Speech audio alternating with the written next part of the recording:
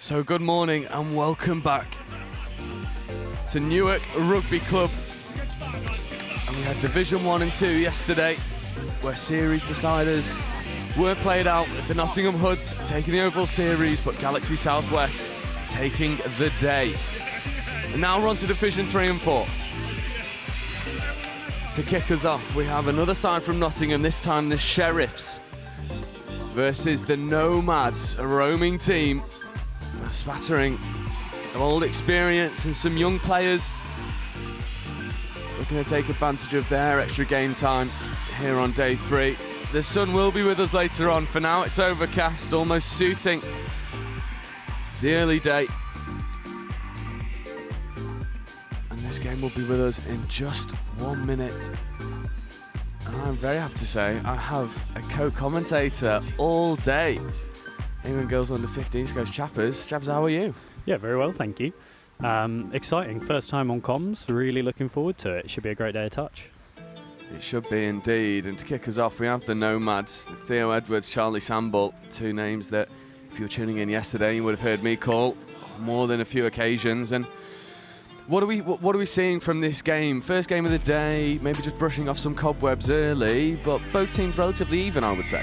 Yeah, absolutely. I feel like 20 minutes of touch as well. Anything can happen. You know, things go 50-50s, go different ways, and see who starts quickest, starts sharpest.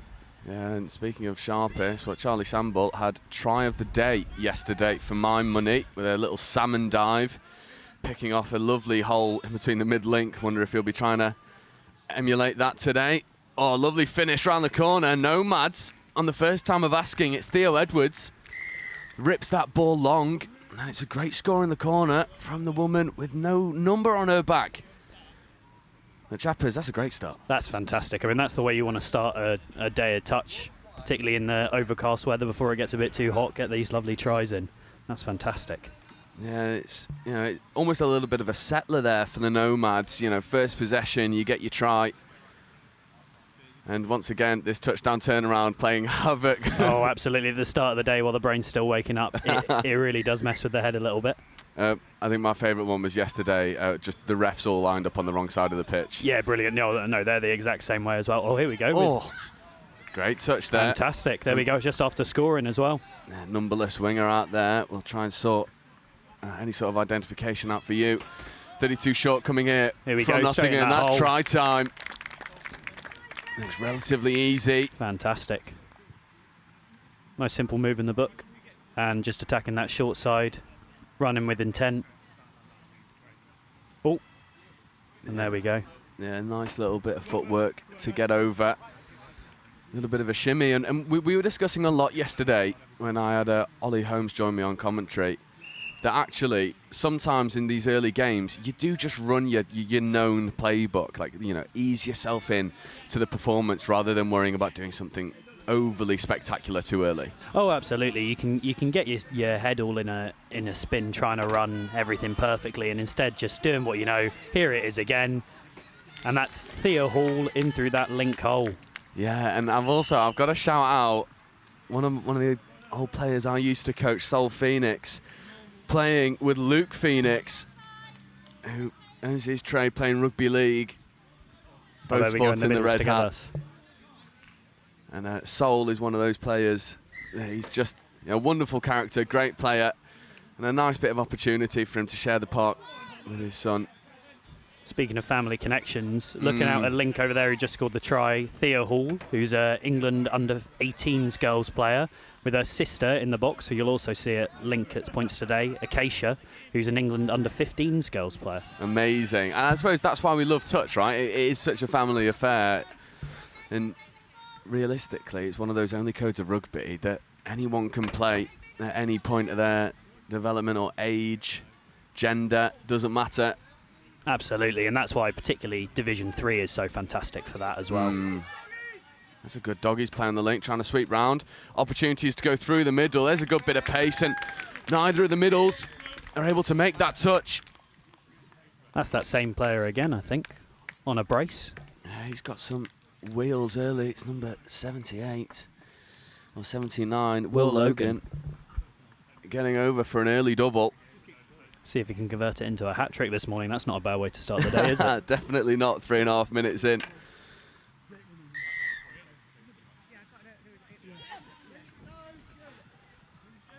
Here is Samble and Edwards.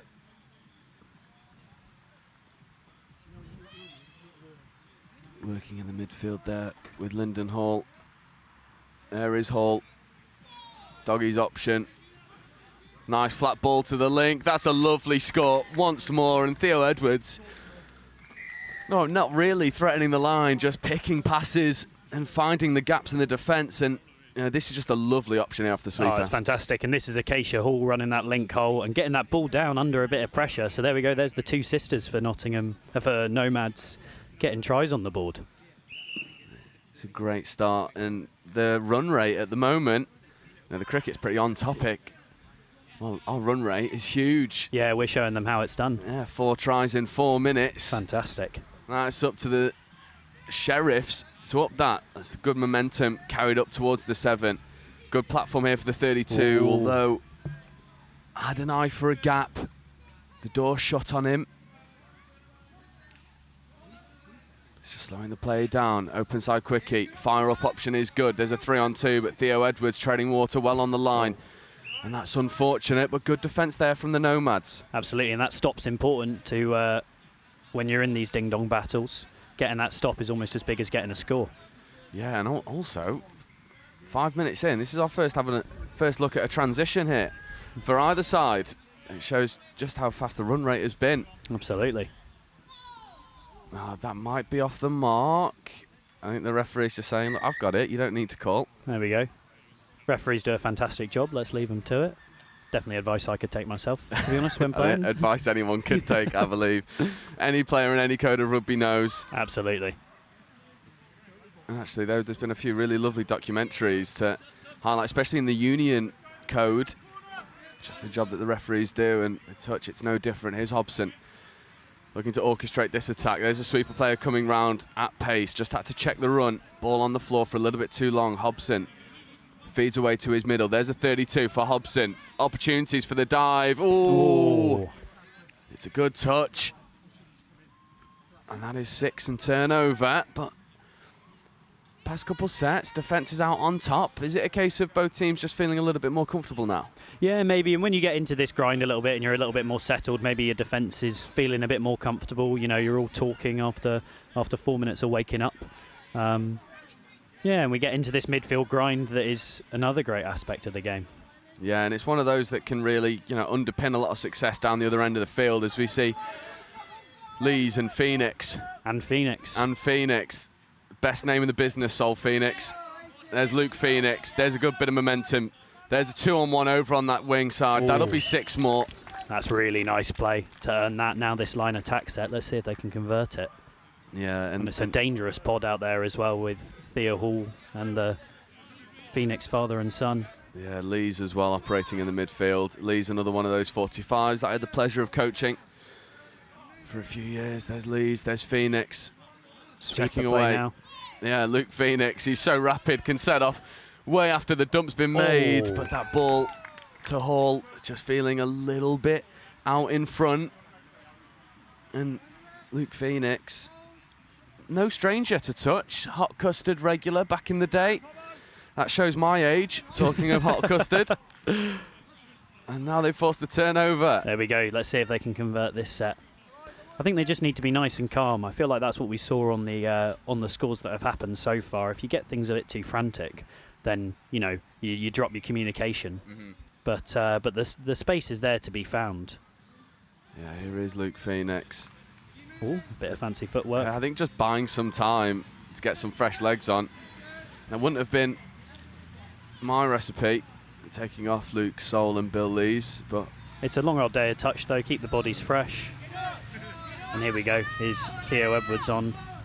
Here's Charlie Samble just trying to take the outside edge, and does indeed. There we go. And why take touches if you can just gas through the middle? Charlie Samble. This lovely little hitch kick. This was 4 on 6 as well, by the way. There was they were still in their subbing pattern. I feel like that can happen though when you've not got the attack lined up sort of normally against you. All of a sudden you can get him in a bit of a spin, not quite watching your player, and there we go. And Charlie takes advantage. Yeah, Nomads now in the lead, although great touch from Acacia Hall there on the full extension. That's fantastic on that player, stopping him getting a hat trick. Yeah, stopping that hat trick. Only 9 minutes in. There's sweeper play coming round. Here he is again. Good bit of footwork, little pump, ball option. Theo Edwards, great touch.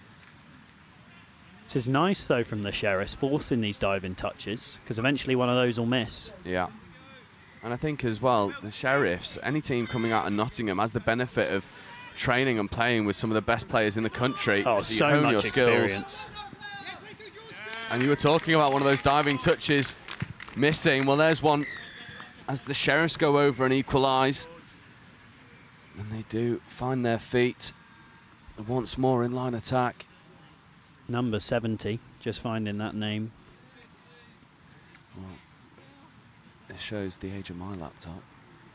George Bunn, fantastic. That's a great score and a great worked set using all 6 touches there, Nottingham, which is what you want to see. Not panicking, as we said, and now it's a 3-3 tied game, halfway through, 10 minutes to go. Anybody's game.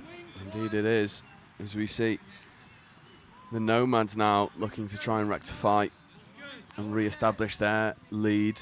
32, nice long option. Footwork is good. Oh, footwork is lovely. That ball, unfortunately, might have hit the deck. The referees are just going to have a check. I think that looked pretty good. They're going to give it. And this will be a good one to have on the replay. Because for me, and live, I thought he picked it up. Ooh, you couldn't pay me to be a ref. I'll tell you what though, what was lovely to see was the Nottingham bench calling onto the referees that was ball down. Yeah. You know, that's the point as well. At the end of the day, as much as we're competing against each other, we all want to see good tries and people enjoying themselves. Yeah, and especially when there was a really nice option there, good bit of footwork, finding the gaps in the defence. Absolutely, just a slightly wayward ball, but I think on that 50-50, on the side of the attack and give them the score. Yeah, I completely agree. That's nice manipulation there in the midfield from the Sheriffs. Another good momentum shift. Here is that hat-trick player, and he's just going to go through, and there is the wheels once more for 79. Will Logan. There we go on the hat-trick, 4-4. Fantastic. And it's just that, it's that little hold-up. Watch it as he shapes to pass a little bit, and you see that saving middle's eyes go out, and he just straight through that gap. Yeah, it was those 2 defensive middles, Harry and Thomas Courts. Another family connection, is that? Yeah, they maybe just got caught napping a little bit.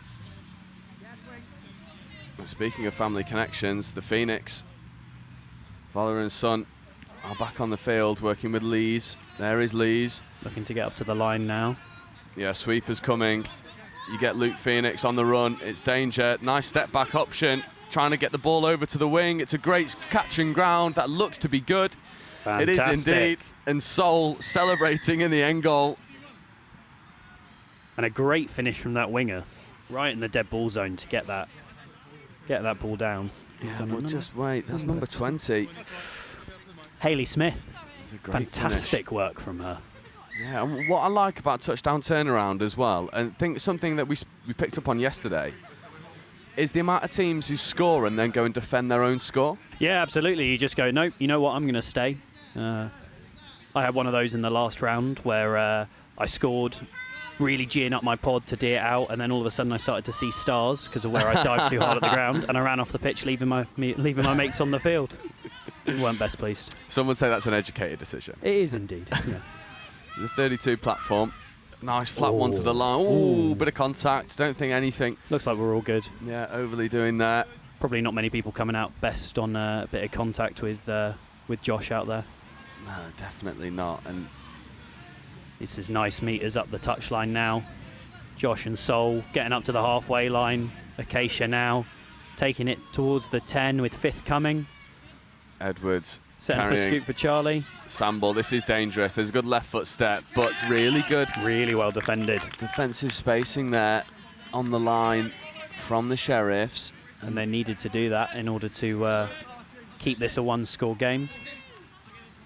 Yeah, and as you were saying earlier, you know, this does feel like a bit of a grind. And for my money, I think the Nomads finding a little bit more success in their transition. Definitely. I think there's a difference on touch one at the moment. The momentum for the Nomads is a little bit more apparent than it would be for the Sheriffs. Yeah, and I think what they're doing really nicely is they're threatening across the field a little bit more. You know, I think the Nomads are able to sort of bunch together a bit in defence because of the way that Nottingham are subbing, whereas, I mean, you look at the way they're keeping them guessing on these threats, and it means that Nottingham are having to sit back that little bit more, which is really nice from these young Nomads players. Yeah, and this is the Courts brothers operating well. There's a good bit of footwork, and now there's a foot race to the corner. Oh, dummy. And this time it's Harry Courts who goes over, working with his brother Thomas, and Riley Williams wearing 5, and that pod just find this overlap, and then it's a foot race. There's only ever going to be one winner. That's fantastic, and it came from that early wrap, just holding that ball up, letting that defender bite in, and the really nice depth of the line coming around the outside from Harry there. Yeah, the Sheriffs, let's try and emulate that play with the early give, but a really good snipe there from Harry Courts. It's again, the Courts brothers working together. There's Thomas making touches.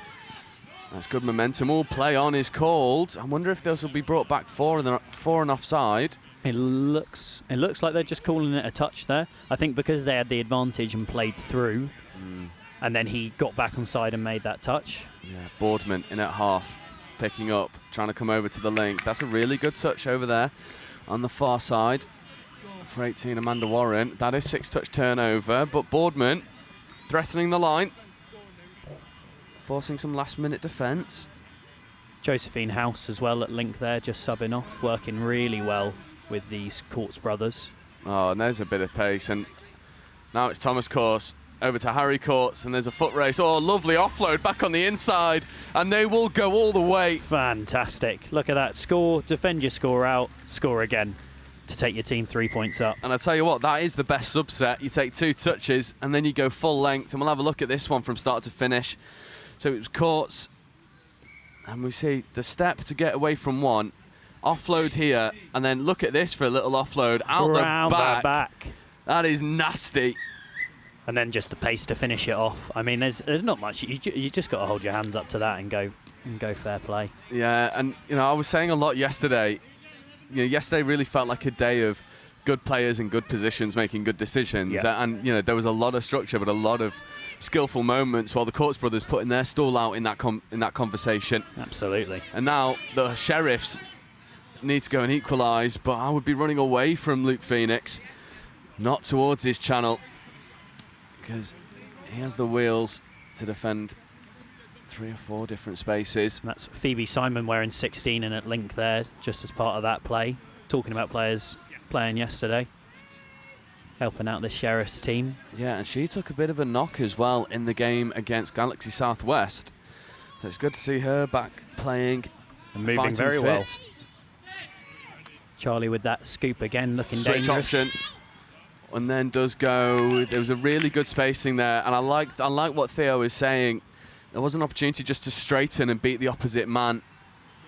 And you know, you'll know more than anyone from a coach's perspective. On that scoop, you are just trying to beat that offside player. I think it can feel really easy to just drift across the face of the defence. Well, absolutely, particularly when you've got a lot of players who come from rugby. The notion of sort of a player being offside, you know, and being able to run through them feels a bit strange. But really, that's what you have to train yourself to do. Yeah. That until they get back to that 7, you've just got to plough straight through them, and worst comes to worst, you earn a penalty. Yeah, there is Samble. Quickies with Edwards. Samble, good footwork, diving at the line. Nice touch from Phoebe there. Yeah, it was Phoebe Simon in link, making a good touch. Here is Samble once more, in towards Edwards. Edwards, Samble, Edwards. Options for the link hole. It is given, and that might be ball down, if not for a good covering touch. Great line from Acacia there, though. Just that ball having to work it right from the top of her reach all the way down. Yeah, trying to sweep around the outside. They work the ball really well, but unfortunately, I think the referee has spotted a forward pass in there. He has indeed. So, a couple touches remaining in that set, but the Nomads forced the error.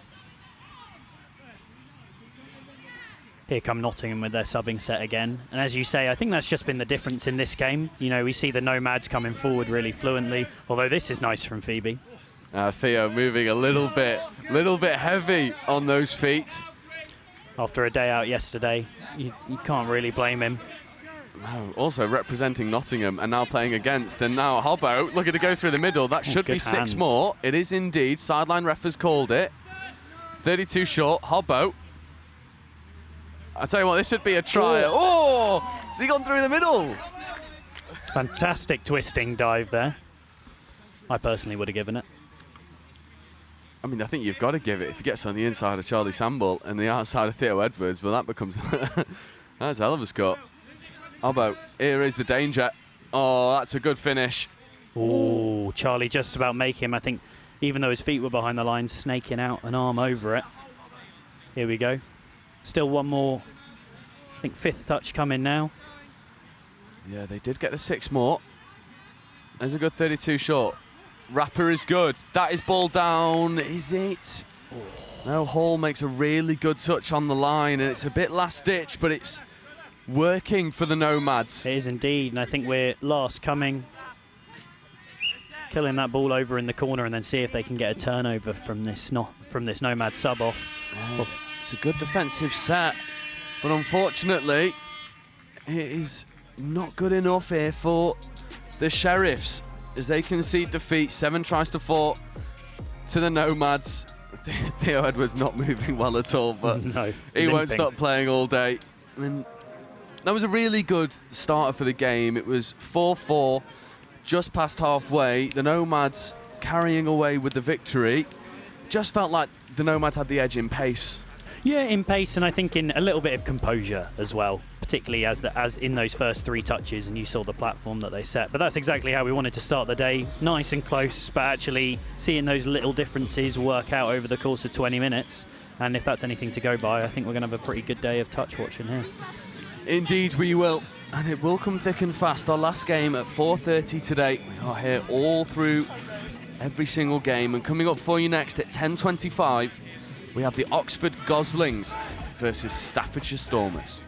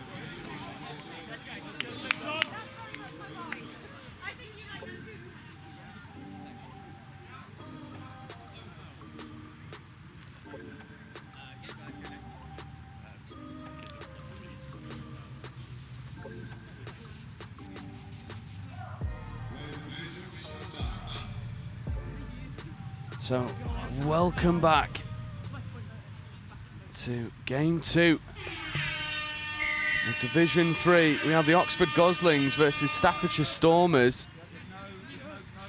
And the Goslings, there is a bit of a kit clash here, but Staffordshire Stormers with the ball attacking from left to right, and the Goslings defending right to left. Here are the Stormers looking to start early. Good bit of footwork, diving at the line. Oh, that's a beautiful opening score from 45, Tim Hogan. And seem to be taking a leaf out of the Nomads book, scoring off first set. Absolutely, that's a really dynamic way to start. Even the way that they drove up to the line there, and then look at the way he steps back on that dive, ball out of full extension. Here we go. I think we're in for a little bit of a game here. Indeed, we will be. And then we have the Goslings driving up the middle. A couple of men's 45s players scattered around this team. So there'll be bags of experience and structure. But playing against the Stormers is no mean feat. Sweeper play coming round, wrapping well. Opportunity to go back on the inside. Ben Blackburn can't get down. Just couldn't quite get that ball in the hand, ready to dive. The sixth coming here, kill the ball out. Yeah, trying to check around on the inside, nothing doing. And our head of media communications, Chris Wearmouth, putting on the yellow referee's top. That's a good midfield defence there. This is third touch coming, not up to the box yet. Now getting there. I feel like in that last game we really saw, the difference between teams being the subbing. So interesting to see here, but some pace coming on. Yeah, this is last. They want to go hard. That is 6-touch turnover. Oh, a little bit of a bump in the roll ball, but nothing doing. And early we have this battle of transition. It's great to see the quality of touch being played in Division 3, and particularly being this the final weekend of the 3 rounds. Yeah. Teams are settled, divisions sort of lined up nicely, and it gets you some really competitive games, which is what we want to see. It does indeed. That's a good link quickie. Oh, is that ball down? Chris has a decision to make. He likes the touch. It's good endeavour from the Goslings, but the Stormers do just enough to defend. Some nice early pressure on here though, and again it looks like this midfield battle is going the way early doors of Oxford. Yeah, and the half now a bit isolated. Ooh, that ball looked to be fairly forward, not picked up by the sideline ref. That's good momentum up the middle. And now here is the try scorer. Oh, good pace through the middle, and he might just go all the way. He will indeed. And this time it's Will Corbett. Tim Hogan turned try assister, and Corbett just puts the hammer down. Didn't seem to be too much going there, and then all of a sudden a little bit of space on the outside, and pace really makes the difference there. Turning on the afterburners and down in this corner, taking it to 2-0. Yeah, and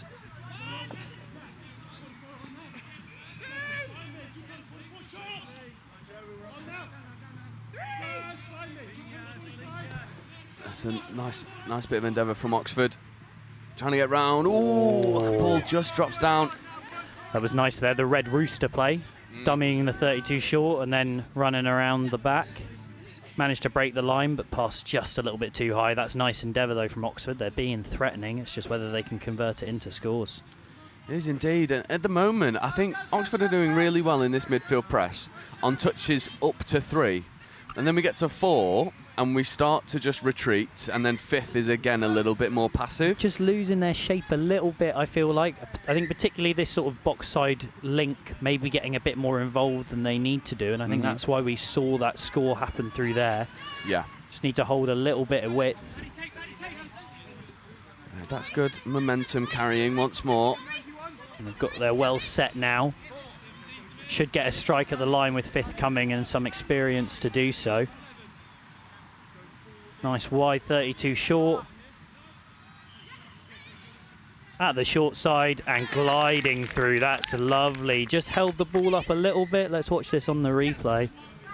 Defender in 2 minds and then just kicking out to that short side. Yeah, that is very nice. Good identification of space. Good finish. Getting around the outside of 99. Ted Cooper. And you might be wondering why the Goslings haven't had much airtime in terms of names, apart from the few that we know. Well, that's because they've got no numbers on the team sheets. So, Goslings, if you watch this back before you're again potentially on live stream again this afternoon, run your numbers over for me, mate, so we can get you called out. That's good options there once again. Oh, ball just goes to ground, but 45, Tim Hogan, well, he's proven to be a bit of a handful. He is looking very threatening. I'll tell you what, one Gosling to look out for running around the back here is Abby Kirkman working towards the box. Another England girls 15s player in my squad, and a really, really fantastic athlete. With Becca Thorpe running on as number 3, another one of those players. It's so great to see those youth players coming through, and hopefully they do some pretty nice things and I can take credit for it. You won't get credit while I'm here. But I think you bring up quite a nice point there. Division 3 can serve as a really good opportunity for these players who might not get the same level of game time in the same positions as they would, in Divisions 1 and 2. And Division 3 gives these players opportunity to blood out their skills a little bit and find a bit of success, and maybe operate in the middles when they might have been a link, or operate in the links when they might be a wing at international level. So it's important development for these young players. Oh, it's absolutely massive. I can't tell you the amount of difference it makes. To also be playing against adults as well, with the school stuff that's going on at the minute through Tri-Sport, and what England Touch are doing is fantastic. But playing against adults and with adults with experience. Oh, we've just had a score here. We have indeed. And that was a lovely little quickie getting on the outside. This would be a nice one on the replay, because it's pretty just direct. Receives this ball back from the 32 platform and then diving at the line. That's a really good dive. That's a really nice short side dive where you just curve your body out away from that toucher who would get you otherwise. That's really nice. Yeah, and just picking back up from what you were talking about earlier, I think the work that Tri-Sport are doing with the schools competitions are wonderful. Next Gen were here to commentate and broadcast that. I was working with Wilf that weekend, and it was a great day. But your point about these players playing against these adults who might have played touch for much longer, that's a brilliant shot down of fantastic from the winger Ben Blackburn. But it does so much for the development and also the confidence. If you can do it against these adults, you do it against your own peers. Well, that's exactly what it is. I mean, we had a kid playing in my team, England mixed 15s player. Oh, here we go on the sweep to the winger. Good touch. That's a great, again, 2 great touches from that number 1. Yeah, that's Saskia Conahan having a huge defensive set. Oh, snaking around, show and go. That's wonderful. That's really nice wonderful. Again. I want to say that's Aidan Manley. The name is ringing a bell. But again, if I get it wrong, get your team sheets down, Oxford. Absolutely, and Aidan can take credit anyway. No, but playing against adults and it's playing with them as well, I think makes a big difference. They're able to give a bit of control, but also set a platform, get them into strike positions that they might not be in otherwise. And then, as you say, it builds that confidence. Well, there's a bit of a foot race now on the outside for the Stormers, checking away well. And again, moving the ball from each edge. Oh, there's no touch there. The referees will have a decision to be made. That's really good defensive well work. Done. And that's needed as well, because Staffordshire had them at 6s and 7s defensively with their lateral movement has been really nice. And that's really hard to defend. If you're having to worry about not just running back 7, but also covering the whole width of the pitch, it's really tricky. Yeah. And I think some of the best teams in the mixed division do that really well. They go from edge to edge efficiently, not sacrificing too many touches. Basically not just allowing the defensive team to defend a 10-metre channel. You've got to defend all 50 metres, and that then becomes a real issue. Yeah, and it's threats all across the park as well. It's reminding them that it's not just middle plays that are gonna win tries, but actually, there's 6 players on there, and you have to be focused on every single one of them. And if you lose focus for just a second, then you see some of these lovely scores that we're spotting about. Yeah, we're just coming up to halfway. The Stormers have just slowed down their try scoring at the moment. It's 3 tries to 2, and Oxford have really found their feet in this game. But I think a few, unforced errors really undoing a lot of momentum for either team.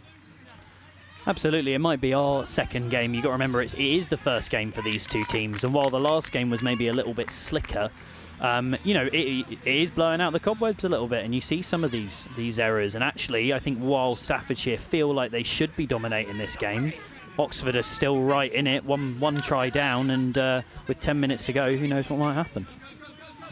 Indeed, and there's a better transition.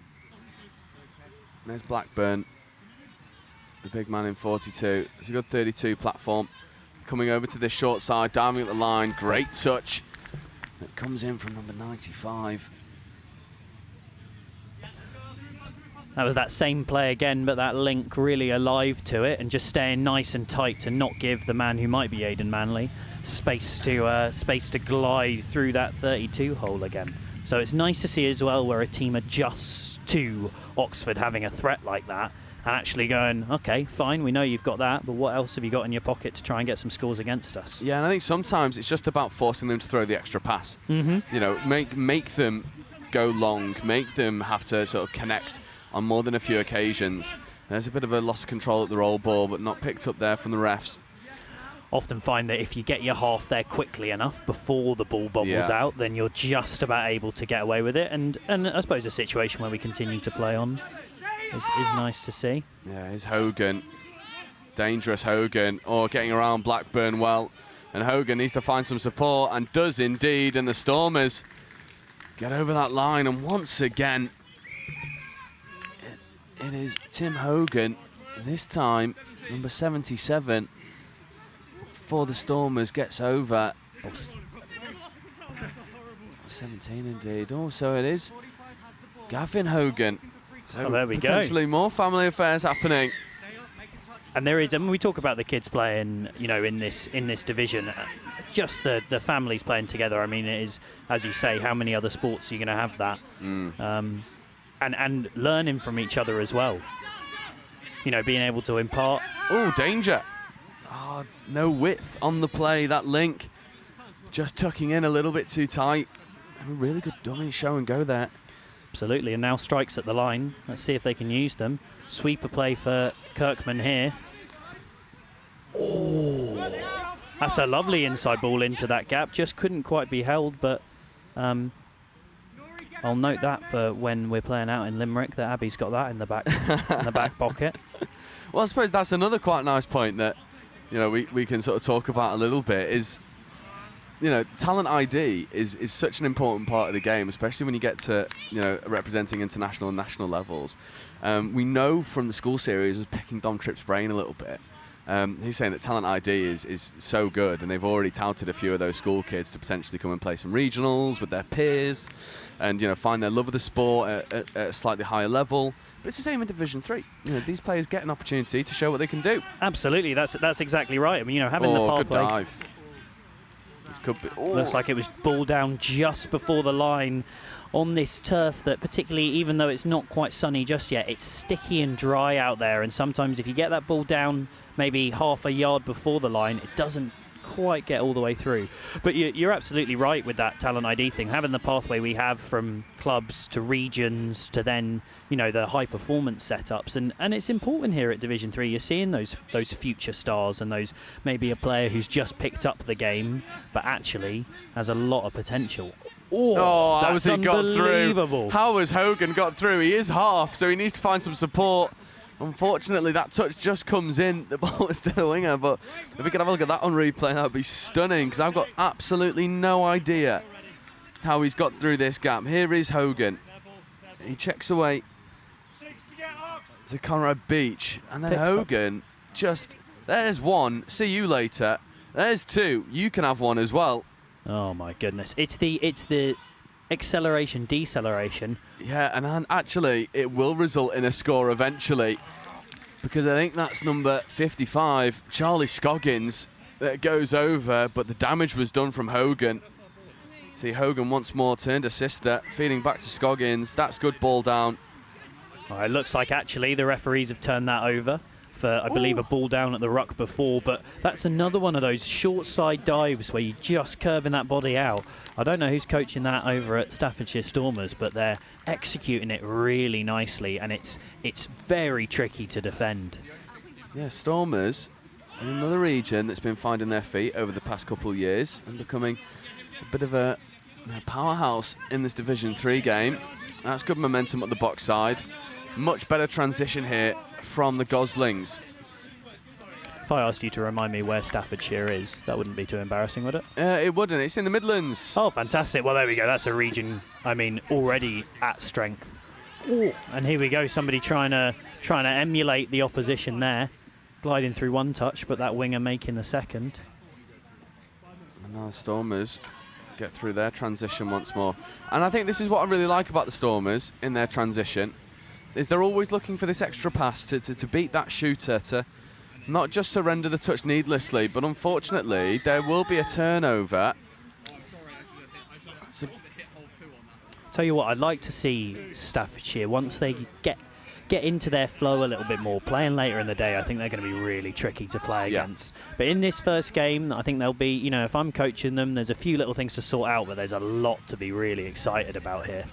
Yeah, and I think I'd also really like to see Staffordshire potentially run a fly on their transition. Yes, Oxford are really tight to the box. And there is a lot of space across this field to be exploited. A little bit of confusion on sub in there, but it looks like... Yeah, and also getting away with a 7 on just for a moment. But in the end, the Stormers do get the ball back, probably rightfully so, for the 7 on. And an opportunity to really try and practice this transition. Commentator's curse coming into effect there.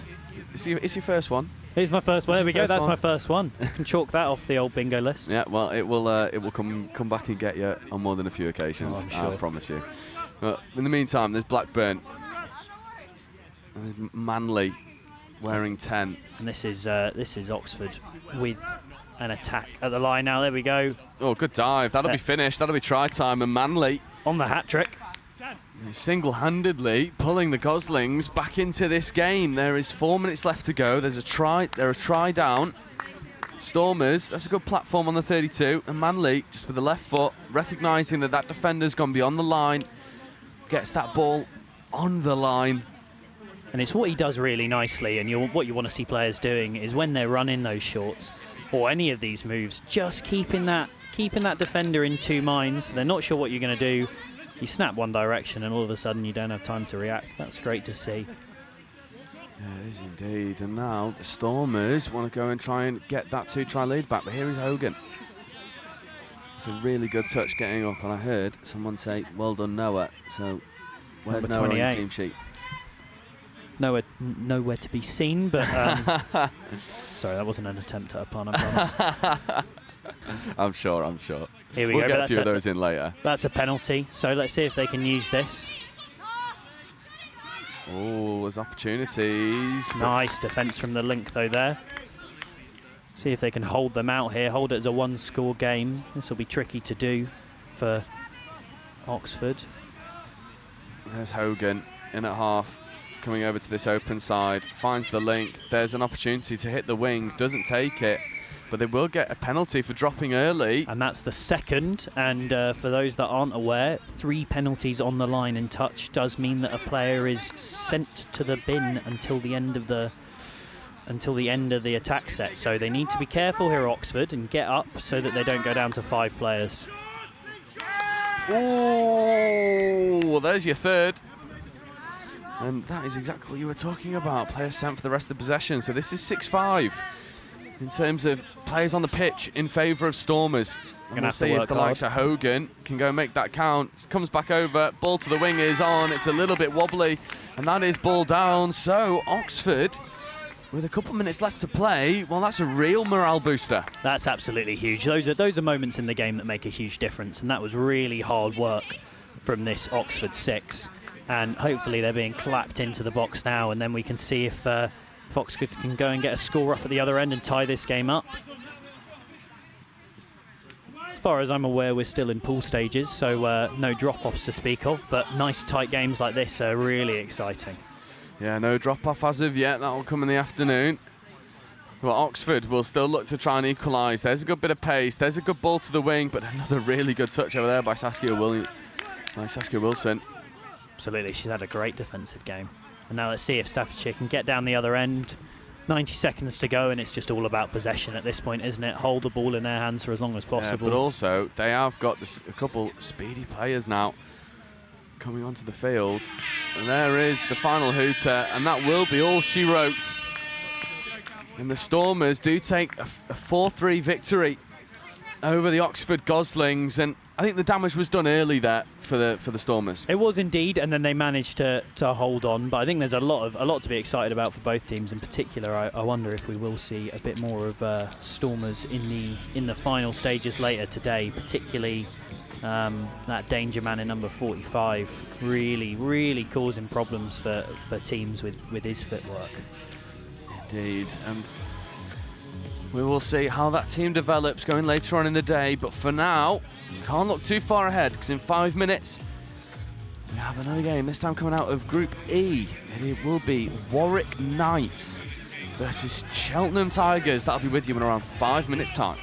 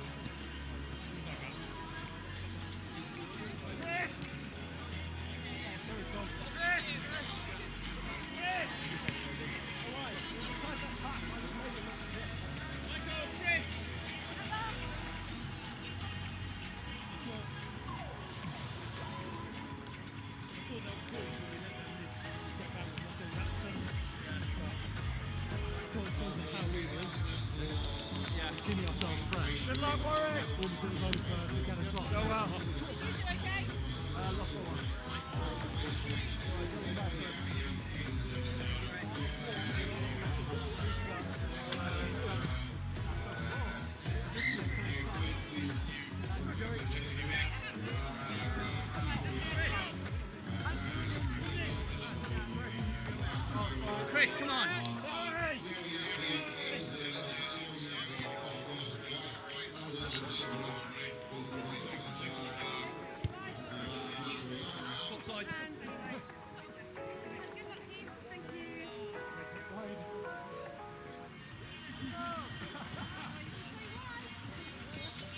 The guy's kick's got a left-hand bomb.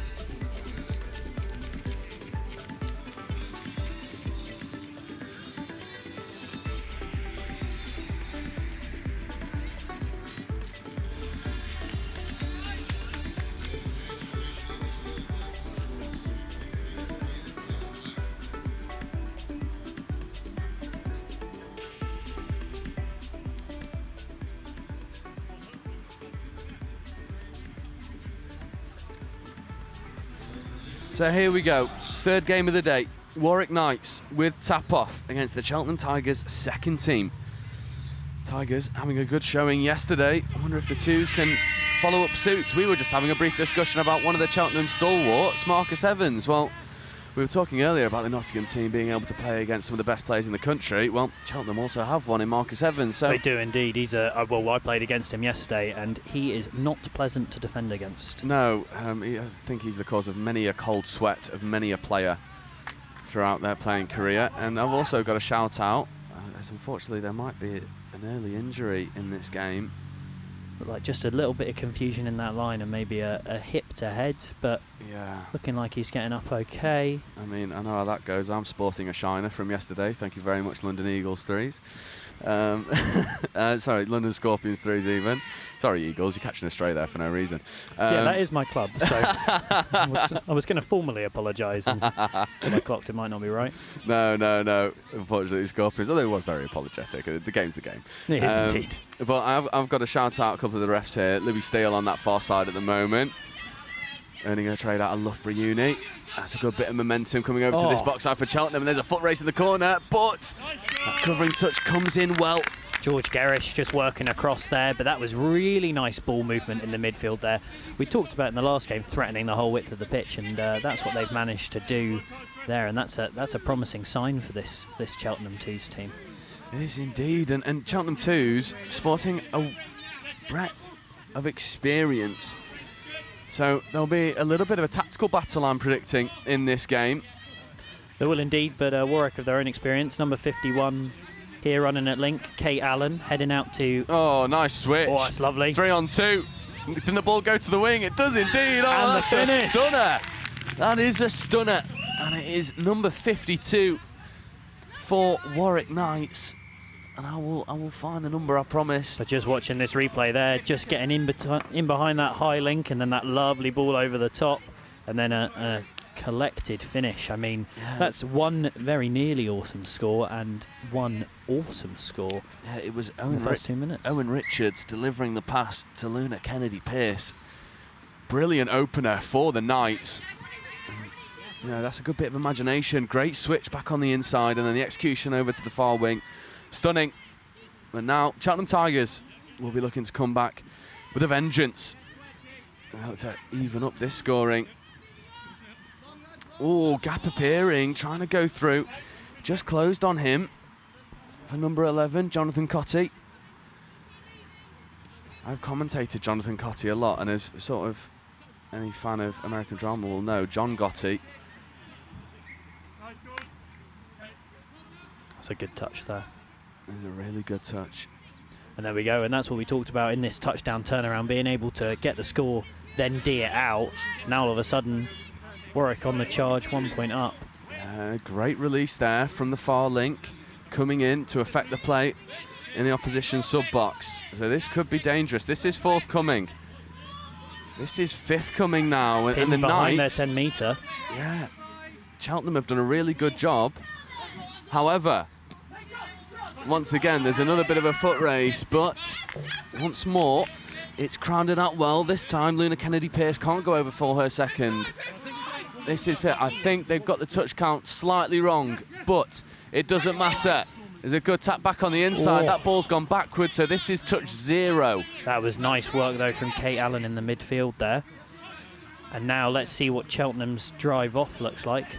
Oh, there's good momentum here. It is indeed. They got on that ball really quickly, and all of a sudden, when Warwick were struggling to get past the 10, that's third touch on the halfway.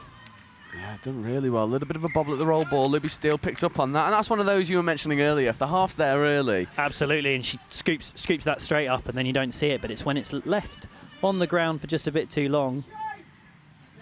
Good footwork to get away from a couple touches there. And Warwick Knights, you know, really found their feet early. And number 51, Kate Allen, operating very efficiently. Well, we were talking about sort of the ability to play with experience. So Kate's headed out to Italy with one of the England women's squads later this year, and that's what I like about Div 3, that it's, you know, it's youthful players, it's experienced players playing for these clubs to really bring these players up. Danger, great ball! What Wing, unfortunately, just found it landing at the shins. They can't pick it up, but Knights threatening once more. That's George Gerrish there as number 1, and lovely open side quickie, and then just ripping that ball out there. Again, promising signs in the first 5 minutes. Some really nice ingenuity, but only the one score. Indeed, that's really good momentum carrying on the middle for Cheltenham, and just losing a little bit of direction on 4th touch. Now they need to find a bit more momentum. This ball might want to go one more. It does, and now there's a little bit of a foot race. This is 5th, good platform, good scoop as well. Quick hands, there's hands. A 2-on-1 now, but Gerrish is coming over to crowd out the space. Work it back over to this short side. Not a lot happening at the moment, struggling to find their momentum. It's good defensive spacing from the Knights. And in the end, they do a really good job of crowding it out. That's one of those moments where you're just treading water, trying not to provide any space for the Tigers to go and execute. Yeah, Warwick dealt with that really well, actually, by just holding where they were. A shout out to a fellow youth coach there, number 87, playing for Cheltenham, Matt Janer, assistant coach of the England girls 18s, and linking up really nicely in that midfield. A lot of touch knowledge. Yeah, breadth of experience here is Allen, though, trying to get the line, does get into the in-goal area, but is chased down very effectively by 63 for the Cheltenham Tigers, who again not got a number down for you, 63 on the team sheet. So some numbers wrong. I can't give you the flowers that you deserve. That could be 6 more. It is indeed Libby Steele. Here we go, they're taking this nice and slowly now. No need to rush, get the players on, and then can start looking to build up, drive up towards this line. Some extra meters made. A little bit cooler than yesterday, which is nice to see, because that heat was, I mean, you played in it, that was tricky, but I'm sure it'll burn off later and we'll start to see teams slow up. But nice fast touch being played now. Steps. Oh, 6 more. That's a really good idea. That was needed. Indeed. Oh, it's been given ball down. So I think Libby Steele just having the chat to say not played at. Okay. Which could maybe feel a little bit hard done by. Lucky might be a word that. Oh, there we go. But that's things evening out, and Cheltenham now getting their set at the line. I think both of these sets of players on the field have been out there for a while, so could be a little bit sluggish. Yeah, there's good evasion. Kate Allen gets up making the touch. Nice to see Kate Allen operating in the midfield rather than out at link. That's where she affects the play more. Well, that's the other thing you like to see in Division 3 as well. You know, a little bit less of this notion of specific roles for the different genders on the field. And actually, we saw a specialist male winger in the for the Oxford team last time around, and it gives players, as we say, those opportunities to play in positions they might not play. Cheltenham also with a female middle, number 92. Yeah, it's a really good platform as well. Ball comes over to the open side, and this time Kate Allen can't make the touch. And it is 66, Rob Cheetham, who gets over for the Tigers, equalising at 8.5 minutes. And it's a good variation of line attack, isn't it? It is indeed, and it's a nice little workout to that short side that we've seen work so far this morning. But yeah, Cheltenham getting up on the board, which feels a little bit strange given the attack that they've been working with. Yeah, it might feel like they've left a couple scores out there. That was forward, not given. That's good momentum again into line attack. Now they're there on the 7. And George is just going to control things here, if I know him as a player. Get the ball in his hands. Danger. Oh, maybe coming back the wrong way. Looked like there could have been a link opportunity. I wonder if we'll see this flat pass out to the wing now from Gerrish.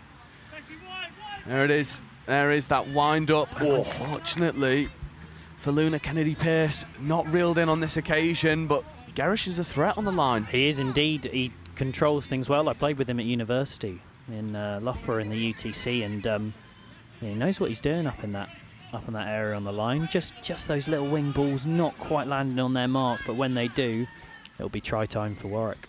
Yeah, I've no doubt. And you know, as we're in this grind, it's important to recognise that as much as anyone at home is only seeing pitch 1, there are 7 pitches in use here in Division 3. a lot of teams trying to revive some top spots, some promotion places on offer as well. Oh, absolutely. Into Division 2 and then potentially down the line into Division 1 for next season. So it is realistically an opportunity for all teams to grow and find some more development throughout the divisions. That's good momentum. No, it's really important. I can't tell you how much the league table has been poured over by the London Eagles 3s pushing for a top spot. Southampton Stormers as well, amongst a few other teams. Yeah. And there we go. Here we see a repeat set on the line, and this should be. And we will see Southampton Stormers versus the Horsham Tigers at 12:05 here on live stream. So it'll be a good opportunity to have a look at what the Stormers can potentially bring into Division 2 if they're eyeing up one of those promotion places. And then there's obviously no bias from you, but Eagles 3, nice opportunities for them as well. Yeah, I mean it's always exciting, the idea to win a bit of silverware and get promotion. I mean this sort of 3 tournament season.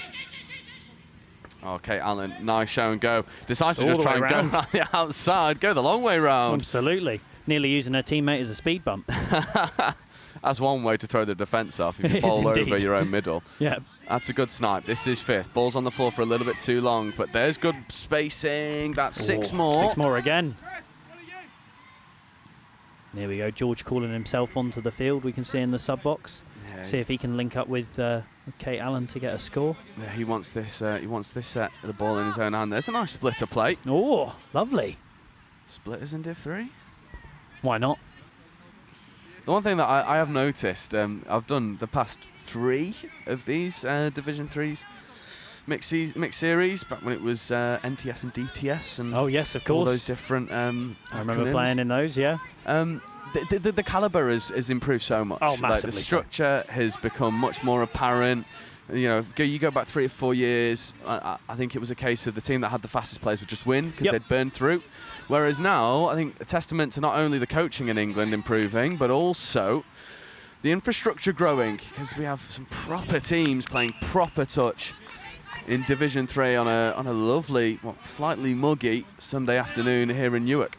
Absolutely, and I think what's a testament to that is the way that all of the sort of the experienced players in the UK, you see them popping up in all of these clubs, and they're the ones who make the difference. If you're playing with an England player, someone who's been at a high performance camp, whether it's the kids coming back from high performance camp, the under 18s, or whether it's a men's 30s, women's 35s player. Lovely That's ball. really nice. That's Garish popping back on the inside to Matthew Colebrook. And Warwick Knights, they extend their lead again.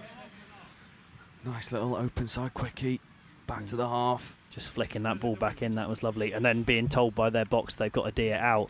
Not looking too happy about that. That might not feel as lovely. No, George certainly. Hands on hips, not impressed. Yeah, he's painting a disappointed picture at the moment, isn't he? Well, they won't mind it, especially with that early turnover. There we go, and that's a big win for them. There's a call from the sideline ref. Is that 7 on? Ooh, Think it is. logistical error. And Garish, recognising that he doesn't have to wait for them to get onside, and can just go and book it down the box side. And Kate Allen already onto the field effectively. Here she is. Ready to marshal this line attack set. Yeah, create a bit of opportunity. That's good ball away. Just burning a couple touches. That ball has to go quickly, and does. Very well done. Might just try and go round the wing, but well crowded out. I wonder if they could have maybe taken a touch there on the link, try to reset that offside line. Yeah, I think they just need that little bit of control here. Get a strike dump in. Oh, good wrap around, or maybe we are words, but no. Just forcing it a touch. Ball hitting the deck, touch and pass given. Tell you what, it's a nice ball movement though. Getting that ball around that outside, that almost looked a little bit pre-called, but maybe it's just a lovely bit of jouet. Yeah, we do love a good bit of jouet, to be fair. This is good now from Tigers. Seeing if they can get out the other end and level things up.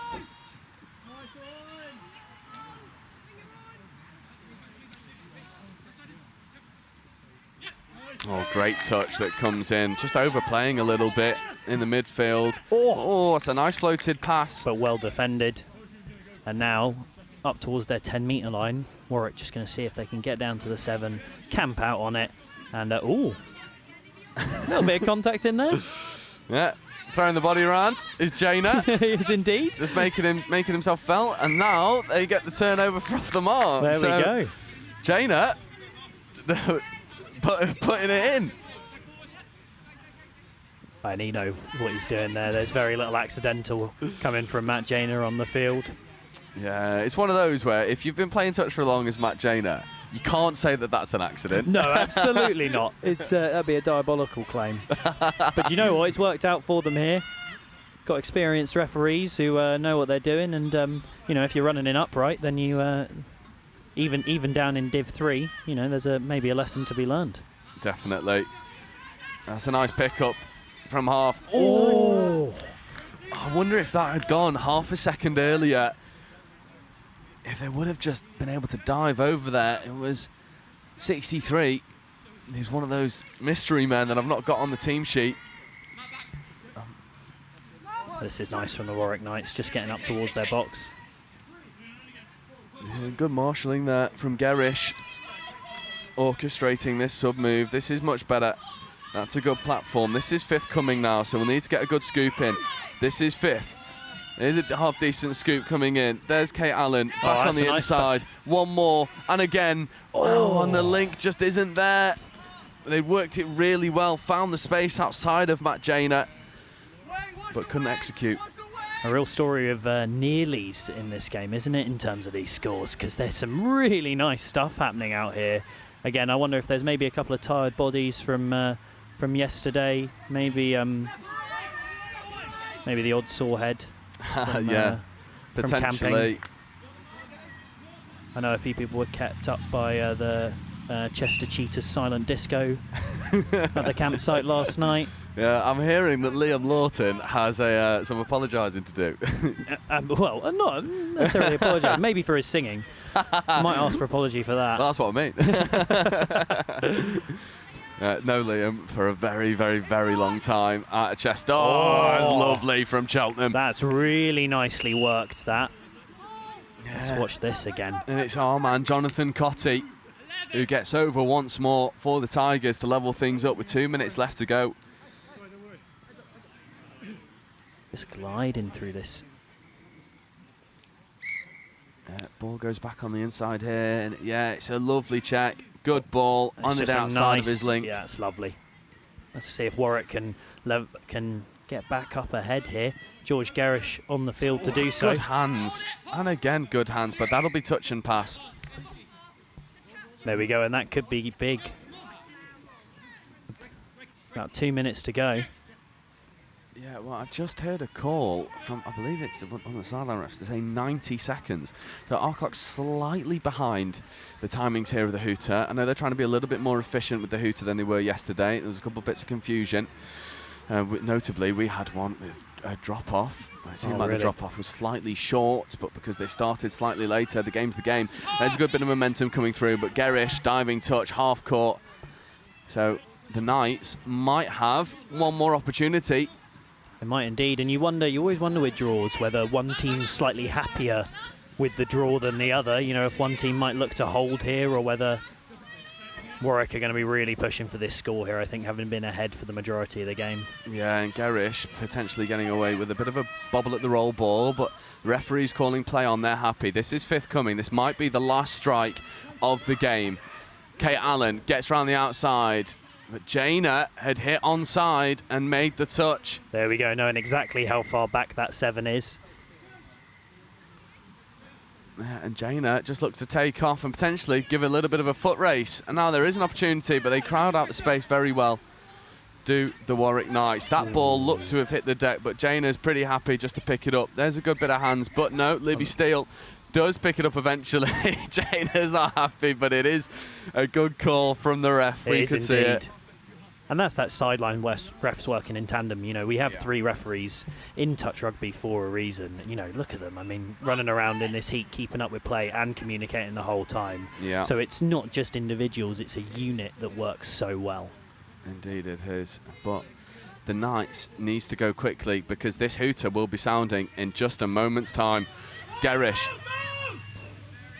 Take this last platform. Gerish, sweeper, quickie. Oh! And I think that'll be all she wrote in this game. One last opportunity at the line. Goes begging, and Cheltenham, barring a bit of magic, will be happy with the draw, and they will. There we go, 2-2. And it does finish all square between Cheltenham and Warwick Knights. A very even game played out here on pitch 1. But the game's come quick and fast. I will be taking a very quick break here at 11:15. Chris Wearmouth will be popping over to replace me. But it will be Quakers Touch versus Surrey Bisons.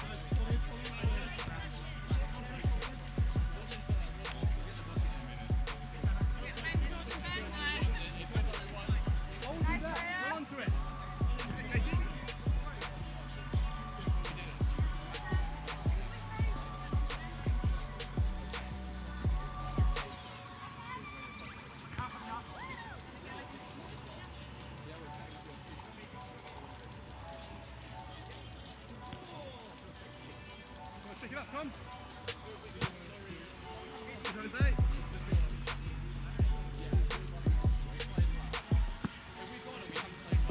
Chloe, keep through on your run. Remain at the last one. Chloe, 2-3.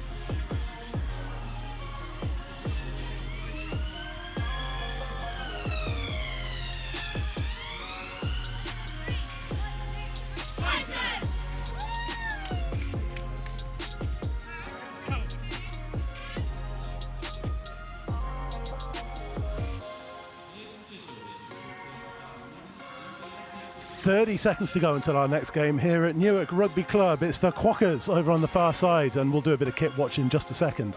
Against Surrey Bisons, who are on this near side in the green. My name's Chris, his name's Chappers. Chappers, how are you finding the day so far? Yeah, it's been fantastic. We've had some really close games. I feel like at the beginning of a day, it's always blowing out a bit of the cobwebs. It's a process of sort of getting into your systems. But actually, that last game in particular, 2-2 draw, really tight, but some great touch rugby played. It's only one thing, it's deceptively warm, having refereed a game on this field as well. It is indeed. It's muggy and close. So while it might not look like it on the stream, these players are having to work hard in this heat. I looked up midway through the game and said, it's like, how long's gone? He said, it's 11 minutes to go. It's like, oh, lovely. Here comes Surrey Bisons looking to open the scoring in this ball game. Coming over on the left-hand side is number 18. That is Ed Day. Ed Day. Yep. Is indeed a Sharks mixed opens for the Southeast earlier this year. Had the pleasure of playing against him. A really, really dangerous player. Watch out for this Surrey Bisons line attack. Will centre around him a fair bit.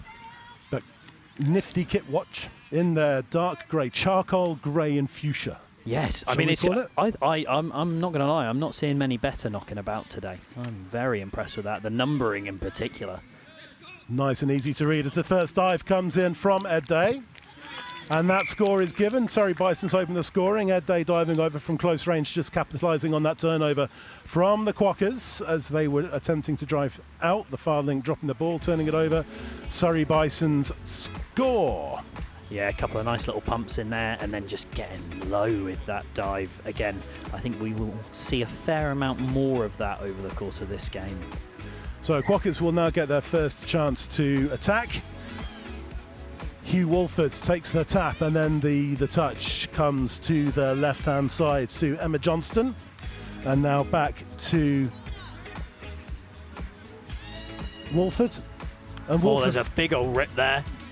That was a pill out to the left, but dives, hits the ground. That's one thing that we haven't seen too much of today, is that long zip pass from the middle. No, that's true. I wonder if it's maybe a little bit close and muggy, and maybe you're a bit sweaty, you're maybe less inclined to take those risks. But I think the space is there, and I wonder if teams, as the days go on and they're sort of maybe a bit sorer from diving, they might look towards that long ball option.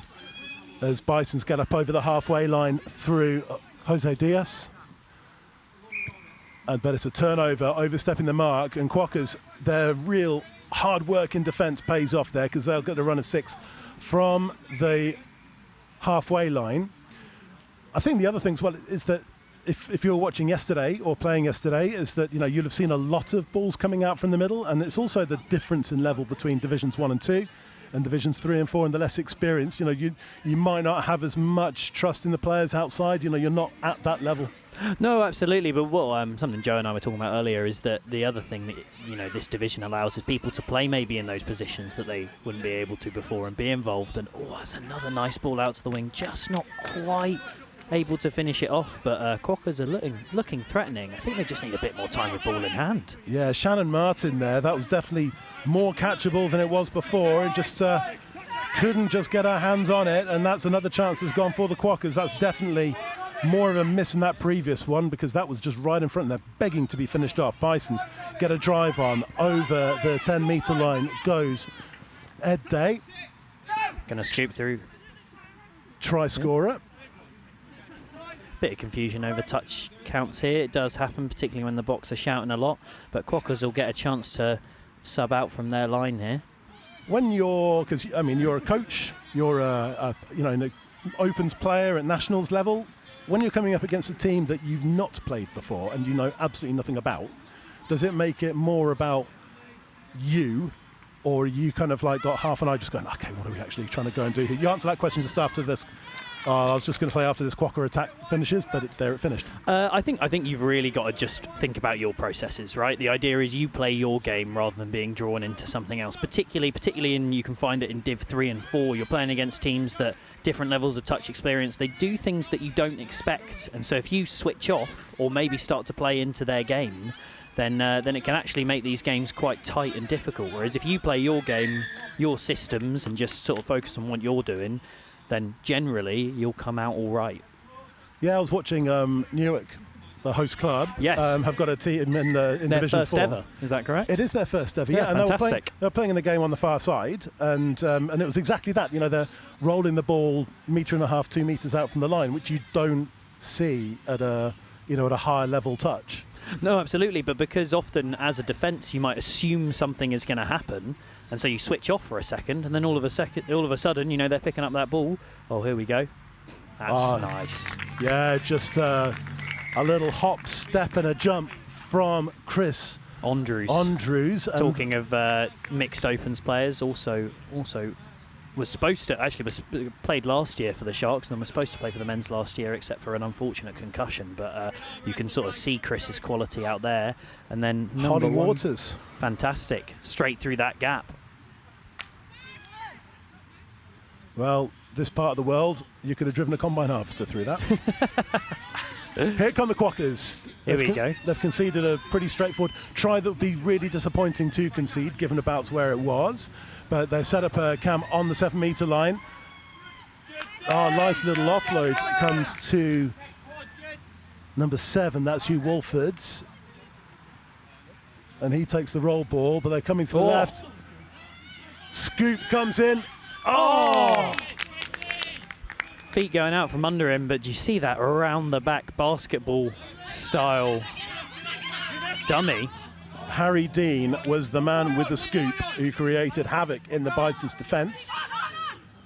And he will step play up on the 7 meter line. Quakers now, and Wolford takes the touch. We'll get the ball straight back again. And now Quakers set the ball up and can attack with pace. Oh, that's lovely. lovely. That's that Harry Dean again. Almost going in for the dive and then just scooping that ball out to number 51. That is Ian Becks. Yeah, nice, just a little loop there, and the far link for Bisons just wasn't tracking what was coming back. And if you could have driven a combine harvester through the previous gap on that one, you could have had even Jeremy Clarkson's Lamborghini tractor could have gone through that one. I'm liking the farming references. That's great. We've got some beautiful fields just out in the distance over there. We do. It's the one thing that... oh, hold on, that's another score. That is another score there for Bisons. Chris Andrews again, just some hot stepping through that middle gap. Seems like he took offence to the previous score and... You know what he did with that previous try is that his hot stepping then snapped the defenders in, and then it created the space for Holly Waters. And this time they've gone, but even though when you've not got 2 there, he's just managed to stop and then just go straight through. Yeah, just holding that little bit wider. I mean, it's about, we spoke earlier about having threats all across the park and making these defenders look outwards. You know, sometimes you can see teams focusing really in almost on just middle stuff, but when you're threatening across the pitch, that's when you get some really nice scores. Handling from Quakers, Ian Becks, number 51, keeps the ball alive, and he gets the ball off the deck. Dive comes in. And that's a touch the referees are calling. That is a touch on 65. Alex Phillips. Phillips gets the ball back, and another pill goes out on the far side. Lovely catch and a loop there from the Quakers. Was that played out by the Bisons? No, says the referee. I thought that was played up, but that's in fact given as a penalty for a late pass, and Bisons will restart on their 7. Let's see if the Quakers can put a little bit of pressure on them as they're driving off their line. Their defence has been pretty good. That you could see that coming a mile off. Yeah, unfortunately, and you do get a little bit of that in these leagues. You know, initiating the touch we talk about as a big important point, and it's just easy to forget sometimes when you're absolutely shattered and trying to get off the field. Also, so you know, we've got some level 4, level 3, level 4, level 5 qualified referees as well, and a lot of these players won't have been refereed by that caliber of player before, that caliber of referee either.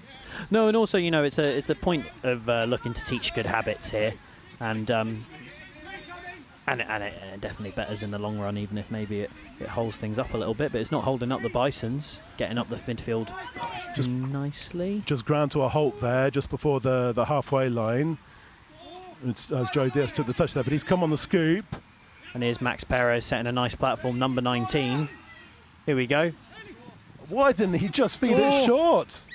Oh. Hit his man on the inside, calling for that ball.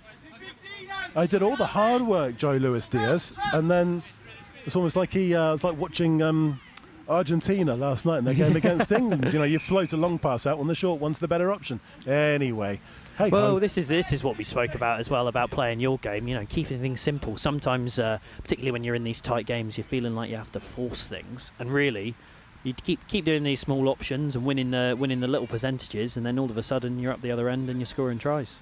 Quakers, fair play to them. Their defence has been really good, and they're actually, you know, they're now starting to get some driving play going, and they've got to start with a penalty. Well, they'll get a penalty now for offside, and that's exactly what you're talking about, chappers. There, just by a straightforward bit of driving play, three-man play or three-player drive. Sorry, all of a sudden, struggling to get back on side.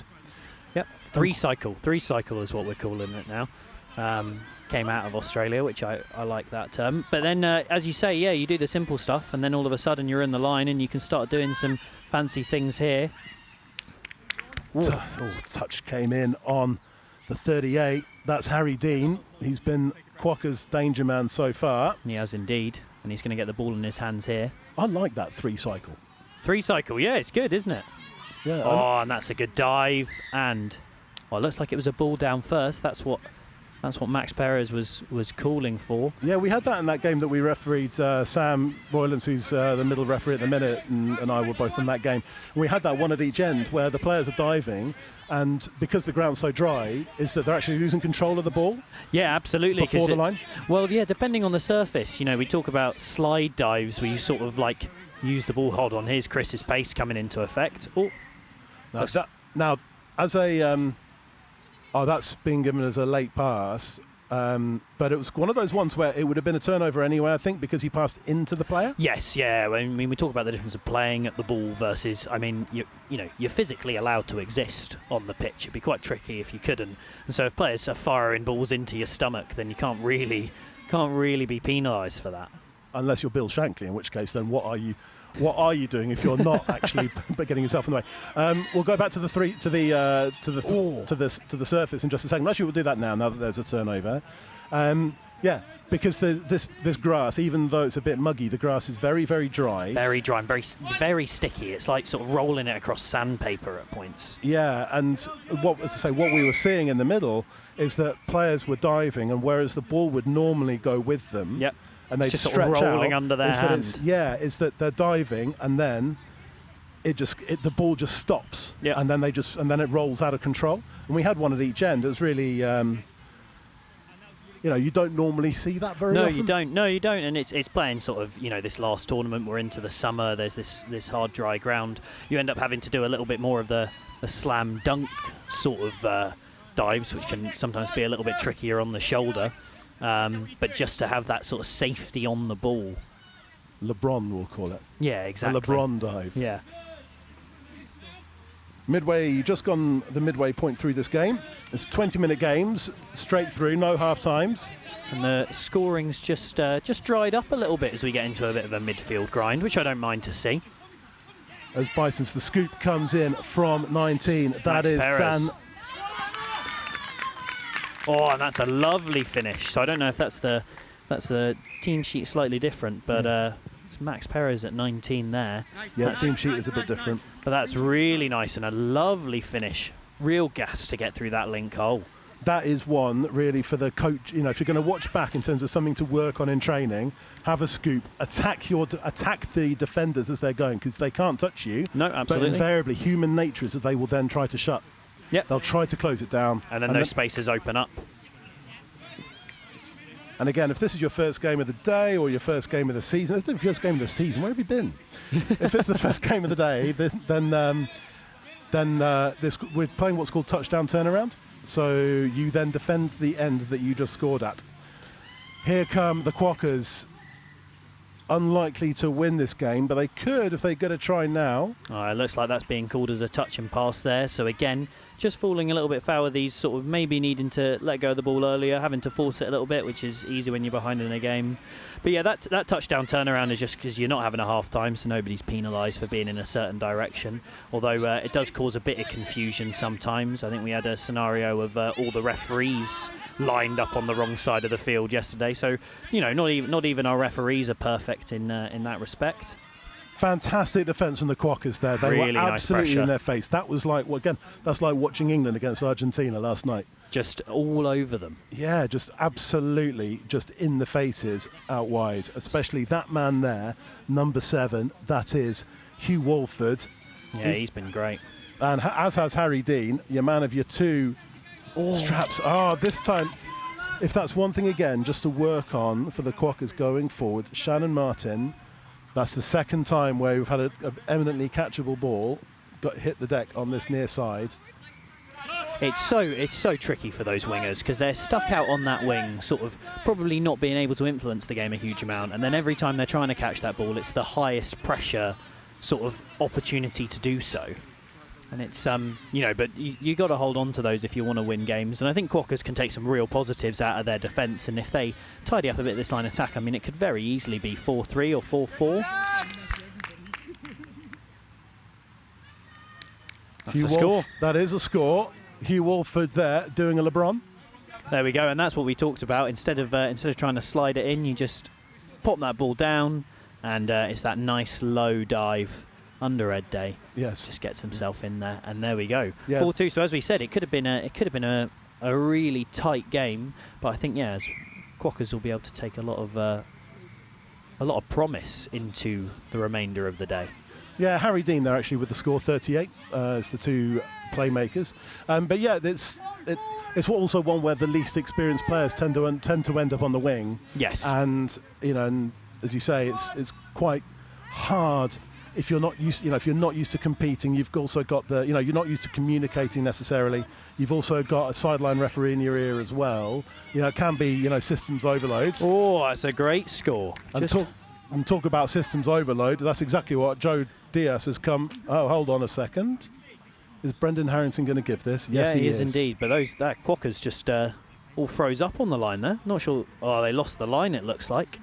And there we go. And there's the score. I mean, it's maintaining that threat across the field.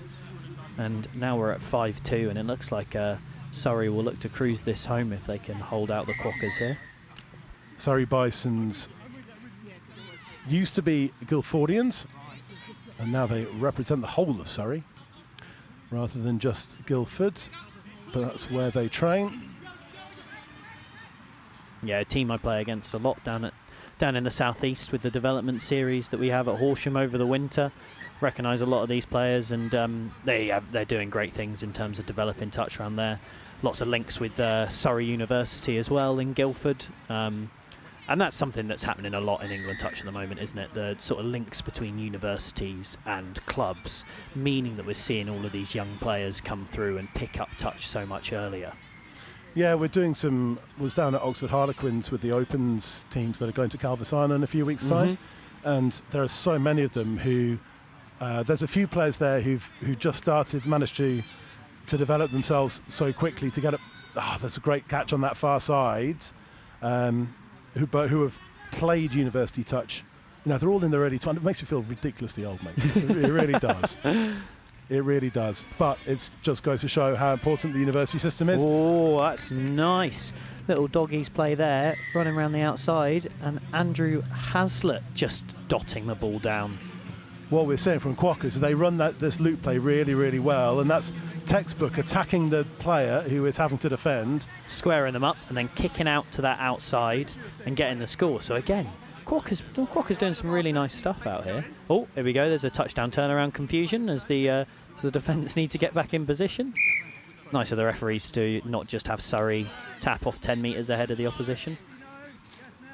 Oh, and there's the pace of Ed Day.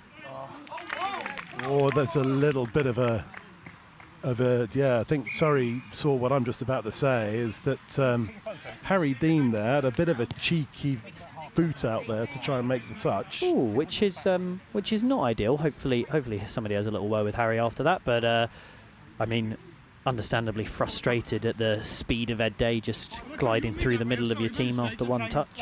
Just as a quick one, now that they're in the last minute and we know that Surrey are going to win this one, just in terms of tap-offs and waiting for referees, you're coaching ahead of the Atlantic Youth Cup coming up. I'm indeed in Limerick. I'm in Limerick.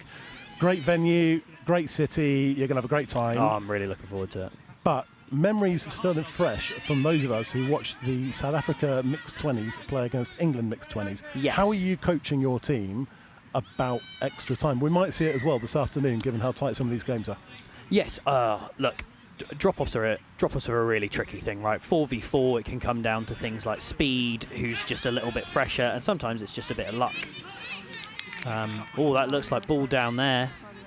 I think it's more about Joe Diaz was called offside, and the play goes through. Quakers get a consolation score at the end, and just finish off that in terms of the extra time, but especially that when you've only got a minute before that restarts, you know, that clarity of message. Absolutely. I think it's about, you know, your coaches in the box making it clear to teams what's going to happen, having a plan for that situation as well. In those big tournaments, you've got to know what you're doing. But yes, it's tricky, and sometimes those situations happen, and you know, the referees aren't perfect, and neither are players, and that just you've got to run with it. And in terms of clarity of message, just before we just grab a quick drink, in terms of Quakers more than Bisons, is that, you know, if you're going to be in their coach's box for the next game, you know, what are you asking them to do?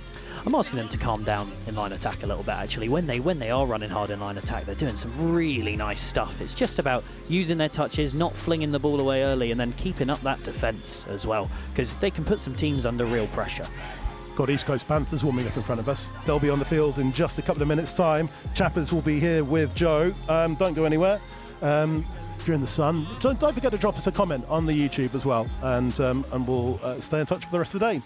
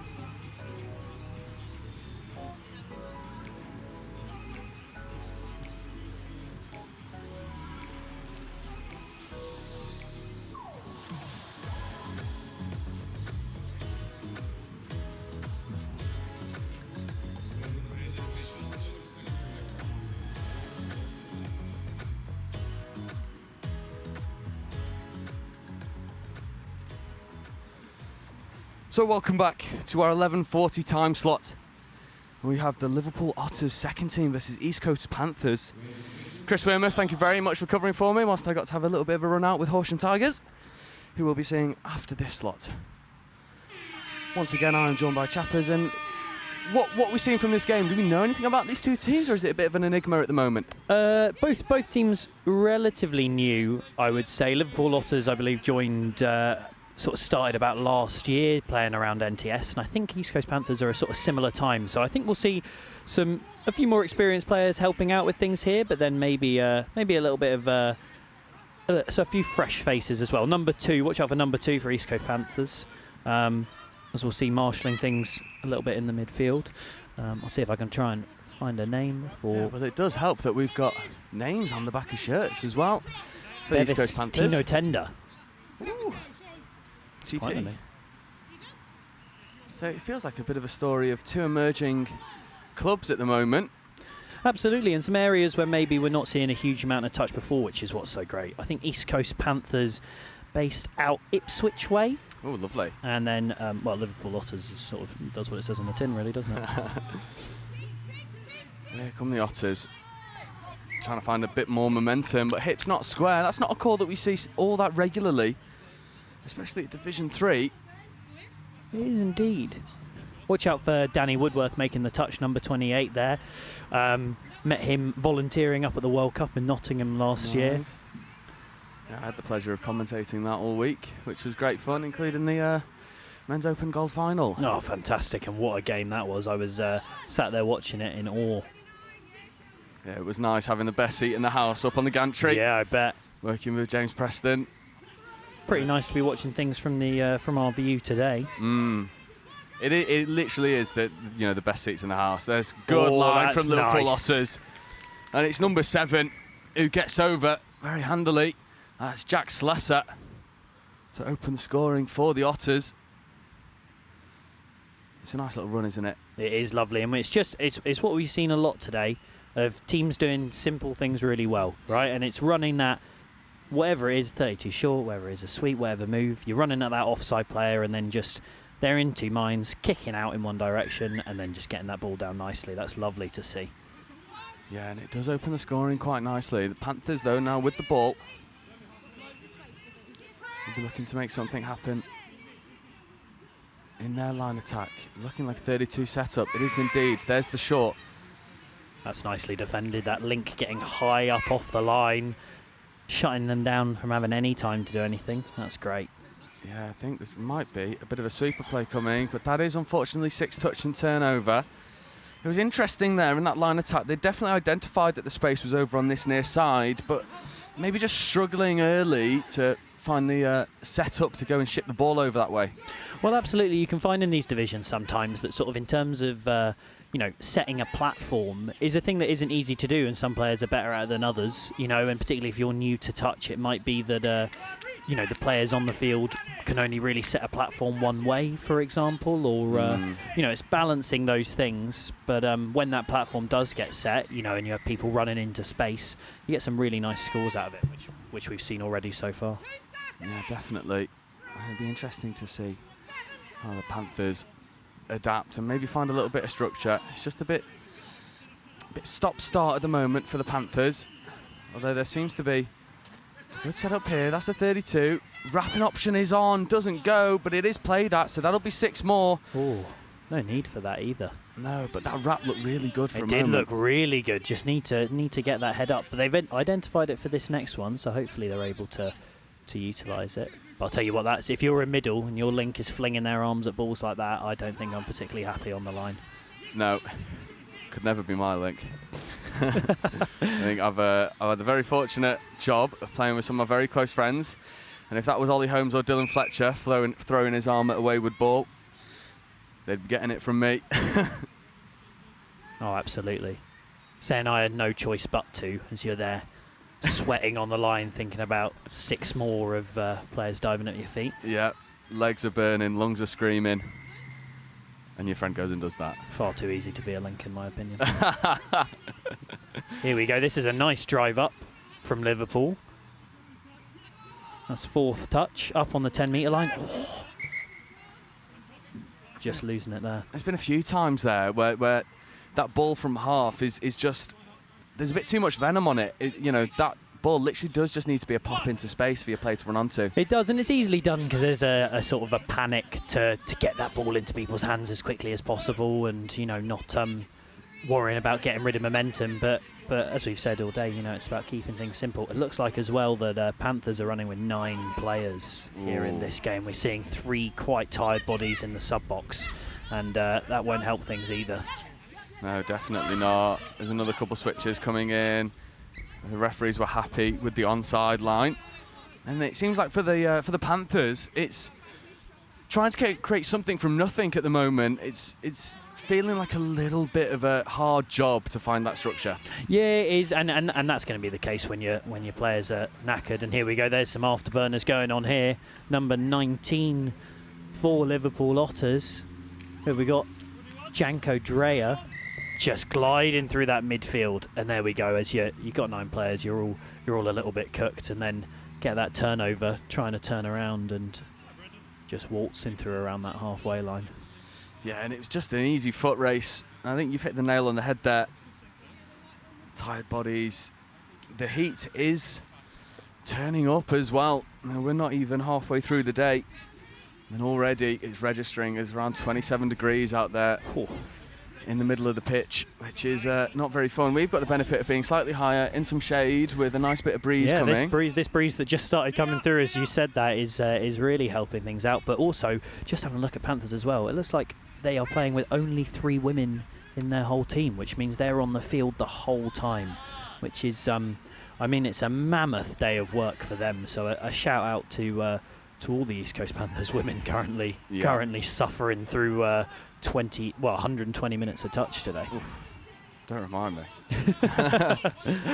Oh, sometimes I do wonder how we used to do it. He's offside, so the Liverpool Otters will play through.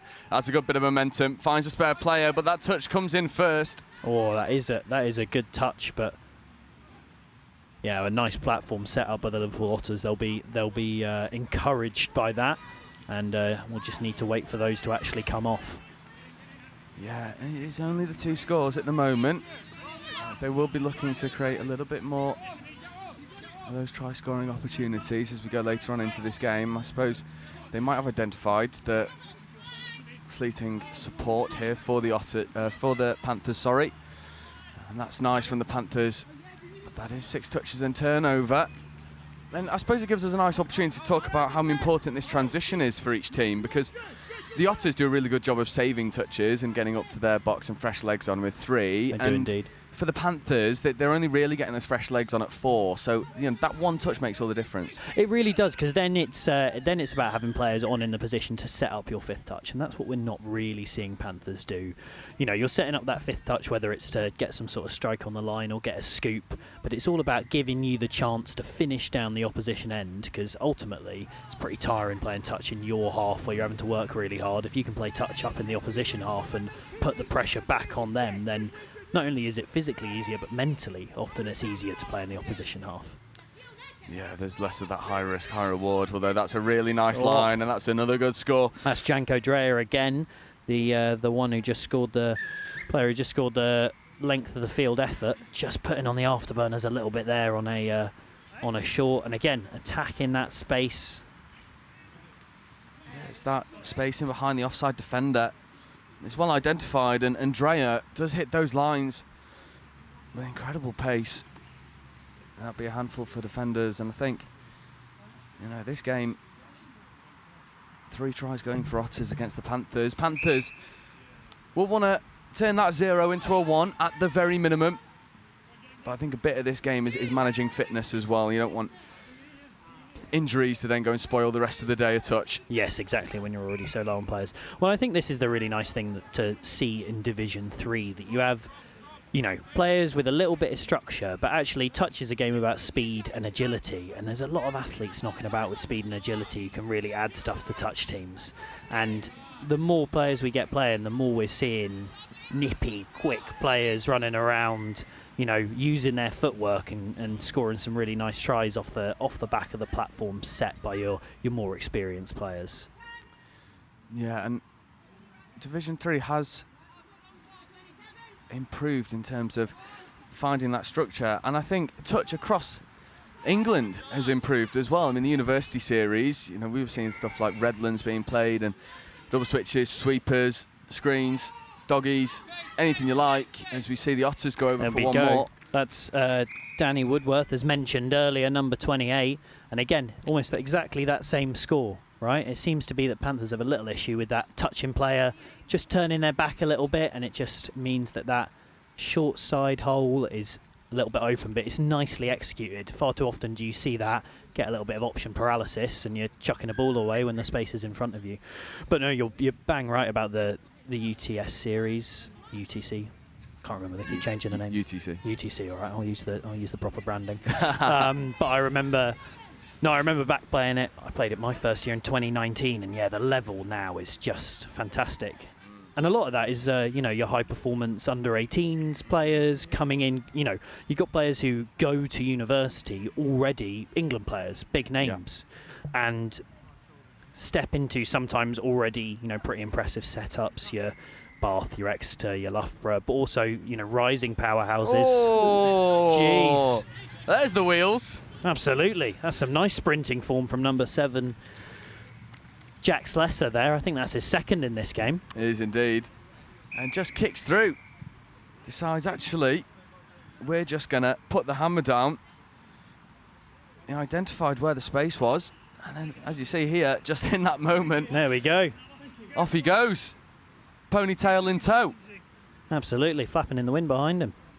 That's fantastic. There's a brilliant bit of athleticism on display. And that's again an example of that tricky managing fitness for the Panthers.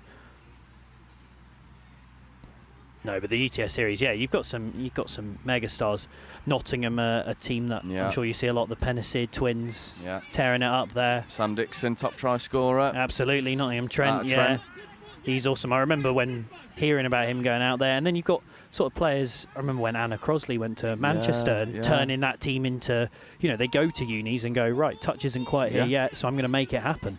Yeah, and also got a bit of silverware. Did the University of Manchester at the UTC. Oh, fantastic! Well, there we go. Anna Crosley, I think she only subbed twice in that 20-minute. That wouldn't surprise me. Yeah, just absolutely burnt through it. And I had the pleasure of her joining me on comms afterwards, and I was saying, like, how's your fitness doing? And she just didn't even look like she'd been running. Yeah, she's like, absolutely fine. Yeah, some of these players are absolute machines. Indeed. And speaking of machines, the Otters industry keeps churning, because there's their 6th in 12.5 minutes. Jeez, they've been quite ruthless actually, which is, you know, in terms of when you're playing against a team maybe that are struggling to defend, that are struggling with fitness. You know, you talk about taking the opportunities that are in front of you. You know, I discussed with Chris about how sometimes you can end up almost playing down a little bit or playing to a different style of touch, but you know, this will set them up well for games when they might, you know, come against teams that are a little bit fresher with numbers to run some more structured touch. Yeah, and it does give you an opportunity as well to really sort of like go through your reps and just iron out any creases that you might have observed over the first couple of games. You know, this isn't their first games now. We're well into these pool stages. Everyone's had a... And the Otters, it does seem like they're trying to put a little bit of a statement victory out here. And they are doing so very convincingly. Absolutely, carry some momentum into the afternoon session, which is important. You know, if you finish your last pool game, maybe even your top of your pool, but you're struggling into knockouts, and knockout footy, particularly when it's 20 minutes long, you know, anything can happen. Yeah, and you do want to make sure that you're in there. I'm just going to take a moment to run through some of the games that we've got coming up. Fantastic. Well, my local team, Horsham Tigers, and I will have to take their vest off before I commentate that game. Probably best practice. Yeah, definitely, but yeah, having a bit of a run out with them. They've got the Southampton Stormers, so a bit of a South Coast derby going on. That'll be. I'll tell you what, that'll be a great game, particularly as we said earlier. Southampton Stormers, one of those teams pushing for the overall title. Yeah. So that'll be really good, and a good test for the Tigers. Narrow loss against Bristol Choppers. And good results this morning, so both those teams, that'll be a highly competitive game. And then at 12:30, we've got Tigers 2 once more, and I did have a brief chat with Matt Janer, and I said, look, your team sheet's not right, come and come and fix it, and you'll get some proper commentaries. Hopefully that's done. But they're playing Peterborough, and that's at 12:30. And then at 1 o'clock we start finals footy. Oh, fantastic. And we've got quarterfinals in Division 3s running all the way through to our last game at 4:30, which will be the cup final, helping to decide who goes up into Division 2. So the touch comes thick and fast. And there's so it's each individual tournament obviously has its own cup, but then there's a sort of a league table over the course of the 3 tournaments, and that's what a lot of teams are playing for as well. So even if it's your 3rd, 4th playoffs, or it might be a quarter-final win or not away from finishing in a promotion position. So sort of every game today becomes important for almost every team, which is really exciting, and it's what's great about these final days. Yeah, definitely. And we saw that yesterday, didn't we? With the 3rd, 4th game between Hoods and NQ Rebels actually being the decider for the entire series. Yeah, absolutely. And a great game that was. Oh, stunning game. Good bit of physicality. Well, what I loved about that game, I think it really... Those final 2 games, Hoods, NQ Rebels for the series, and then Eagles versus Galaxy Southwest for the day, for the cup final title of the day. Those 2 games really sort of put out there what touch is all about. The NQ Rebels game was very physical. They bring a lot of physicality. They want to disrupt that roll ball.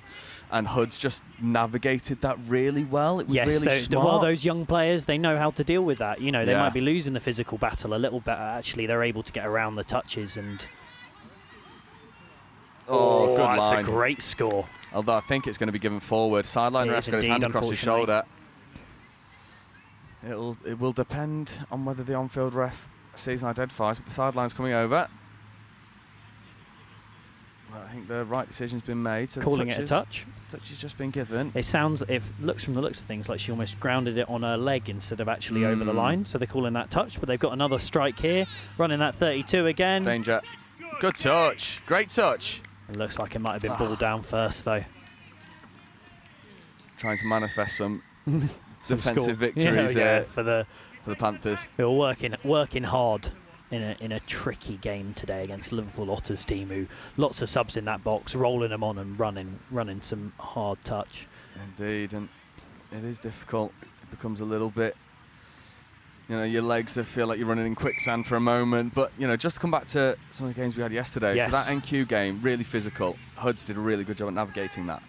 And then Eagles Galaxy Southwest. I mean, what a belter of a final that became this wonderful, sword v sword. There was no defence really that was finding their feet. It was just a case of 2 attacks going at their brilliant best. Oh, and some really phenomenal scores, some lovely lines being run. It was well executed touch kind of at its best, instead of the sort of the midfield grind, those 2 types of games. And that's what you want. You want a final finishing, with 1 try difference. A little bit of bias for London Eagles, but actually, even though we lost that final, as a club, coming out of it going, what a spectacle to put on for all the fans. 20 minutes of touch rugby to go, here we are, and we can play some pretty nice touch while we're at it. Oh, absolutely. And I've got to say, touch can be a game of combinations.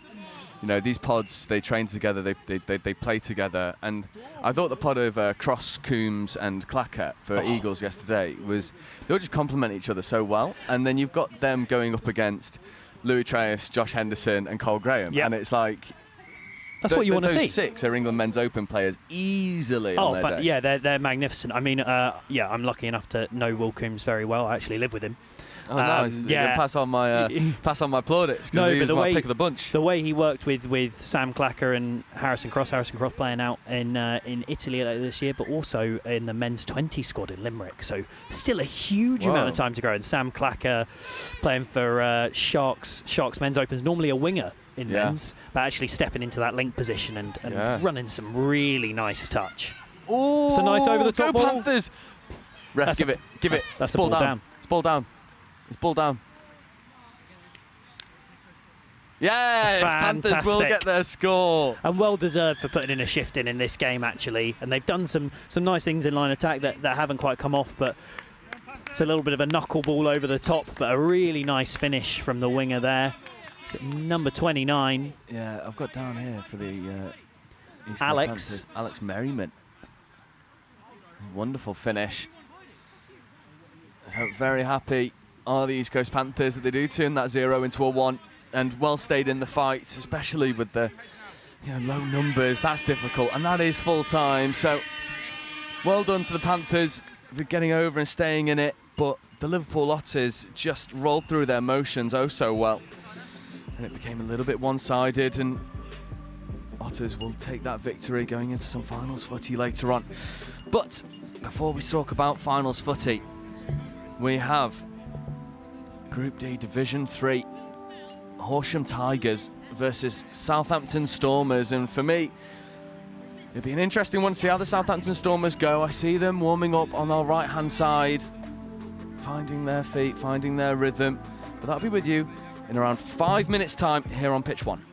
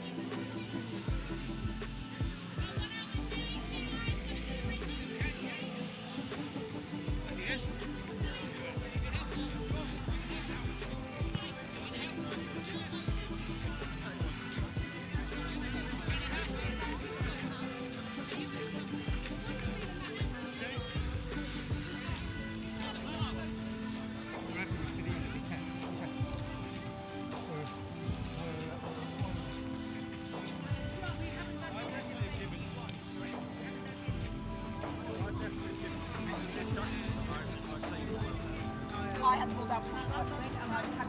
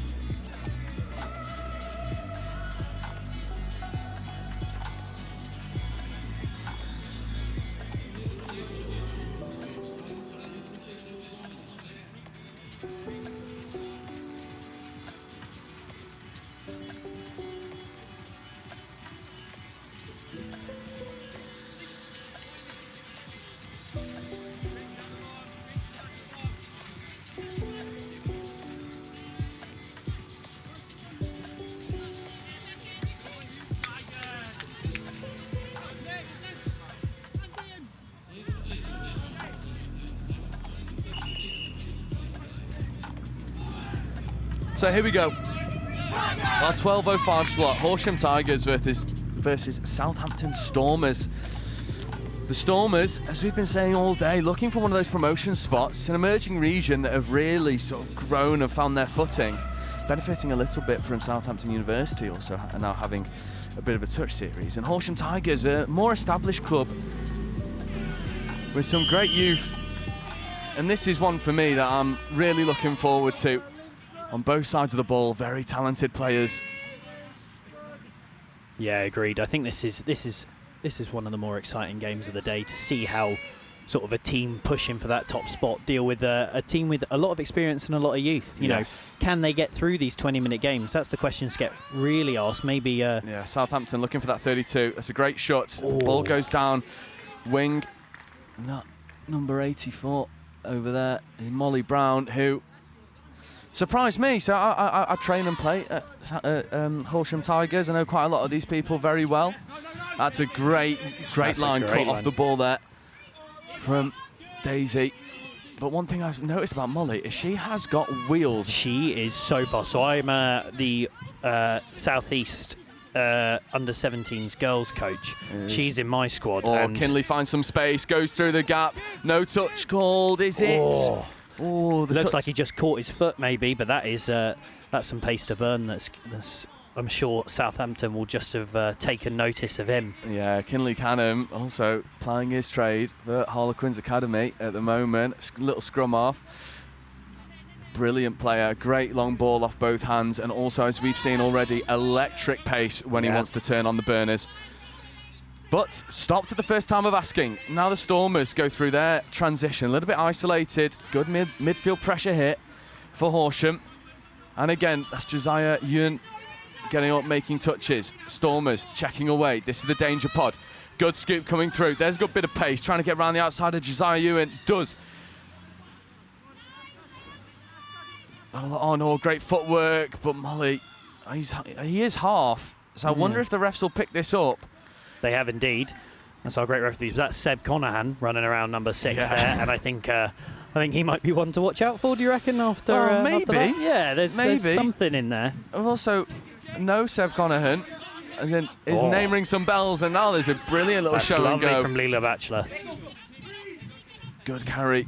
There's Kinley Canham. His job's done. There's Nat Grimsey with Reece Slee in acting half. Richie Bernardo in at half now. Slee running that 32 short, looking to dive at the line. Maybe should have just gone himself. And I think this is something you see quite often. You know, you see these newer teams. Oh, now the back pass there. Yeah, nasty flick. You see some of these newer teams. They just run simple stuff, right? Yeah. We saw them running at the short side in that 32 channel, and there. The hole is in the 32 channel, but because you're second guessing, thinking about the open side, you're running away from opportunities sometimes. Indeed you are, and that's a really good bit of momentum injected there from Adam Farr. Here is Farr. Look out for Tor Summers, number 16 in there. Played Taipans mixed open this year. Oh, good footwork and dive. Footwork. Number 96, George Hodgson. Yeah, it's a really good opening score hit from the Stormers, and Farr just hits the gap. Hodgson, though, identifies that there's some gap in that mid channel. And it's the threat of that deceleration more than acceleration. Yeah. All of a sudden he's at full sprint, and then boom, stopping, changing direction, and getting straight through that hole. Yeah, there's Ash Grimsey carrying now for Horsham Tigers. Be looking to change the flow and change some momentum. There's Kinley Canham. Casey, there's Ash Grimsey, might look to go long, pops it. Oh my what goodness. a pickup that is! That is disgusting play from Horsham Tigers. Ash giving me a little bit of a selly as well. The hands here on display is wonderful, popped away, brilliant hands. Number and it 47. is a stunner. 47, Tommy Batchelor. Well, Tommy, you are the eligible Batchelor. What a pickup, what a score. Try a piece. Wow. We're in for a cracker hit. I know, that looked like an opportunity gone begging, and all of a sudden, a screamer. Oh, that's a great touch. Yeah, Josiah Ewan. A full stretch there. Sliding on his back, I thought almost. It doesn't matter, there's no pictures on the scorecard. If it happens, it happens. Although here's Connaughton. Connaughton, flick pass in the inside. That's ball down and good try. That's Thomas Bricknell there, number 33. And that's a real skill to get that ball right up from above his head. Josiah Ewan trying to help him put the hat on. I think they exchanged hats for a moment there. As you see, Connaughton gets the ball back off the quickie play. And just flicks out the back, and it does really well to get that ball down on the floor. Yeah, brilliant finish, and we're in for a bit of a shootout here early. It looks like it could well be, and here we go. Danger man Ash Grimsey on the field. Yeah, working with wife Nat Grimsey. And then sister of the try scorer, Leela, number 83 at link. Oh, they've just drawn the penalty. Yeah. So here we go. They should get some proper cracks at the line here. Yeah, and don't be surprised if you see them come to these 32 platforms, and also maybe some sweepers as well. Matt Grimsey can be dangerous on the sweepers, although there's a bit of a link punish, but trying to get around the outside of George Hodgson might not be the recipe to success. We saw his pace for his score. We did indeed. Although watch out in the blue cap here. Tall Summers, we talked about girls playing at middle, and she's in there because of her defence. Yeah, 32 long is a good option. Ball back on the inside. They're looking for it. Could be danger. Richie Bernardo leaves the ball behind, but that's good endeavour for the Horsham Tigers, threatening the line. Now they've got a defensive set to work through. It's interesting to see. You see it early. Stormers taking their first touch always away from the box, trying to spread that field. And here we go, Tall Summers working up the middle. See if they can get to their box. Look at that, 3 touches. Up over the halfway. Oh, they do have to take it back though. So losing a bit of momentum, needs a bit of line speed here from the Tigers. Just a little bit passive now in their midfield defence. There's Lees. This could be danger. Striking at the line. Switching play might be the recipe. That ball goes to deck. We're calling that 6, it looks like. But that's again some nice attack from the Southampton Stormers. But yeah, let's see how that away touch on first goes, working for them. It seems to be doing so far. And let's see if Horsham can actually react to it defensively. Yeah, ball's on the floor for a bit too long there. So this is 2, not beyond the 10. That's good momentum. Now, here's Reece Slee working with Kinley Canham. Don't be surprised. Oh, it's Tommy Batchelor again with brilliant hands and a great platform. There's a young, quick pod on here. It is indeed. And don't be surprised if you see Kinley Canham look to go and scoop and create some momentum here on 5th. He does. Good step to get round and now finds the space. The winger is free here. If he can find it, he's on the floor, but finds Tommy Batchelor. And that is try time at Shawley. No, it looks like that player got the touch on him while Kinley was on the floor. But I mean, that's, again, look at that pace and what it does to this team. And also, Tommy Batchelor has taken 2 or 3 passes on the bootlaces so far in this game. Just catches his leg there, but that was a really nice play and sort of, you know, a couple of milliseconds away from being a lovely score. Yeah, and I think this is shaping up to be a really interesting dynamic here. Is Connaughton, this is 5th coming, so good scooping platform, that's really good. And Connaughton, well, he'll just pin his ears back and go. But Kinley Canham says, no thank you. I see your speed and I raise you slightly faster. Absolutely. Seb Connaughton probably not used to somebody on the field being that much quicker than him. No, definitely not. And now Tommy Batchelor carrying up the box side as Hannah Marsh just running the tightrope here. This is for 5th coming, so they need to find some sort of platform to scoop. There's Josiah Ewan. Good bit of footwork. Ball to the link, could be on. They go to the wing instead, and there is space. But unfortunately, that ball goes to ground. And you know, we were saying earlier that Southampton Stormers looking for that top spot to go and get some promotion. Well, Horsham Tigers taking it to them, running them very close. Absolutely. And if you're running for that, if you're going for that top spot, these are, there we go, and that's a mistake you don't need to be making. Exactly the point I was just about to make. Yeah, off the mark penalty. So I wonder if we'll see some fresh legs coming on. It looks like that Grimsey decides, no, we want to strike, we want to get this score. Well, you're going to need to defend the set. If you don't, we'll see. Grimsey, Ewan on the 32 short. That's danger. That's ball to the wing, but that's just gone to ground. It's unfortunate for Josiah Ewan. But that's where that space is. I mean, every time that they've been subbing onto the field, Molly Brown has been out in a mile of space over there, and she, as we said, has got pace to burn. Yeah, well, I was playing for Horsham Tigers in their game against Bristol Choppers, and Molly picked off an intercept and ran the full length of the field, outpacing every single player on the field. No one could catch up. And she subbed herself off and goes, oh, I didn't realise I could do it. Oh, that's awesome. Oh, here we go. Speaking of pace, there's Hodgson. There's our first jinx of the day. That's fantastic, and that's just getting to that outside edge, being really threatening all the way across the park, and I think that's what Southampton are doing, maybe just that little bit better than Horsham right now. They're really threatening the whole width. Yeah, I completely agree. And it's far, he just identifies that there's a fly option on, and almost steps balances out. his way down the ring. That's some good core strength there. Let's see what Ash Grimsey can do to get them back in the fight. Yeah, I'd like to see. So Horsham run this 32 off top off. I'd like to see them run this wrap. Yes, Because Southampton Stormers are very tight.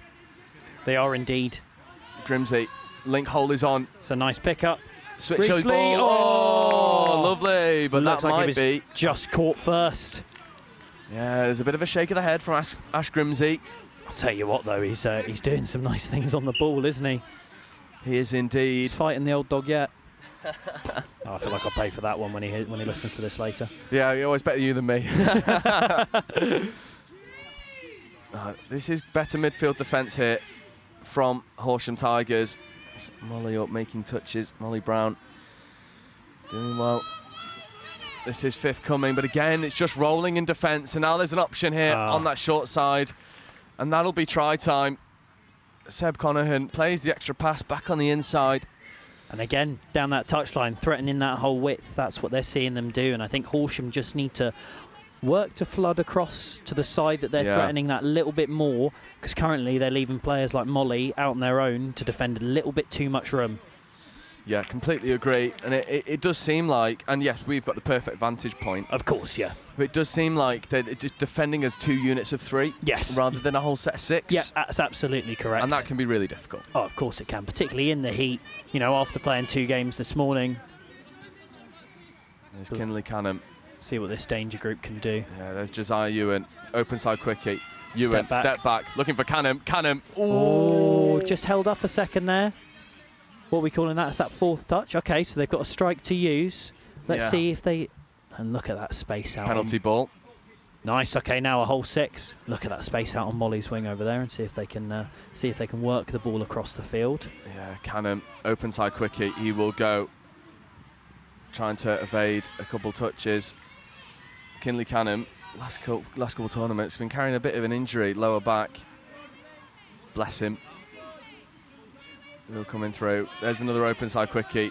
There's a passive there as well. Kinley Canham evading. Oh, that's a great touch. Let's find out who that Southampton. Is it 97? Yeah. I think Emily Squires, she's doing some fantastic work in that linked defensive position. Good sweeper and step back. Needs to go to Molly. It does. That ball down. There we go. And that's a really good attacking set. And you saw them, Horsham Tigers, running a couple different platforms there, and then they come to the sweeper play, and Josiah Ewan makes a good decision, hits Molly Brown. Nice safe hands from her there, and that's a really well worked score on the line, not panicking too much, taking your touches. You know, it can feel like when you're chasing a game that you have to make everything happen immediately, but you've got 6 touches for a reason. Yeah, definitely, and it was good patience, good execution, but they're only doing half a job at the moment. I was just about to say they need to defend the set. Well, there you go. Absolutely, and now go back down the other end. They've got this turnover nicely. They just need to keep the momentum rolling here. That's not going to help. It's not going to help too much. Ash Grimsey just slowing things down a touch. Needs to find a little bit more momentum. Here does come the pace. This is forthcoming. Oh, Kinley Canham just bouncing. Trying to get around a couple. Well, that's all right. And now that is 5th. So a little bit of lapse communication here. Oh, there's a bit of an end over end pass. Not happy with that one. A little bit of a wobble seam, I think they call it. Well, cricket is on topic. There's a bit too much swing in that ball.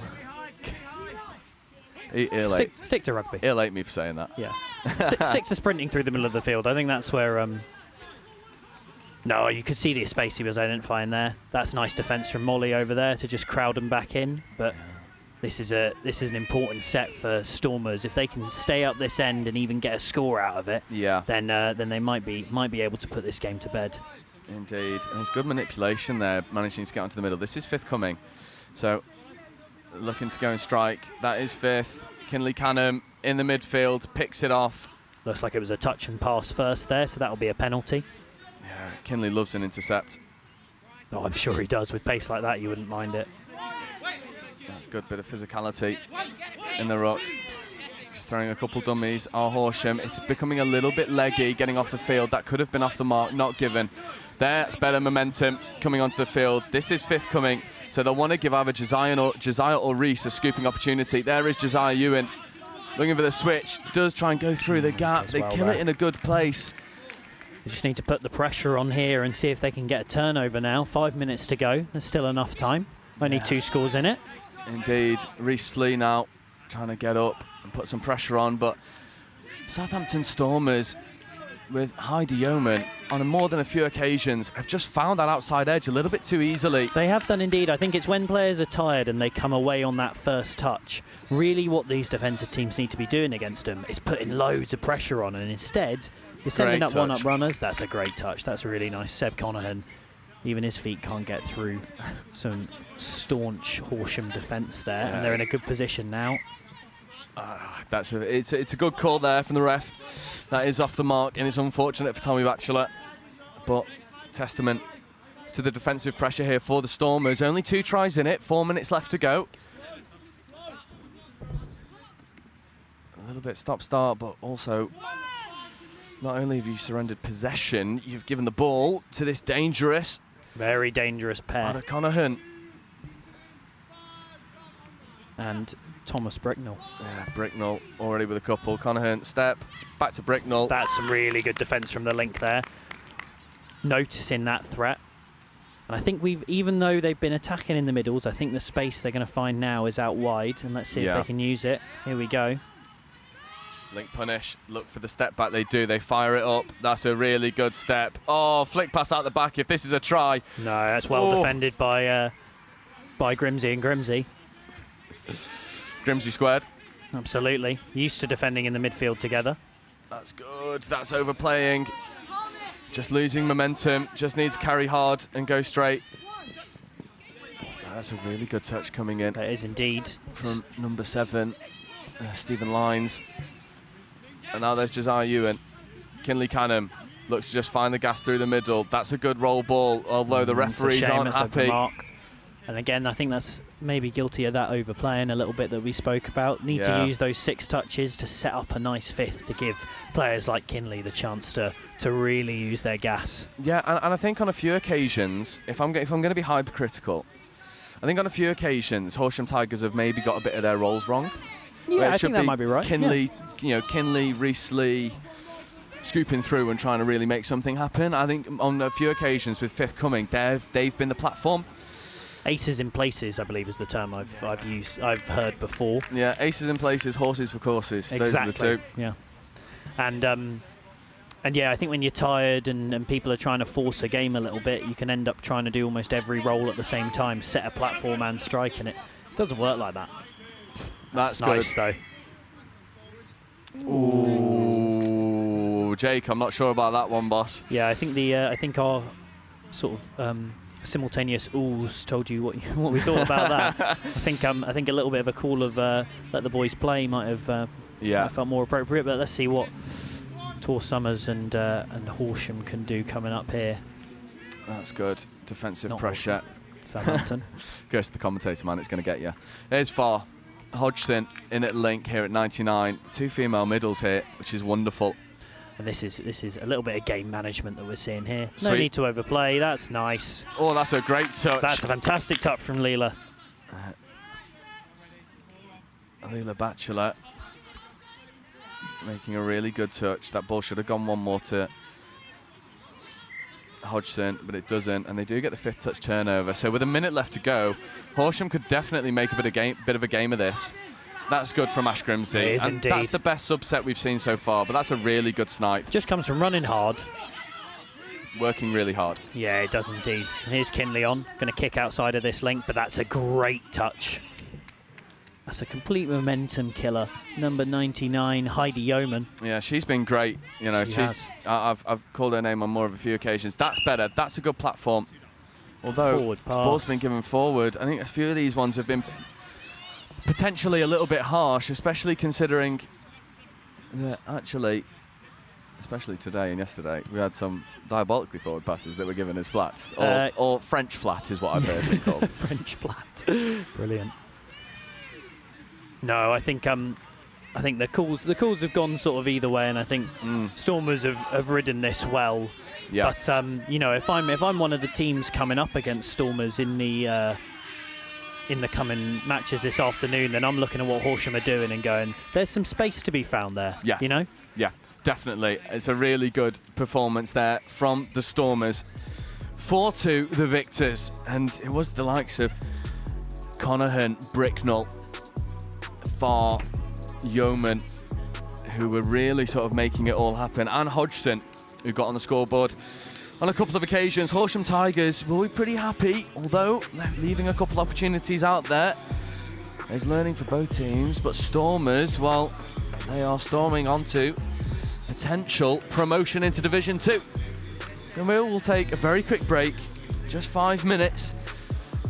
Coming up next, we will have the Cheltenham Tigers second team for the second time today versus Peterborough.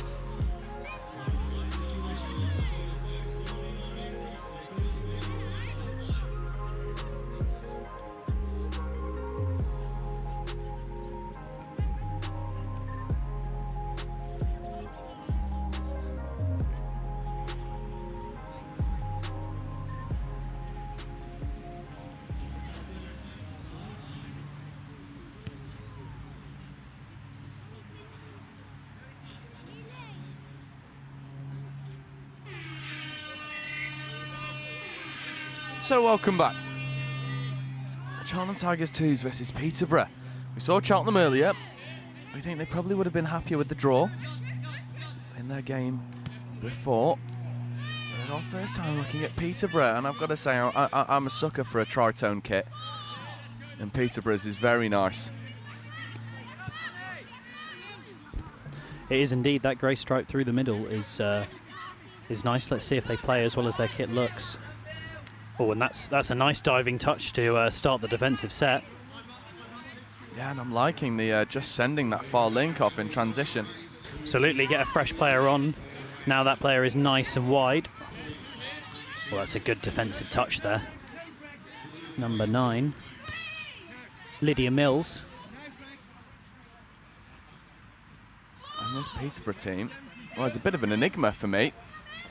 I'm not really seeing them play at any level, but that's great bit of pace. But Lees is onside. I thought I recognised number 10 running out for Peterborough. Seb De Castro, as we were talking about the UTC circuit earlier, but also an England men's 20s graduate. And alongside being one of the more handsome men to ever race a touch field, he is a very capable player. So keep your eye out. Don't let his head get any bigger. No. No, he's a very wonderful player. He is indeed. One of the best names on the circuit, Sebastian Trigo de Castro. I mean, stunning. Although, Cheltenham just burn around the outside. He is half, so he needs to find some support, and does, but Trigo de Castro shuts that down very quickly. Does indeed. Although that's a worrying sign, and again, we're seeing the space open up around the edge of the field. Yeah, I think there's the warning shot. Sophie Whitmore running down there, playing for another one of my 15s players shout-outs, actually playing for the mixed 15s team out in Limerick. There's a good bit of pace coming in. That's a really good straightener for 5th. Oh, just couldn't quite execute that, but that's if they continue setting platforms like that, they'll start to come off. Indeed they will. That was a really good opportunity. It's just leaving it out there. But I suppose that gives us a good opportunity to talk about those players that just straighten and go and get that ball down and provide a bit of a platform. Peterborough's got a couple in here. Absolutely. I like to fancy myself a platform player, which means the better the team, the less I should be striking. And actually there's a... Oh, here we go. Oh, there's a bit of a hunting job going on there. Indeed. Lydia Mills trying to sprint her way out of trouble there, but actually Peterborough are looking quite tight in their defence, which is nice to see. Oh, bobble of the roll ball. Just a few of these errors though in there getting up the pitch. And you're right, those platform players, I think we saw it in that final yesterday. We talked about the cross Coombs and Clacker comparison, and Coombs, the platform Coombs can set to give players around you the opportunity. Yeah. But also I think sometimes, you know, when we talk about like platform players, I think historically the job of a platform player can feel a little bit just like, well, you are just providing platform for everyone else. Yes. But what Coombs did so well yesterday, which I think speaks to how influential they are, is after you set that platform, you're an option. Absolutely. You need to hit your hole, you need to be alive, you need to be a threat. Or then there's possibly, you know, is there a pickup opportunity or something like that if you're being asked to be the half on a quickie and scanning and reading options. I mean, you know, when you get up to that elite level, these players are a platform, but they're also a brain to allow those sort of strike players to play. Indeed. And this is good from Peterborough to try and take the outside edge. Some nice width. Trigo de Castro. Going to look for a scoop for himself. This is 4th coming. Set himself a platform. He's just very nonchalant. Ooh, thought that could have been overplaying then, but it's not. And here is 5th. Trigo de Castro deep to the line. That's a great snipe. Lydia Mills again with the defensive effort. That's really well read from the outside. I think there was just a little bit of a confusion there, but that's all right. Yeah, and also a bit of a nudge on from Trigo de Castro. Maybe a bit of frustration showing, perhaps? Potentially, but, you know, he's a very experienced player. Makes good decisions more often than not. I wonder if they will start to come to fruition here for Peterborough. We're 5 minutes in, no tries yet. Although, that's an opportunity. Trying to go through. De Castro doesn't... Oh, does he make it? He does indeed. Very nonchalant. Well, honestly, it's players like Trigo de Castro that just sort of cruise around a touch field, never really seeming like they're all that bothered, but make things happen. Absolutely, and then ghosting through gaps or diving at people's feet. Oh, I think they might have gotten a little bit unlucky there. Yeah, that looked like there was a bit of a in the ruck. Yeah. Nice. The referee recognises that, and they'll get an opportunity to get a nice sub off in here. Yeah, that's good momentum coming around there for Loughborough touch. John Cranston setting the tone. Trigo de Castro just weaving his way through. And now here comes some of the young lads. That's a really good check away. That's number 1. Oh, number Bill 4. Badger. There is Badger. Oh, it's a lovely. That's really nice. And number 14, he was linking up with there. Austin Dobson. And... Did you say his name was Bill Badger? Bill Badger. It's an absolute belter of a name. That is a belter. Bill Badger gets over. There we go. That might be the longest we've waited for a score. Yeah, today I Up to reckon 6 so. minutes. Yeah, 6 minutes in, and we get our score, and now it's up to the Tigers. And Tigers will be no stranger to coming from behind. We saw them get their draw. That's Absolutely. a great bit of There we go. pace. But Bill Badger making Bill that Badger touch there. burrowing over to make that touch. I'll get a few of those in. That's good. That's good stuff. Thank you very much. Thank you very much. Yeah. That's why they pay me the big bucks. Well, let's see if Cheltenham can use this set of 6. Oh, early release. Ball to the wing. Could have been on, but just not released, unfortunately. Yeah, it's Dobson who was trying to get through, but now he does. Oh, no, I think they're calling that back for a forward pass, unfortunately. Yeah. Badger's living a set. That was the thing I was doing. Oh, very nice. I'd try my best. Very nice, very nice. There'll Right. be more of that to come. We're here all day. And let's see. There we go. Peterborough working the ball nicely to get off the field.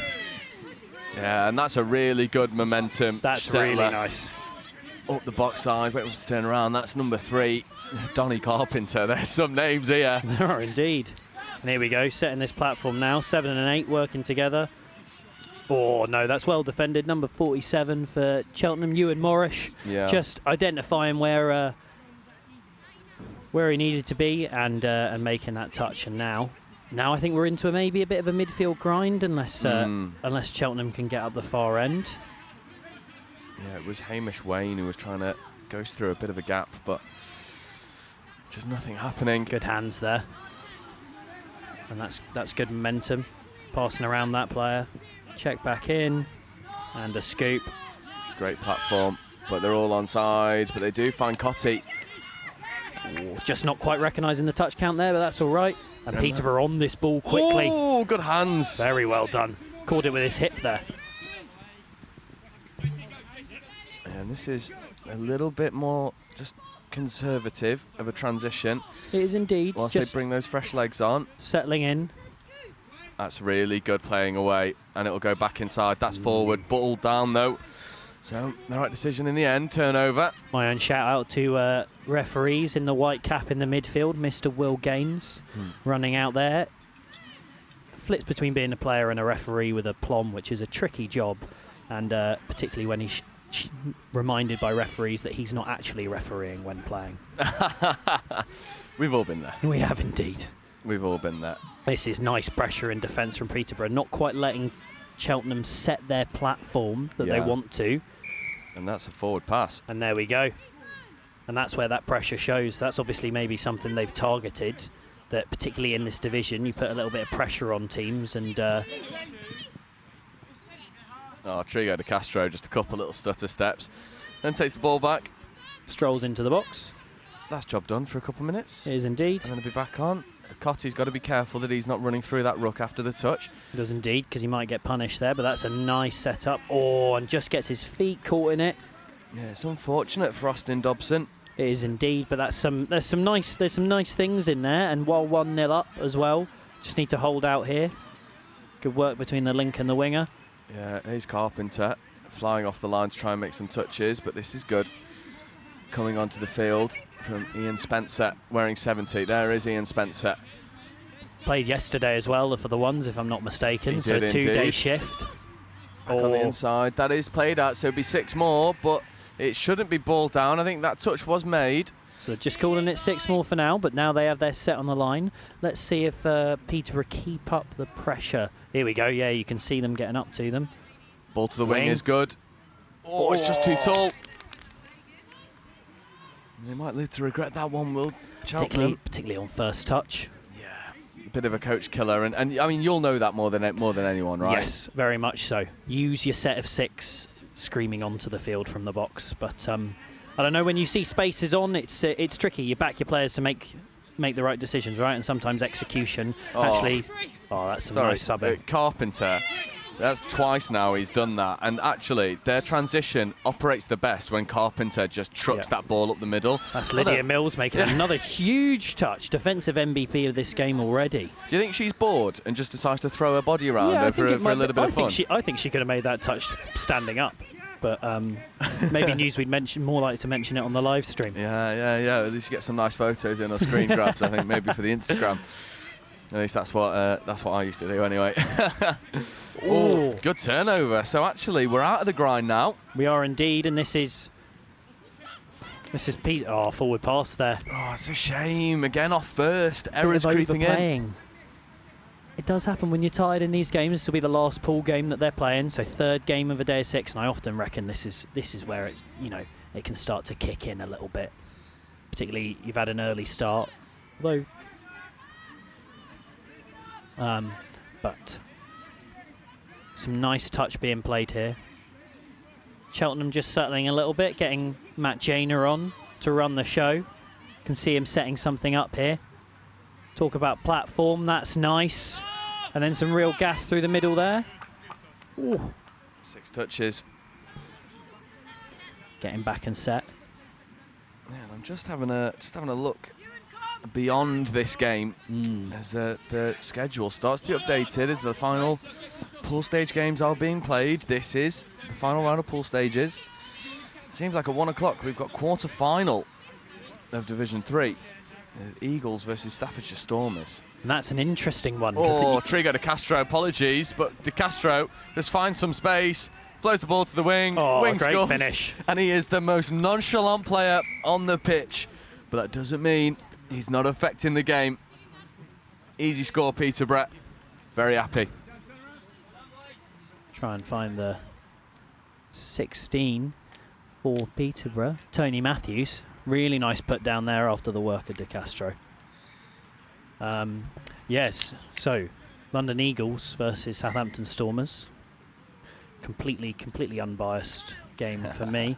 And that's interesting, though, as a quarter-final. That's one of those... Well, it's the Stormers have done you dirty a little bit, because it's Staffordshire Stormers. Oh, Staffordshire Stormers. Because then at we watched earlier today. We've got Southampton Stormers versus Revolution Touch 2. That makes... Oh, so after seeing the danger that... Oh, here we go. And again. Yeah, Carpenter. Working excellently. It's just that slaloming run, and here we go.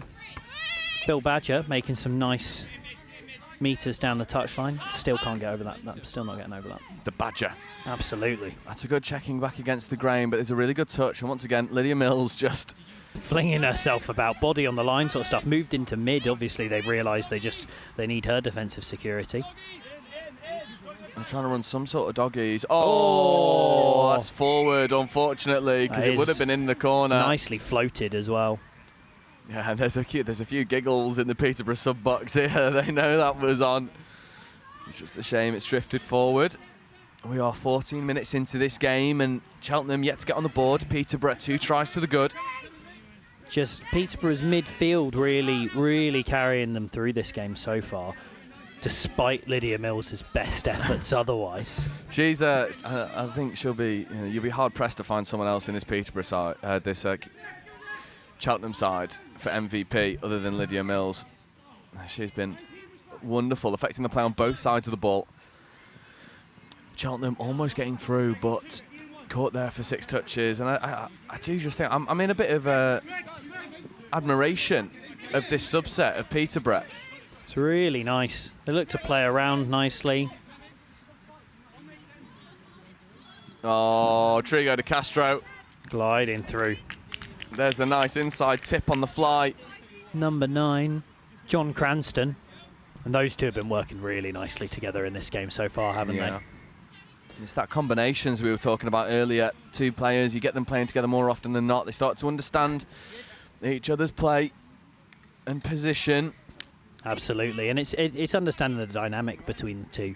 You know, you can equally have the situation where both of you are trying to call completely different things, and your attacks are a total mess. Had a few of those that were definitely my fault yesterday. A few apologies after games, but no, when it starts to click and you both know what you're doing. That's good for the Tigers, but again, what I'd really like to see is I'd really like to see them roll into their line attack. Yes, agreed. You see that, exactly that. Pulling up there, Matt Janer to the short side. That's a nice dive, and that's a score. That's Cheltenham Tigers up. On the board, there's a bit of an injury. I think that is...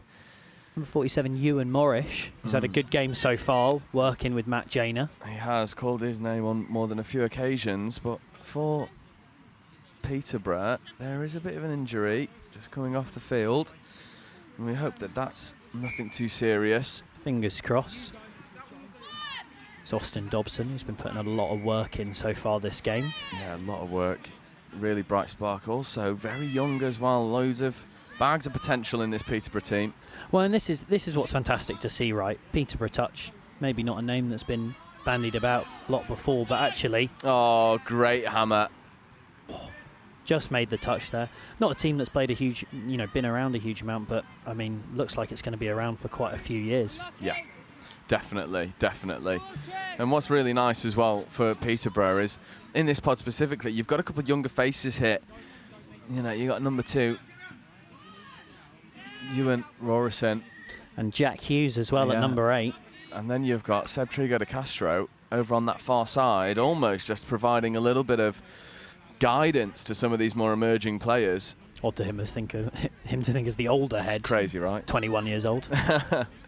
But I mean, that touch CV does not lie. No, it doesn't. And it is full of ability, accomplishments, Mills, or just affecting the game whenever she's on the field. Absolutely, but I think that was a little bit of a microcosm of this Chester, of this... Oh, good. One more. Oh, it's going to be given forward. That's a bit of a microcosm of this Cheltenham game so far, isn't it? That they do a couple of really good things, but halt the momentum, aren't quite able to actually finish it off. Yeah, and for Cheltenham, I'd really love to see them just like roll. Yeah, because it seems like when they get onto that 7, they just take a moment to settle. They do, and it allows Peterborough. We talked about Peterborough's defensive pressure that comes from being set. And if you're not set, but I suppose there's also maybe a factor of needing that second with your less experienced players. It's a real balancing act. I mean, it's Div 3, Yeah. No, definitely. That's a really good platform, though, for the link. That score, that is try time. And Cheltenham, with 2 minutes left to go, bring it to a 1-score game. And they've really grown in. And it almost feels like exactly the same performance as what we saw from them earlier this morning. It does. Whether they just need a little bit longer to stick in a game, maybe it's fitness showing. Now, it doesn't hugely surprise me to see the Badger himself as well as Mr. Trigo de Castro stepping out onto the field to get a score here. And Ewan Rorison over in that far link. And all of a sudden, there's a bit more pep in the step of Trigo de Castro. There I is wonder indeed. why. Badger de Castro looking to dive underneath. It's a really good touch there from Matt Janer. He was onside. This is 4th, 5th coming. They will get a strike here. Yeah, Castro feeding away to Rorison. There's a doggy step. This will be a good step back. That's try time. And Trigo de Castro just strolls onto the field and decides, I'm scoring now. Yep, and you can see when he just turns it up a little bit, goes maybe out of 2nd or 3rd gear into 4th, and all of a sudden defences are struggling a little bit, and that's that's what good players can do. They can turn it on exactly when they need to, and we talked about aces bases, horses for courses. We need a score to make sure we win this game. Put the right players on the field. Yeah, although speaking of needing a score, that was good momentum trying to get around the outside. Lydia Mills on here as well to control things. Yeah, but they'll need to go quickly. There's around 30 seconds left. If they want to make this a little bit of a photo finish, it needs to be a little bit more fast. And that could be try time. Not sure if this player's ever made it onside. Yeah, this is one of those circumstances where if he doesn't make it onside, you give the try rather than the penalty. Indeed. And they do indeed. I've not got a name for number Is it number 6? Number 6, yeah, no, we've not got a name. I know it's not David Galzane because Gallazin, because he's unfortunately injured yesterday. But nice work from the number 6 regardless. Yeah. And that will be full time. So indeed. Peterborough take the victory, 4-3 over the Cheltenham Tigers side, who never really got going until the final 7 or 8 minutes and then started to find their feet in this game. And you'll notice that now our schedule starts to slow down a little bit. 10-minute gaps in between games. Oh, a luxury. Desperate luxury. But at 1 o'clock we have promotion fighters, the London Eagles 3 versus Staffordshire Stormers, and then the game following at 1:30, Southampton Stormers also vying for promotion against Revolution Touch 2s. Don't go anywhere, it's 2 games not to be missed.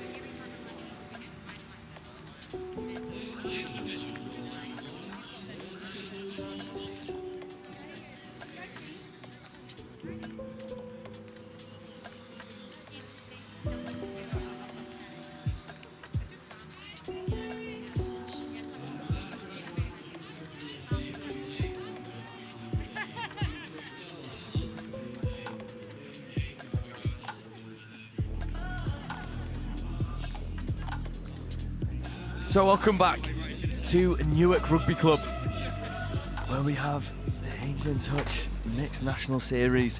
It is London Eagles 3s versus Staffordshire Stormers, and the Eagles, well, they're vying for promotion, aren't they? Well, they are indeed. I mean, I can't profess to be entirely unbiased in this scenario. I am the chair of London Eagles, unfortunately, but I will endeavour to cheer on Stormers, who we saw give a pretty impressive display earlier this morning. And we spoke about maybe them having some kinks to iron out. Let's see if they can show it here. Yeah, definitely. And you might be recognising some of these names from yesterday, specifically Bibby Pools, Aston Brett, representing the threes today, as we see the Stormers come into their first opportunity at line attack. And there's Hogan. He was dangerous. There's a bit of a juggle. There's Hogan. Link punish could be the opportunity, but well shut out there. Samika Evans just staying on that outside. Nicely done. Working with boyfriend Dylan Southon in at mid there. I think the recipe for success here for the London Eagles is going to be, can you stop Tim Hogan from going over more than a few times. We Absolutely. already saw today Oxford couldn't, and that led to their demise. So we'll see if the Eagles have a bit more success.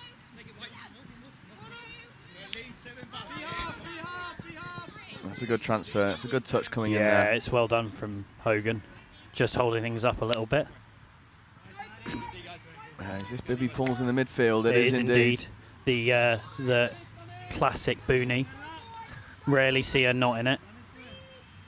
Yeah, I wonder if that just provides a bit. That is a bit of loss of control at the roll ball. That's well spotted there from the refs. And It is indeed. one of the things I think you'll see, specifically with these promotion teams who are really looking to find their feet in Division 2 next season, the referees are going to find the level at which the game is fair. Correct. And you might see some things called that we might not have seen earlier on in the day. Yep. Because it's almost a bit of just navigating the ability levels a little bit more, and also you don't want to ref a certain way in Division 3 and then get into Division 2 and everything sort of goes to pot. No, that's exactly the case. I actually often found as a referee that Division 3 was harder to referee than Divisions 1 and 2 because you're finding that level throughout the whole game. Because you don't want to create something where you're blowing the whistle constantly. Yeah. And it's a really impressive job these refs do to sort of facilitate that. Lawrence Hodgkins making some nice meters up the middle. Not quite a Bill Badger level of snappiness of name. Yeah, Bill Badger. That was the name. I miss him. Lewis Hazeldine. It's not bad. He's getting there. As you see, Aston Brett pick up, goes through the gap. Does he get touched? No, he doesn't, and finds the supporting player. Absolutely, Jack Linthwaite finishing off there, running nicely through that hole. It looked close for that Stormers player. Let's watch that again because he was right at the heels of Brett here. Yeah. Or just about, maybe a little hitch kick to step out the way and then a nicely run line back in. But that's he got on, London Eagles. He got on the inside of Ted Cooper. And we've seen already that actually this Stormer side is very athletic, and Cooper was one of those players. So it shows the athleticism of some of this Eagles team. Does indeed. Aston Brett in that moment. Which seeing Charlie Scoggins and Hogan, thank you. He's Cheers. a wonderful player. There is Absolutely. Hogan. Oh, good step, but a great release off the line there. Looks like from Lewis Hazeldine. Forward pass off the ruck, they're calling it though. But these two are dangerous, and they're going to be using them in these scoring opportunities. To try and make something happen. Yeah, and also I think that there would be an interesting tactical read here for Stormers, because on more than a few occasions I think they've tried to disrupt this roll ball of Eagles and just dump the momentum. But as it stands, it's not doing. That one could have been given forward, is not. So Bibby Pulls now, looking to get around the outside, and there she goes and sticks the gas on. Jeez. Then rather than just walking over and dotting the ball down, opts for a celebratory dive, and that is 2-0 in favour of London Eagles. The Staffordshire Stormers with a bit of problem solving to do. Yeah, absolutely. I think it's just about maybe getting a little bit tighter earlier. They're sort of focusing in a little bit too much of what the middles are doing, and then all of a sudden that space is opening up. So get a little bit tighter earlier and ready to chase out. Touch made by Tunde Adekeye there. That's a great name. It is a great name. Great name. And I'll tell you what, watch for him bulleting over the line. He's got some real out-and-out pace. Well, I know that because he burnt me in round 1. Well, there we go. I'll be perfectly transparent. That's good hands round the corner. Is that good finish? No, it's good touch. Called by the sideline referee. Diego out there.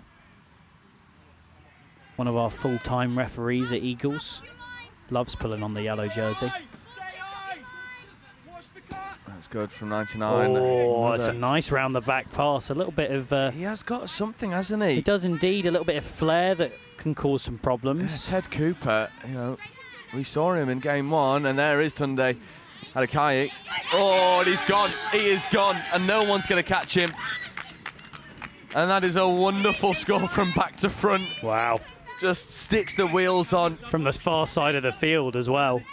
Yeah, I wonder if we'll be able to see this from day dot. We will indeed. Aston Brett shifting. It's a great platform in the middle. And then Tunde Adekeye just goes, all right, no problem. Cheers, mate. Thanks for the ball. I will see you down the other end. Good luck defending this. Oh, it's incredible sort of strength in balance to do a run like that, isn't it?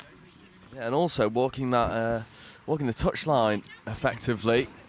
I've seen many a player stick their foot out accidentally. Here we go. Hogan and Scoggins on, and I think Hogan will be hunting for a score here. He will. Oh, it does really well. Drops the ball away to Scoggins. Lewis Hazeldine. Oh, it's calling a touch. That's fine. They'll have another strike, it looks like here. 5th coming now. Yeah, they need to maybe try and get a couple more players offside. They're allowing some players to drop early. Ball to the wing could have been on, doesn't get given. And I think at the moment for the Stormers, it might feel a little bit difficult because the line speed of Eagles is just taking your time away.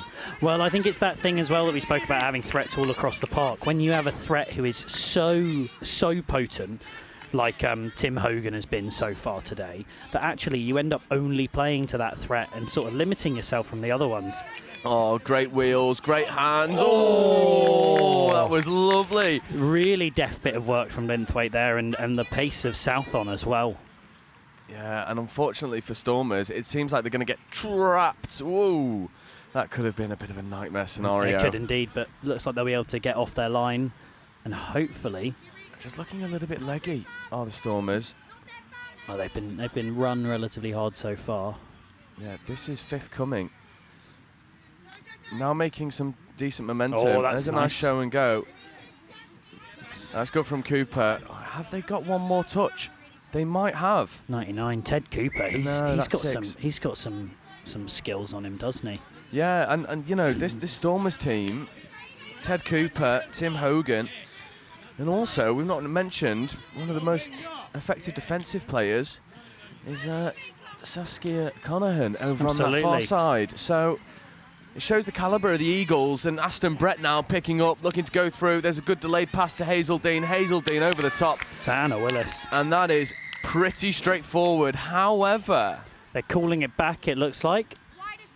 So it was a forward pass, but that looks like it was 6 more. Somebody interfered in or knocked the ball in the touch, and now we'll see what Eagles can do with a line attack set.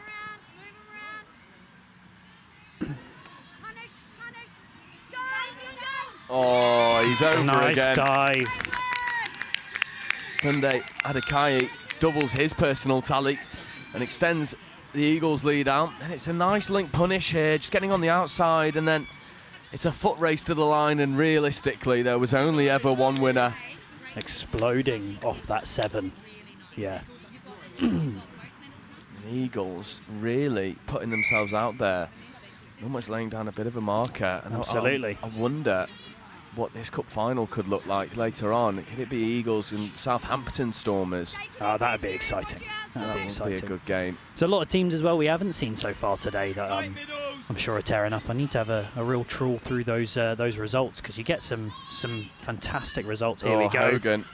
6 more. And that was needed, because that link was straight into that hole. Yeah, and that's much better from Hogan. It is indeed. It's looking up and seeing those threats outside. Eagles are looking at him and going, right, we need to defend that threat. And actually, ball in hand, he can put some players in space. So they need to keep looking at that. Yeah, and they always come back to this quickie platform. They get both middles up. I understand from the referee's perspective there was a clean infringement, but you had 4 players offside there. Play through the advantage. Yeah, absolutely. Bring back that advantage afterwards, but let them play. There's a good option to the link, and that's underneath. And was their touch made? There was Link's indeed. Calling it. They're banked very far over that side of the field now. They need to work the ball back to the middle, otherwise it's going to be a bit too easy. There we go. Tim Hogan doing so a little bit. Scoggins. Oh, that could have maybe should have been foot in the ruck for me. But it's a tricky I'm one. Not wearing yellow. No, and thank goodness for that. There's no Bison here. Oh, I just mean for all of the players involved, really. Well recovered, well recovered. As Bibby pulls trucks up the middle. And again, look, Eagles have the benefit of this structure in transition. Aston Brett setting the platform. Oh, a little bit of a trip. 2 Eagles players colliding. Brett throws the ball to the wing, ball down. It became a little bit messy at the end. It did a little bit there, yeah. Just a few feet getting tangled up with each other, but they're finishing down that end of the field nicely. And Eagles have the benefit, and I think it makes a big difference in Div 3 of experienced coaches. We've got Bex Maxwell, who was coaching the team that you know, got to the final yesterday in our ones, you know, turning out on the Sunday. And Gus Gillespie was, I don't know if you remember the player that went down with the hamstring gunshot. So, wasn't it? Yeah, he's managed to still trek back up here to help out in the box, and that makes a big difference.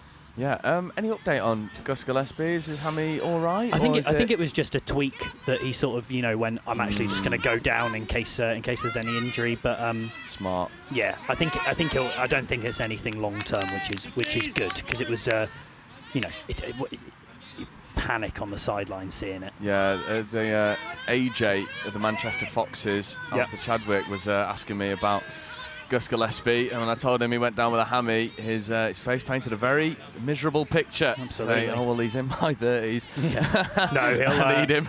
He'll be turning out in Sterling, no issue. Good. Well, that's good to see. Just Eagles overplaying a little bit again. I think that was called for a forward pass, and you know, you can see this. This is where Eagles should be looking to put, you know, this game to bed a little bit, and actually they're playing Stormers back in a way. Yeah, but Stormers need to take advantage of it, because this is fifth coming, and now it becomes a little bit difficult to give someone like Hogan a good platform to attack. That's better. Really good ball down. There's a couple offside players. Can he step back against the grain? He does, but wonderful defensive pressure.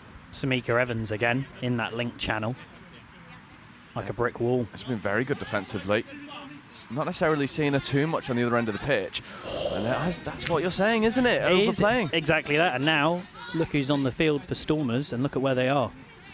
Yeah. I'd be pretty nervous if I was wearing white right now. Yeah, that's a really dominant roll ball there as well. So we'll see if Scoggins and Hogan can make something happen here. Looking for the 32. That's a bit of a burner. Need not as many of those in this attacking set. Now they get onto that link. That's better. Hogan looks to just drop one off into the wing channel, but it feels a little bit... Oh, and a bit of frustration showing there from Hogan as well. He's having to work really hard in this game. Yeah, that's really good momentum, and now the Stormers are rolling. They wanted a sneaky one up this box side then for just a moment. There's a bit of a awkward Redlands play that didn't quite manifest itself. There's a couple good touches. That might be given hard, but... I think it's just a bit of the extension of the arms in there, isn't it? A few of those touches before that were perfectly fine and dominant, not extending the arms out, but I think, again, maybe that's a degree of that frustration we're seeing. Oh, Hazeldine, great pickup, 3-on-2. Ball goes to the link, but again, really good shot there. And that was 16. Isabel Austin. Yeah, really nicely read. Oh, Bibby Pools might just take it. There is an offside player, and that's as obvious as it could possibly be. Bibby Pools isn't happy about the fact that the offside penalty hasn't been called. The sideline ref just... I think there's an argument to be made there. She played into him. You know, I mean, the referee was saying play on, and then she took the touch. Well, there was quite a...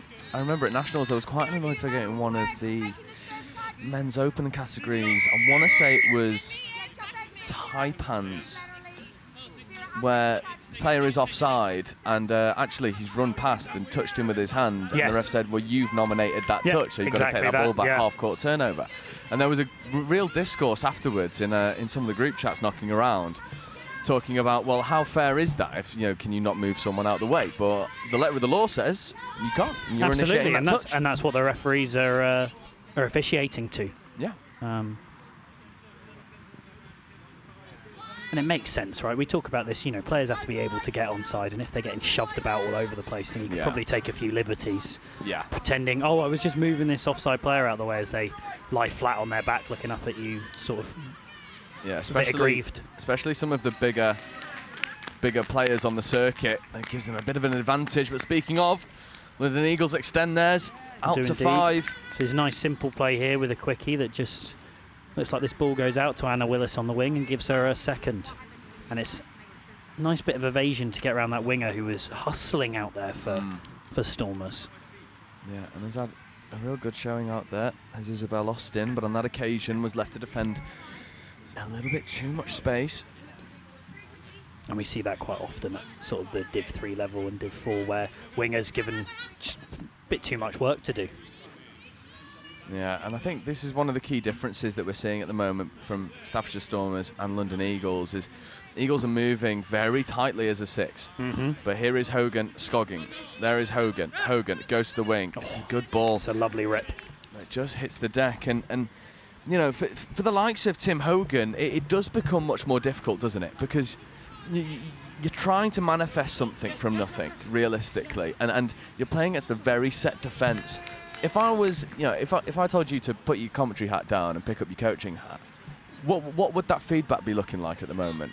My feedback would be, and this is what I hoped Hogan was doing here. Use the other players around you a little bit. Shift the strike options so that they're not having to defend just you. Oh, lovely score! And then he takes a strike and he just. Oh, hold on! It looks like that was a touch made. Ooh. Yep, there we go. He's called the touch, and the referee said fine. But I'd be getting Scoggins on quickies because he was scoring them in the last game. And here we go. There he is. Use him. There he is. There's Scoggins. Pops the ball away. I wonder if we could see. Penalty, I'm not sure if the directors can go back that far, but I wonder if we could see that dive over from Hogan just a minute ago, because it looked like for all money that ball was down and it was try time. We did have a nice. Might have been a trailing hand from the. Yeah, maybe, but we did have a really nice slow-mo replay of Matt Mayles touching the corner.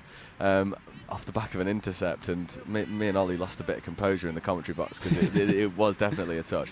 When given as a score. Yeah, yeah, but that was good. Here is again Hogan trying to get around the outside of Tunde Adekai, but that will be touch and pass turnover. Oh no, it looks like it's just a touch, but it's still the case. I think Hogan has given himself a bit too much to do. You know, if I've got one of my strike players on the field and we need a score, I'm saying use the full threats around you. And the other thing is Hogan's having to call the shots and run the stuff. I'd say do one of those jobs. Get somebody in that can work for him. Oh, good pick up.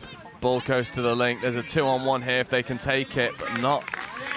Maddie Miles Kingston managing to hold him in there. That's another one off the UTC circuit, playing Luff for a touch. Yeah, it was for Invicta as well yesterday. For Invicta indeed. Had a really good showing for Invicta. There's Aston Brett. Another club I've played for, Invicta, a great punch, based down in Kent. Yeah, it used to be Canterbury Invicta. Did indeed. Quite like the new name. Yeah. Oh, lovely ball. Aston Brett in space. One more. Oh, great finish. That's a beautiful score. Samika Evans finishing that off, but that's really nice. South on to Brett to Evans. And we were saying we haven't really seen Samika Evans in line attack. Well, she gets one real opportunity and she goes holds and takes that it really well as well, right out behind her. That's excellent to see. It is indeed, and we've got less than 90 seconds remaining, and for the London Eagles, this has felt very comprehensive. It has indeed, although I think, you know, there was that portion in the middle there that they would be a little bit concerned about. Almost, you know, if they do that against a better team where they don't finish sets, you know, they'll start to punish. I just think Hogan and co have been given a little bit too much to do in this game against what is quite a structured and set defence in the London Eagles. Yeah, and I think a lot of learning for the Staffordshire Stormers.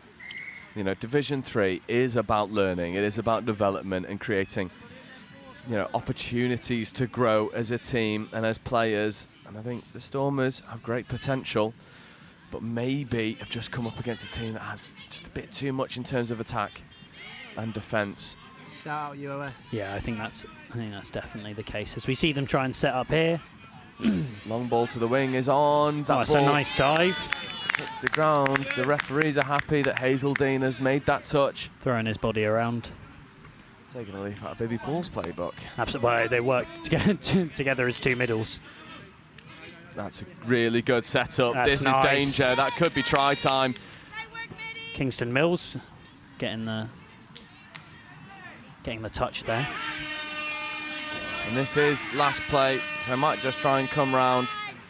Little pop ball goes down, and that is all she wrote. And London Eagles, well, that was comprehensive. And Stormers, well, they're painting a bit of a tired picture. That was hard work, but by no means done themselves a disservice. No, it is always absolutely. difficult. It is indeed, and they did some really nice things, and they're just not able to turn it into scores.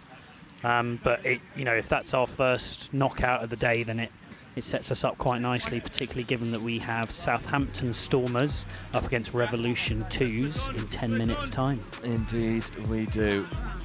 We will be there, and I'm just having a look. Nothing's come through yet for the 2 o'clock games, but there will be semi-finals galore. And then later on, we will finish with the final.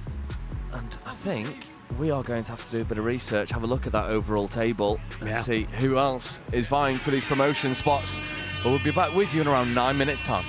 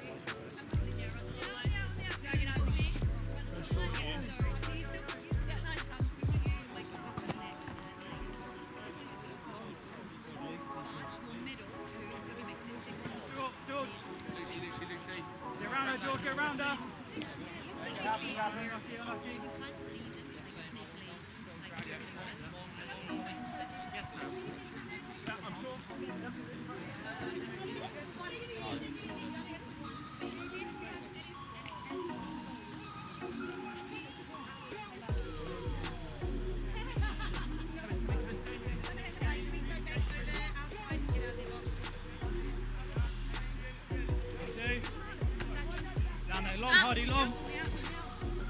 George half, George half.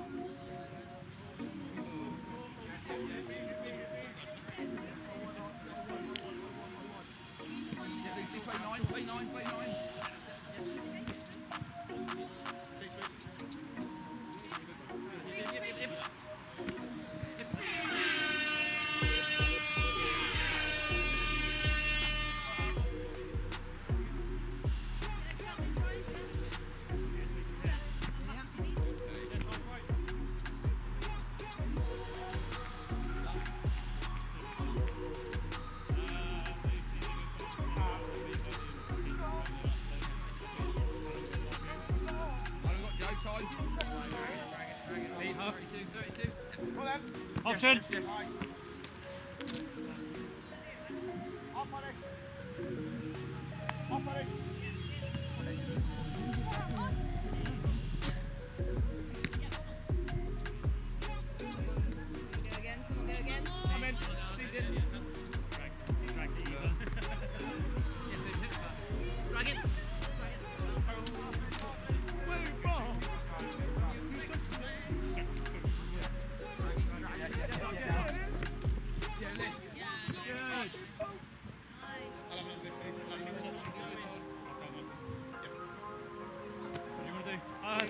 Emily Sweet.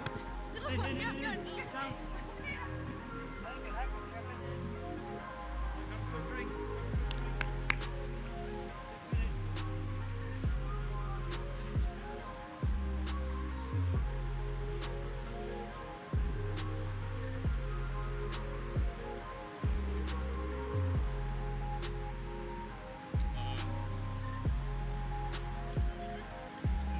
Southampton captain, please.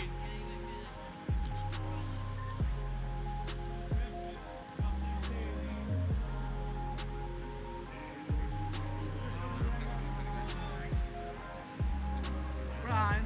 Chuck ball down here to the ball out of the way. Brian.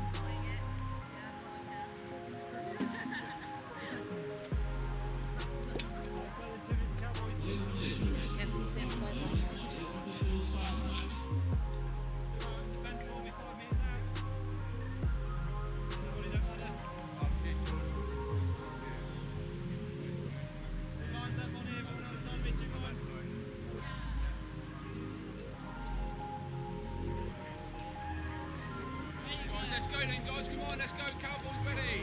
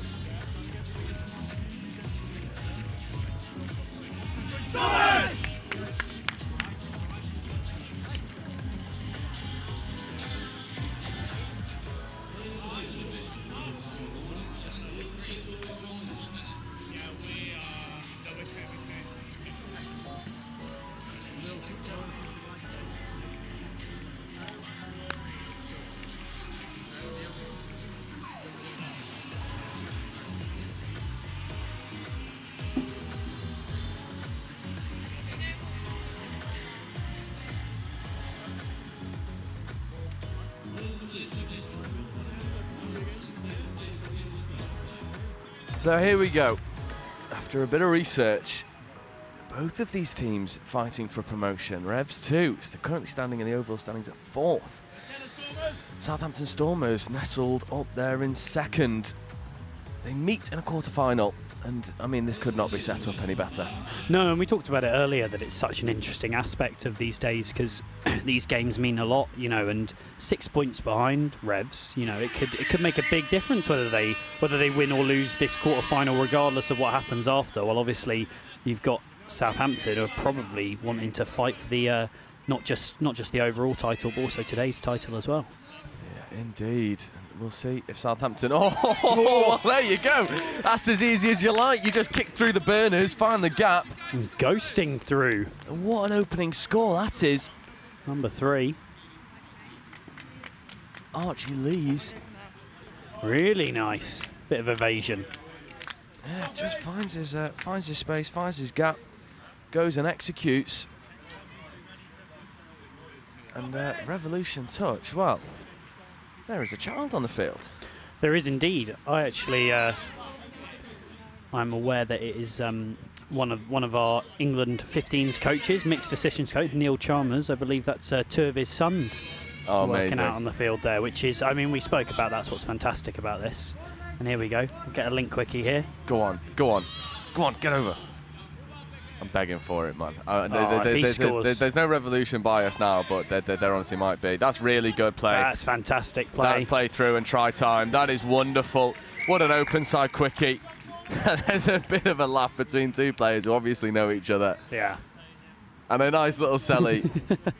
And that's just really nice footwork before the touch, get in behind the toucher, and then get that ball down nice and cleanly. Yeah, and unfortunately, we've not got any numbers for the Revolution too. So number 69, take the hat off to you. Great execution. One person we do have numbers for is the Southampton Stormers, and here is Seb Conahan working with number 33, Thomas Bricknell. This combination was dangerous against Horsham Tigers. Conahan to Bricknell to the try line, and that is a wonderful opening score. And Conahan not happy with the contact on the high 5. Absolutely.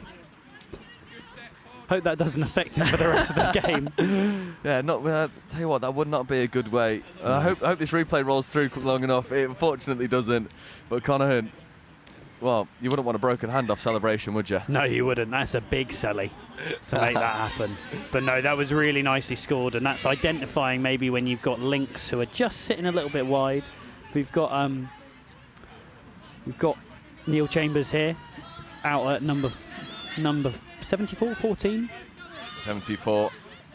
Good wraparound option, released to the link. Oh, unfortunate. Bit of the overhead pass there, but Rev's showing a little bit of something, hopefully, that they can get involved in. Yeah, Revs will look to be going hard. That's a good roll ball here from the Stormers, checking around the back. However, just being called for over the mark there, it looks a little bit, and that's a let up for Revs, as they were starting to get a little bit of a drive on, and now Revs have an opportunity to go make this a level game again. And that's, you know, in these knockout games, it's moments like these that are really important. We need to be taking advantage of them from a Revolution perspective, and they look to do exactly that. It was a bit of an overlap, not taken initially on that far side. They come back over short. A little bit static, not a lot happening at the moment for Revolution. Offside player is called. They want to get on him again. They do very well. Fire up option, but it just gets caught on the floor. And for Revolution, it just never really felt like they got going in that line attack. No, it felt like there was maybe a little bit, we spoke about it earlier today, didn't we, that issues with communication. Ooh. And that's another let up. It looks like, here we go, they'll work to bring the young guns on here. They will indeed.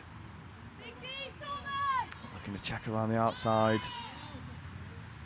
They might look to sub, or they might try and go and get the score themselves. They've taken a couple touches to go and sub. So actually, this explosive young side will not get that many touches to play with. They need to make something happen straight away. That's a good play around. They get on the 32 platform, pick up. They'll have one more touch. This is 5th coming, so they need to be efficient. Not a very good subset, but there's a good quickie. Oh, lovely dummy. In fact, why take 6 touches when you only need 1? Revolution. Absolutely. Stunning. Lulling them into a false sense of security. I think that was actually the play there. And it's just a huge gap opens up in the field there, as Chris said earlier. Can drive a combine harvester through that. Yes, Chris. And a nice take from the winger as well, because again, we spoke about those pressure situations where you've got to catch a ball to score and all of a sudden you're panicking, and she plucked that out of the air, slammed it into the ground, and now we're at a 2-2 game. We are indeed, and it's starting to look a little bit tasty out here. Both teams vying for the victory. Well, there was an opportunity there for a bit of a passive line from Conahan, not taken. He wants the middle platform. Connahan, Bricknell, back to Connahan. This is dangerous. Bricknell takes it at a standing start, avoids a few. That's ball away. That's wonderful. And that's ball to the maybe wing. just needed to hit the link hole there. But I mean, we can see the danger that these two are presenting, and actually, they've won a penalty there, so they're able to go again. I'd like to see as Bricknell and Connahan look a little bit wider to those link hole threats. Yeah, and look for that punish. Fire up option at the back. That's a really good score. Oh, it's a great touch. No, it isn't. It's a wonderful touch from 14. I don't know why I keep looking at the team sheet. There's no numbers on it. Yeah, I just saw you doing that. No, it's nice work there. Look for the fire up again here. Nope, a link quickie. That's a nice dive. I think the refs might just have a chat. Wave through and try time. There we go. That's what I mean about spreading out those threats across the field, and that's really nice for Steve Lines. Steve getting Lines. over. Lovely, and it's a nice dive. It's well worked, and look, they're all busy thinking about the threats on the inside of the field, and actually, you've got Lines out there at link. Oh yeah, it's ball down. It is indeed. It's a nice stretch out dive. He's really good. So, once again, the Stormers take the lead, and Revolution need to find a bit of impetus. But they've got their, real emphasis on young guns on here. Yeah, definitely. I think as young a gun could possibly be. But how wonderful is it to see? Absolutely. And now they're on the 7, and this is when they can be oh so dangerous. This will be another open side quickie. It is indeed. Step back option. Oh, that's stunning. That's absolutely lovely. Stunning. He has said, see you later to the defence. A real right foot hammer of a step. I'll tell you what, whatever Stormers are throwing at them, Revs are going, all right, sweet, we'll send it right back to you. Yeah, and we'll just get these two young lads on the field with footwork and precision, and they're going to make things happen. But speaking of footwork and precision, here come the Stormers. And you've got Connahan here in 6. Calls from the sub box to get on the 7. They eventually find their way. That's Far wearing 24. There's Connahan. Connahan, open side quickie. Yeah, this is danger. Ball flat to the line. That's a wonderful catch and ground. Really nicely finished there. Let's have a look at this on the replay. But I think, to be honest, options were open all over the park here. Connahan just holding up defences. Yeah, unfortunately, that middle just getting a little bit turned around in the touch, and then all of a sudden, gaps opening up. I reckon dive, link hole, step back, and the wing ball were all on there. Yeah, and you know, for me, that's a marker of a good attacking play. When actually, it's not a case of you've got to pick the right option.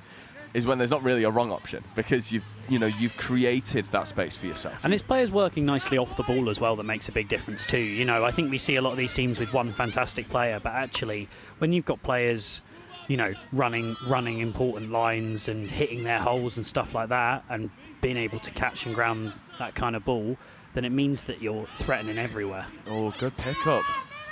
Oh! That was awfully close. It was indeed to taking it back level, but I think Revs might rue that chance, because now Stormers are going to try and get right back up the other end of the field. Oh, Connor does so well to check around. That's a really good dump as well. That's predicting first the touch. Second touch up on the 10-metre line. Connor just dancing his way up the field. And this is looking oh so dangerous. That's a good check away. This is 3, so 4th coming. Don't need to force anything. They've got a bit of a line attack opportunity. This is 4th now. They do indeed. So 5th touch here, looking to go into that 32 channel, or just goes through the gap himself. Maybe a little bit over-eager. Tricky. Yeah, that space could have been there. And now they're working without a touch. The switches might be the aim of the day, or they might just look to kill it over in this near side corner. A couple of wraparounds happening. Good ball to the wing. Good wraparound play option, but goes to ground. And I agree with what you were saying earlier. That 5th coming, it's just an over-eager play. It is indeed, and it's getting limited opportunity, so feeling like I have to force the play, but actually keep running what you've been successfully so far. There we go, here we see it again, the Revs players, because they feel like they need to get a big win in an individual touch. they're trying to work the ball off the line, and you know, putting that coach's hat back on, what I say is touches won over 6 touches, but over the course of 20 or be it 30, 40 minutes, you know, you don't have to win a game by winning every individual touch. No. Sometimes it's just playing your percentages, right? It's just making sure you've got safe ball. It is, and then when the opportunities arise to, you know, use your fancy footwork and to have your moments of magic, you're in the position to do so. Yeah. Because now, with this Stormers team camped down on the line, and Connaughton running in at this link quickie. It's well covered in It the is end for indeed. Revolution. And Connaughton, oh, not passing the ball through his legs. That's a bit of a coach killer. It is a little bit of a sloppy error, and can happen. You know, the sun's come out now, and that muggy heat that we were talking about has been added to with. Here we go, and that's a hard touch.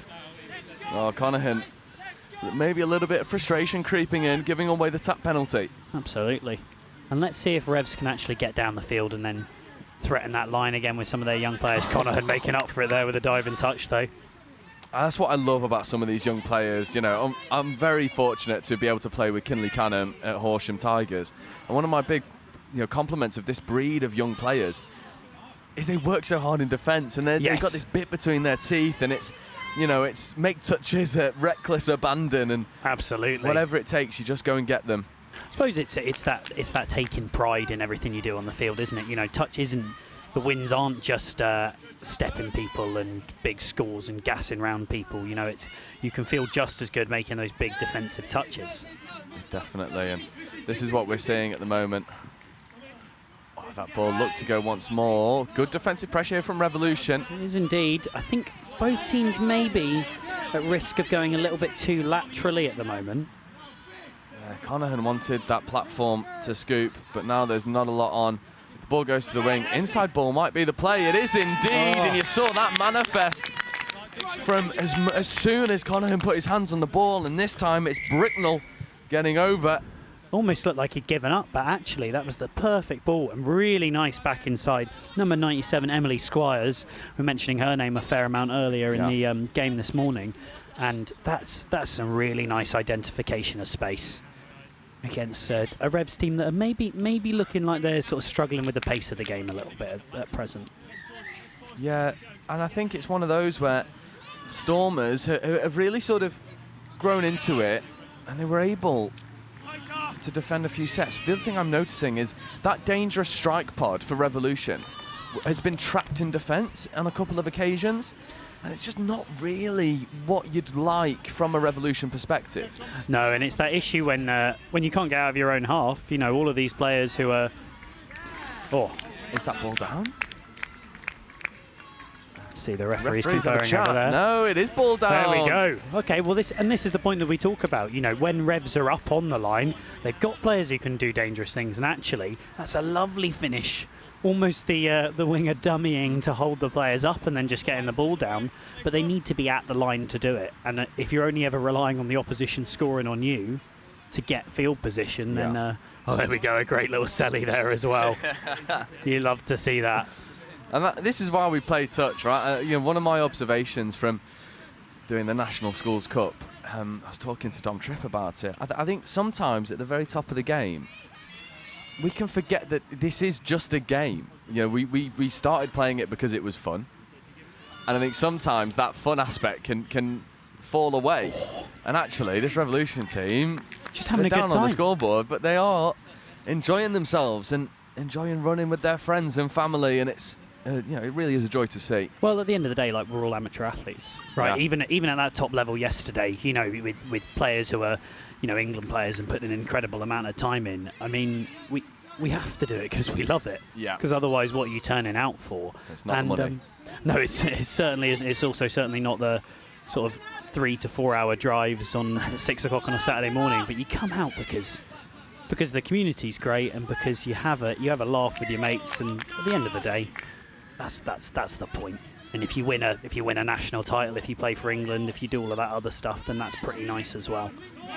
But it is just a good bit of fun at the end. And speaking of fun, that is an incredible... Really nice work from Hodgson there. Oh, Conahan just stepping a couple. Why not? Just a good bit of fun.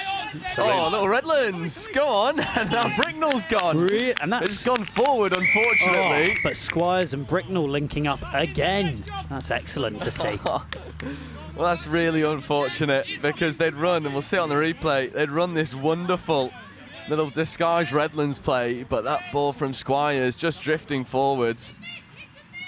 The Redlands play being that little run down the wing, almost, disguised. You think the ball's moving in field, and all of a sudden you've got an absolute speedster like Bricknell running down the wing. That's what did for my London Eagles 2's team in the semi-final yesterday, and you just have to respect it because it's lovely. And also, infamously, that's what secured the South East Sharks their men's open final. The last-minute Redlands play against Taipans. The greatest game never caught on film. It was magnificent. Yeah, I had the very fortunate pleasure of instantly taking one of my breaks when I realised that was on pitch 2 rather than pitch 1. What are the chances? I know, right?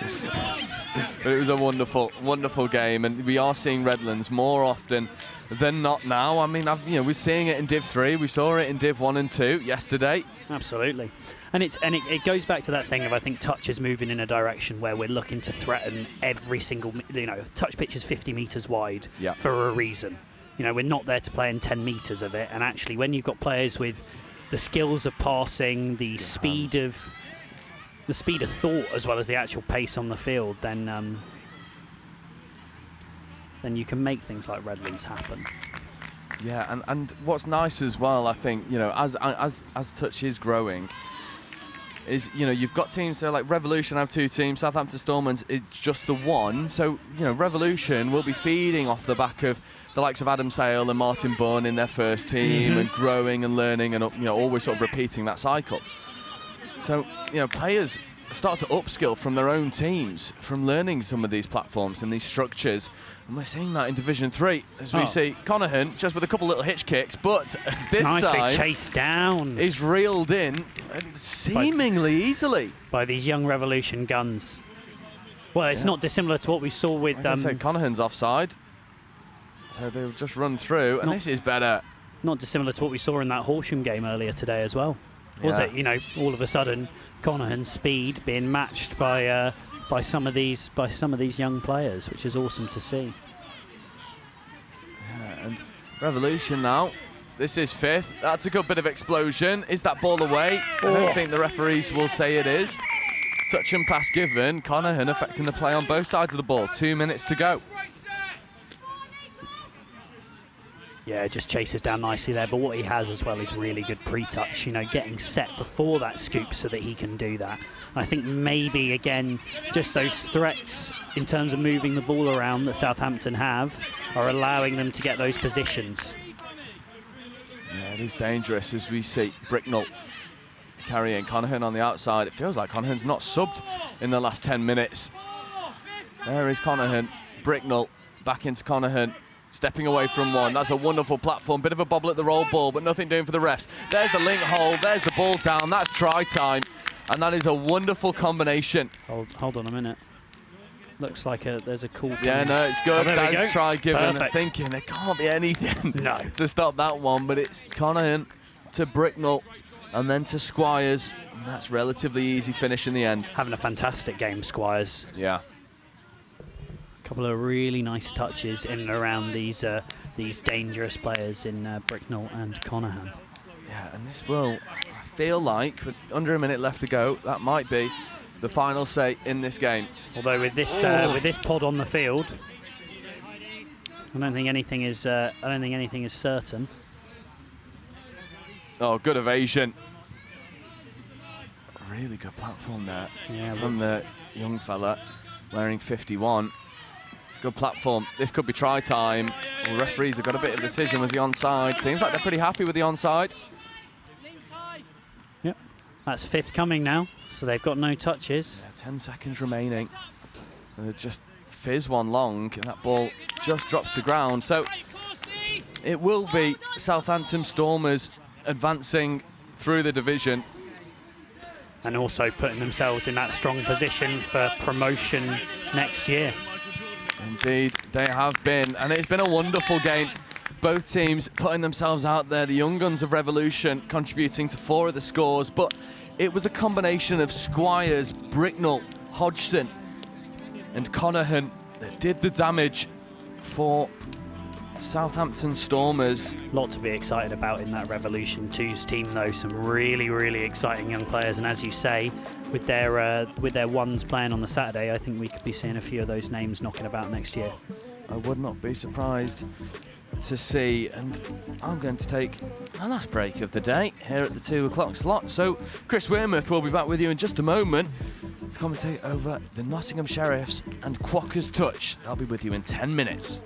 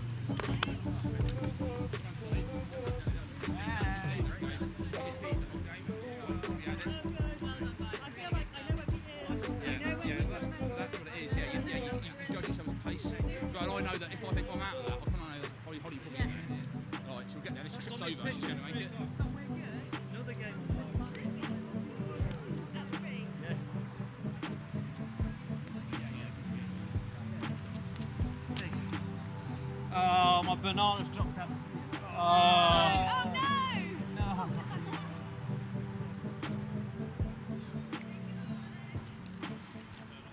Thank you, Raf.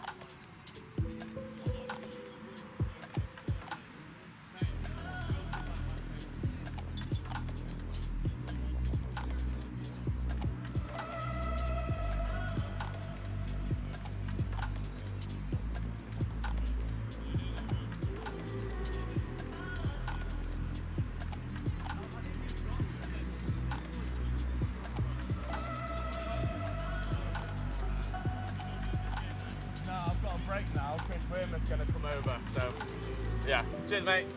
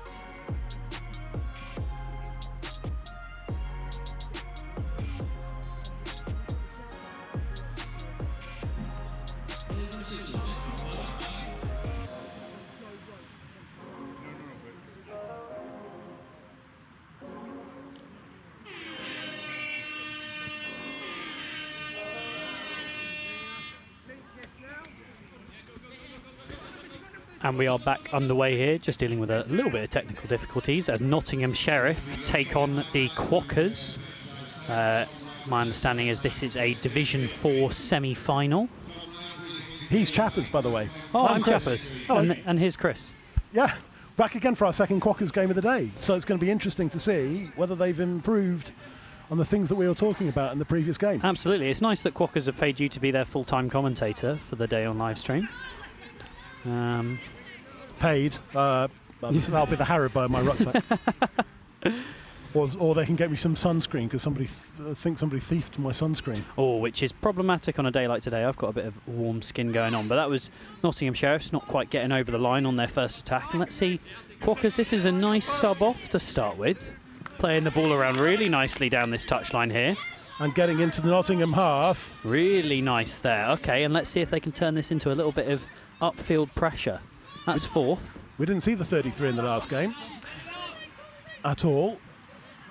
I think there are a couple of players certainly who are on at the minute who we've not seen, and that's a turnover, 0 touch. Although quite what happened there, I think, what are they giving? I think they're saying that the Quakers player came in and from an offside position to knock that ball down. So that's why we see Nottingham rolling up the field. Getting up to the halfway. Nottingham got 5 teams across Divisions 1, 2, 3 and 4. It's absolute madness. It's incredible the setup that they have out there and the youth that they have coming through those teams. And the university setups as well. Oh yeah, to draw on University of Nottingham, which I believe were pushing to be UTC champions this year, and Nottingham Trent as well, with players like top try scorer Sam Dixon rolling out for them, Alice Summers, another big name in that circuit. And there is a healthy Nottingham flavour elsewhere as well. Phoebe Simon playing for Birmingham, helping Birmingham really take a step up in the University Touch Championships this year. And it looks like Nottingham are just about to score. No, touch comes in. Castra Powells gets the ball off the floor. Thanks, Joe. Joe is just opening up his laptop in time for the opening score. Which looks like it comes through Phoebe Simons there, as previously mentioned, in number 16. It is Phoebe Simon, who is one of the most experienced players in terms of England setup, but passing on the knowledge. And this is the thing that Nottingham have, is they've got this breadth of experience that they can then pass down to give the younger and less experienced players somebody to play around.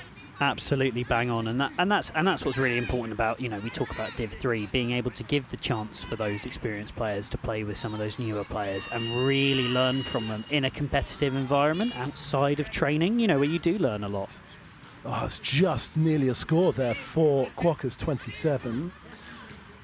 It was Emma Johnston. The ball just died in front. It was a difficult one. It was almost like one of those, with the test match going on, it kind of died in the slips. Yeah, yes. And she could have, if she'd have managed to hold on to it, it would have been a guaranteed score for Quakers to tie things up. But nice to see them threatening, and here we go now with a little bit of pressure. They have field position, and keep an eye out for number 38 on the field here, ball in hand now. That is Harry Dean, who was causing a lot of problems for defences earlier on today. Yeah, and so is the 7, who's got his hands on the ball, Hugh Walford's. The pair of them, Dean and Walford, were, when they were on, Quakers threatened a massive amount. But already we've seen a fair amount of improvement from the last game we watched them. We have indeed. They seem a little bit more... oh, here we go. Nice step back. They seem a little bit more composed, and I think as we roll through the game, we'll see if that pays off. I have a feeling this could, particularly as semi-finals should be quite tight. Big ball over the top there. Is that given? Yes, it is indeed. Number 9. Great catch there by Layla Hassan on this near side, and we said that that pair cause havoc, and that's exactly what's just happened. And they've split open. Well, I'm going to say split open, but they've gone over the top of the Nottingham defence. Gone over the top, yeah. Hurdled the Nottingham defence there, and that takes us to 1-1. That ball soared like off the bat of Joss Butler. It did indeed. And here come Nottingham. Score is tied. rolling forward nicely here, getting to the line. And the try scorer Phoebe Simon gets the ball off the floor to Castra Powles. Simon dictating where she wants the play to go. Castra breaks right. Phoebe Simon over to the... Oh, that's magnificent. That is, if you have watched much touch involving Phoebe Simon, then you will have seen that time and time and time again. Absolutely, whether it's Midlands women or England women or on the UTC circuit for Birmingham, just that it looks like she has so much time on the ball, and there we go, commanding exactly what she wants, doesn't see the sweeper, so instead gliding through, and this is a great take and finish as well from the winger number 36, which is Emma Adams. Really nice to get the ball down, and let's see if Quakers can respond here. Yeah, Kelly Wood just came in on the link. There's almost like a double defender on the link, and it just left that space open for the try, but a great finish. As Chapper says, in that far side for Nottingham, they hit the front once again, but Quakers, all the action so far has been down the left-hand side of the pitch as we watch it. Here they go. Oh, just not quite getting over to the try scorer on the wing here. Yeah, Shona Brown was in the middle there, asking questions. But already Quakers have put themselves into position to score a couple. And that's nice sprinting there, number 79, Will Logan, who we saw score a hat-trick in the first game of the day this morning, if I'm not mistaken. Just putting the afterburners on there. And I think we can see the Quakers botch here, saying it exactly right. They need to cover across the field, because what Nottingham are doing nicely, and this will be because of the experience setup that they have, they're threatening the whole width of the pitch. Yeah, they just looked like they were heading on a 3-cycle. Exactly. Very nicely used. Yeah, it's one of those things I'm going to remember. But the danger players for Quakers. Here we go, Harry Dean on the ball. Getting the ball in his hand. Oh, and that's a great dive. Getting the ball out nice and cleanly. And the try given by Mags. And it's her last National Touch Series event today before she moves to Poland and will establish the Polish Touch Association. That's fantastic. I mean, not that Mags is leaving, because she's been a real feature of the touch circuit for the last while, but more touch across Europe is only going to be a good thing, particularly, you know, looking at all of the teams that are... We've got a Ukrainian team, a boys 18s Ukrainian team going to Limerick, which is absolutely fantastic. First time they have ever been part of an international touch event at any sort of age group or level, and we want to see the game growing like more. So that's really an awesome thing that Mags is going to do. And also, well, there's something just to add to that, as we see Nottingham just build. It's just the ball hits the deck this time. No try, but there was a lot of pressure coming from Nottingham, and it's not. I know there's a lot of Ukrainian refugees and expats living in the Republic of Ireland, but the team is coming from the Ukraine. Yeah, no, I understand that to be the case. Yeah, which is fantastic. We've got a team from Lebanon joining as well as the Cayman Islands, China, you know, and your sort of regular European teams too. I mean, it's the biggest tournament of its kind ever. England Touch sending, I think, 10 teams out, which is just 11. Fantastic. 11, is it 11? 11? Fantastic. It's 11 boys, male, female, and mixed in the 15s, 18s, and 20s, plus an England boys lines and an England mixed 15s. Of course. Wow. I mean, that's it's going to be an awesome showing out in Limerick. It's as you say, a great university and a great setup for what will be a great tournament. And there's going to be quite a few of those players knocking around in here who will be. I know Phoebe is an assistant coach of the girls 18s. Nottingham working the ball nicely through there and earning the 6 more. They just play with such a nice width across the field, don't they? It makes them so threatening.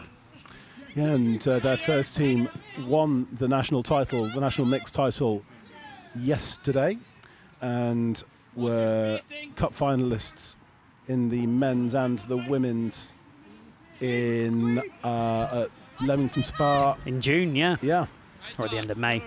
Yeah, no, they've just got depth and breadth across all formats, and you know, it comes from, as we say, the links to universities, the great youth setup, the work Chris Simon and co have done in the past. Oh, that's a great dive. Number 48, Hobbo. Fantastic. Over 60 and diving like LeBron. Oh my goodness! I mean, that's That's magnificent. Just Look hit- at this change of direction. That is one for the highlights reel. I was for about Hobbo. to say exactly the same thing. What this does to that's super slow-mo as There's well. there's a still of him in midair there that could go up on a wall in a sort of Nottingham sports centre. I suspect it probably will. Oh.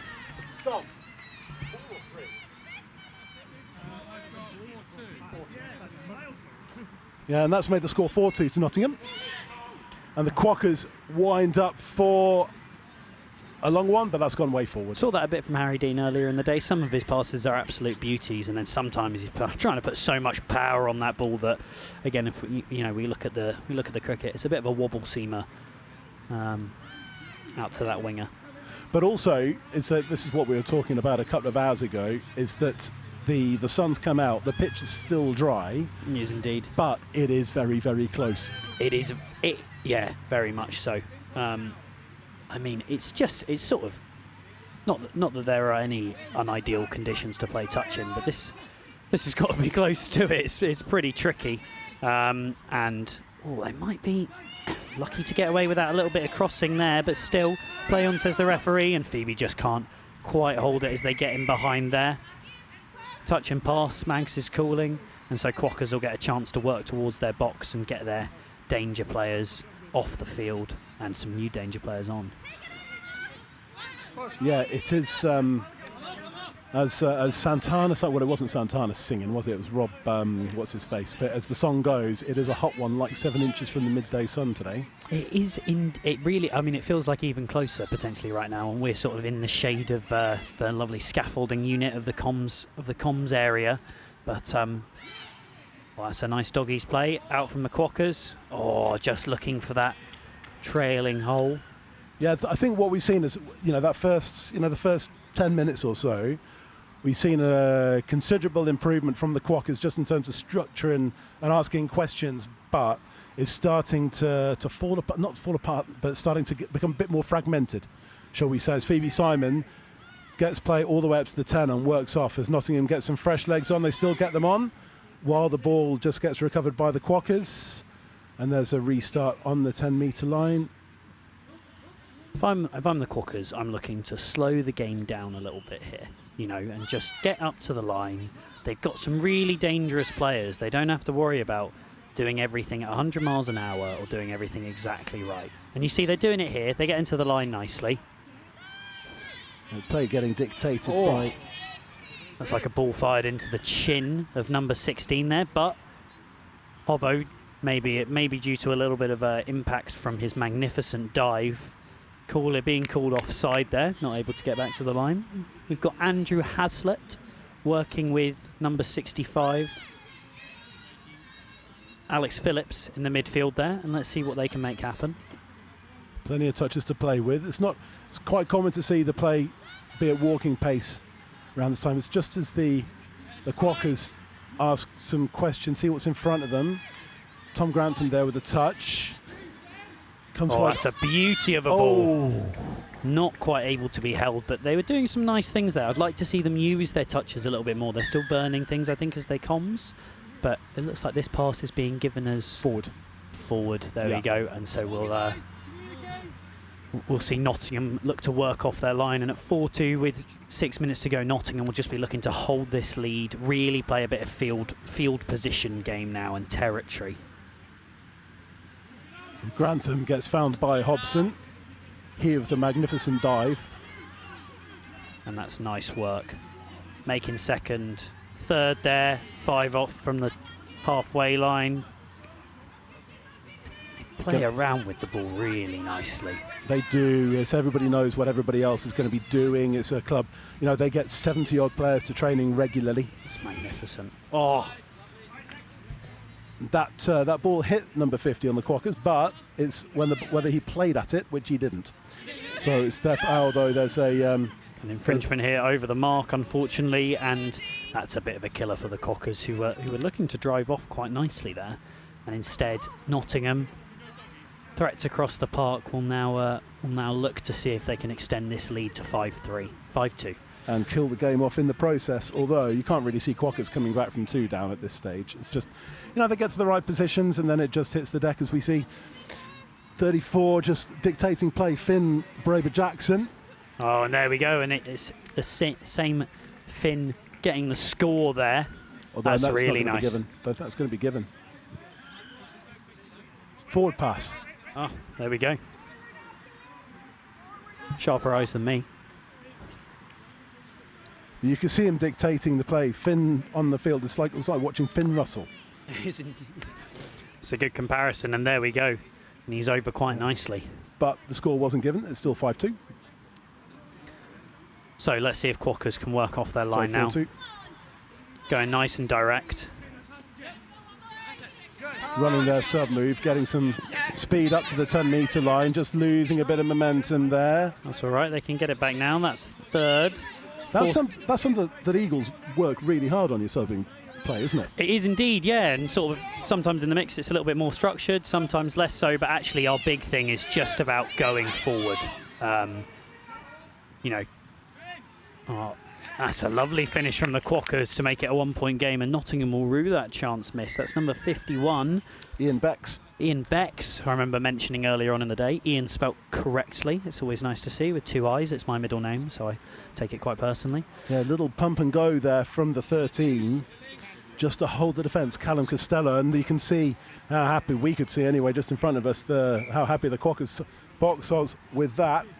Now you've got Harry Dean on the field to try and defend and maybe get that score back the other way if they can hold this Nottingham team out. But we see Phoebe Simon on the field and Will Logan putting on the afterburners. That's really well defended there, though. Should have gone that pass, really. You know, you had the winger, the defending winger a bit in, and that left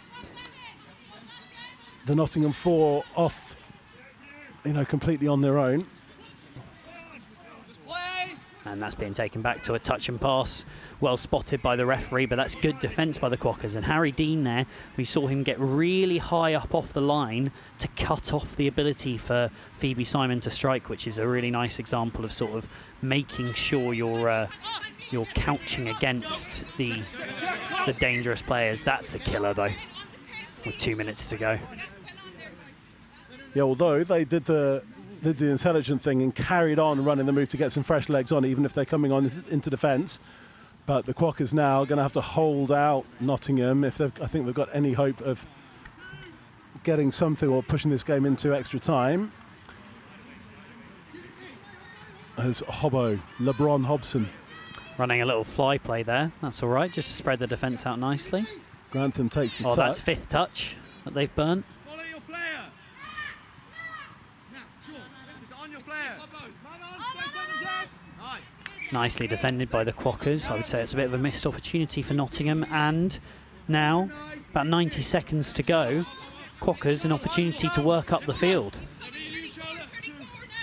Just need to keep their error count to the absolute 0. And that's exactly what's happening. It's direct, it's deliberate.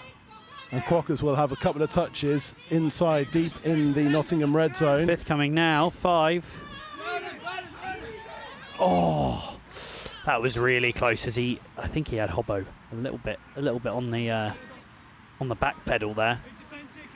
Just needed to maybe hold the ball a little bit longer and assess his options. But let's see if they can get a turnover here, put the pressure on, stay down this end of the field, and then there might be enough time left. It's penalty given for offside in midfield there. That's going to make things tricky. Nottingham, you can see the players sprinting off in the background. Hobson takes the touch. That's nice work there. And Nottingham up to the Quakers half. Number 22, Adam Boardman, been really impressed with sort of composure on the ball, actually. It's been nice, deft little touches about working the ball wide. There we go, we see it again. There's no rush, they're 1 ahead. A little bit game management, you might call it here, if your coach was shouting at you. Short line from Boardman. Oh, that's well defended. Number 4, out from the Quakers. Kelly Wood, really nicely read. And now the Quakers have got to go the full length of the field, I think, if they're going to get a score in here. Unofficial time, but actually it's absolutely spot on the box, and this is the last touch. That is that. Nottingham Arrows win against the Quakers, but brief summary, because we've got a little bit longer until the next game. Quakers, discuss. Yeah, I think there's a lot to be happy with in that game. I think they pushed the Sheriffs really close, and I think of maybe a few of those frantic errors that they made earlier on in the day didn't quite happen down in line attack. Their defensive pressure, maybe not quite as much as it was, and that might just be tiredness showing over the course of the day. This is game 5 for them, which is a big ask in this heat. But no, I think as a team that are new, probably quite a few players who don't play a huge amount of, if we were to call it, conventionally structured touch. You know, we want to see teams coming in and doing something maybe a little bit different, and hopefully we see them and their lovely kit back more often. Yes, their charcoal and fuchsia camouflage. They were, I've been very impressed by them over the course of the day in particular, and they pushed Nottingham all the way. I think it's definitely not, Nottingham will definitely know that they've been in an absolute contest there. Speaking of contest, we'll have another one on the half hour. Yes, absolutely. Let's just preview that game very quickly. Should be one of our semi-finals. I understand it to be Southampton Stormers. I think should be playing against potentially Wigan or Bedford. We'll find out which ones they are. And well, Southampton Stormers, putting your southeast hat on for a minute. Yes, that's a club that's come a long way in a short time. It has indeed. They're a really excellent team. We played against them a lot in the men's competition as well, playing for the London Eagles 2s team. And they've got some real players, some really exciting stuff going on. And you're right, going from strength to strength to strength.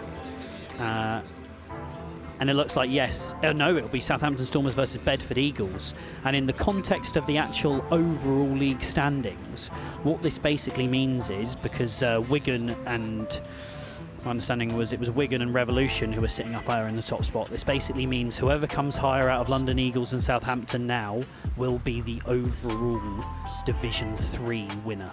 Yeah, although it's showing we've got London Eagles against Liverpool Otters 2 on the field 1. Let's have a quick. Oh, it's at 3:30. You're absolutely right. I'm previewing the 3 o'clock game. Just really thinking ahead. The 2:30 game, I believe, is Division 4, which is indeed London Eagles 4s versus Liverpool Otters 2, and that is the semi-final of Division 4. So there we go. I was getting ahead of myself. Yeah, just a little bit. I think, and just briefly, so we hear the hoots you're hearing in the background as if there's extra time. There is on field 2 at the minute. London Eagles, well known for bringing 3-4 teams into the mixed NTS. Liverpool Otters, though, this is the first year they brought 2, which is fantastic, and that's what you want to see as well. We talk about the importance of having these extra teams to give newer players a chance to not only learn on the field of these experiences, but to be part of NTSs and being around these NTSs. I mean, I was here yesterday, I camped overnight, we were playing cricket and rounders with people from all other teams. As I think I've mentioned, the Chester Cheetahs silent disco that everybody was invited to, and what everybody had to listen to regardless of whether they wanted to or not. I've still got a bee in my bonnet. It's such a fantastic environment to be a part of, and the more players we can get involved in that, the better. And also from that part of the world, Colby, who've come into the National Touch Series for the first time as well this year. Yes, absolutely. I mean, it's great. Every single time you look at the sort of the pools and stuff like that, you're seeing new names, that are popping out, and you're going, oh wow, brilliant. That all of these little spots of the country that were missing touch, it's now going to fill in such that, ideally you find yourself in any town or city in the UK looking for a little bit of touch on a weeknight and actually can rock up to a club and play. Well, that game taps off at the bottom of the hour, so just over 5 minutes away. Chappers is sticking around for that. Joe will be coming back on. I wonder how he's feeling. He's just been playing for Horsham. I don't know how they got on. We'll find out how they got on from the horse's mouth, so to speak. Absolutely. If he's in a bad mood, then probably not great. But I'll see what I can do to cheer him up. Unless they've just finished on field 2. That might just be why he's not here. That Here he is comes. indeed them, and if I'm not mistaken, that was a drop-off that was just won by Surrey. Don't know. Oh no, he's got a big smile on his face. Is that a smile or a grimace? We'll find out. Anyway, Joe's going to be with you in just a minute. Chappers isn't going anywhere. London Eagles 4 against Liverpool Otters 2, coming up in a couple of minutes' time.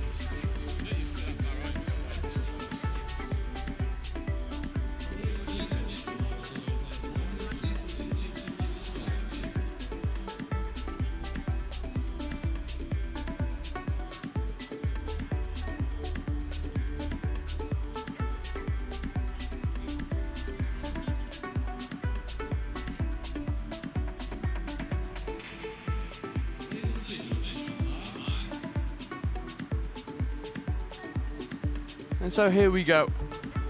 Thank you very much to Chris Wearmouth for giving me a bit of a break, although I'm not sure how happy I am having to run around in the sun at my break.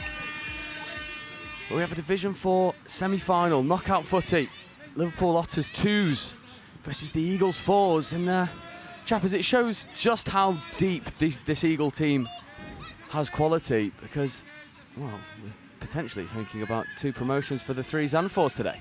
Yeah, I mean, it's a pretty exciting idea. I was just saying to you off the old microphone about how being able to get our 4s team out for the first time this year is fantastic. And yeah, we've got, you know, some really experienced players here, as well as some pretty exciting new ones.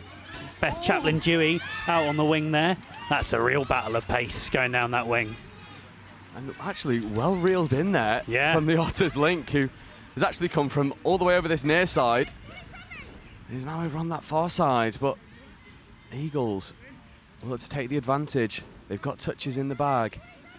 Into their line attack, open side quickie. Ball to the link is on. They don't need it because that's try time.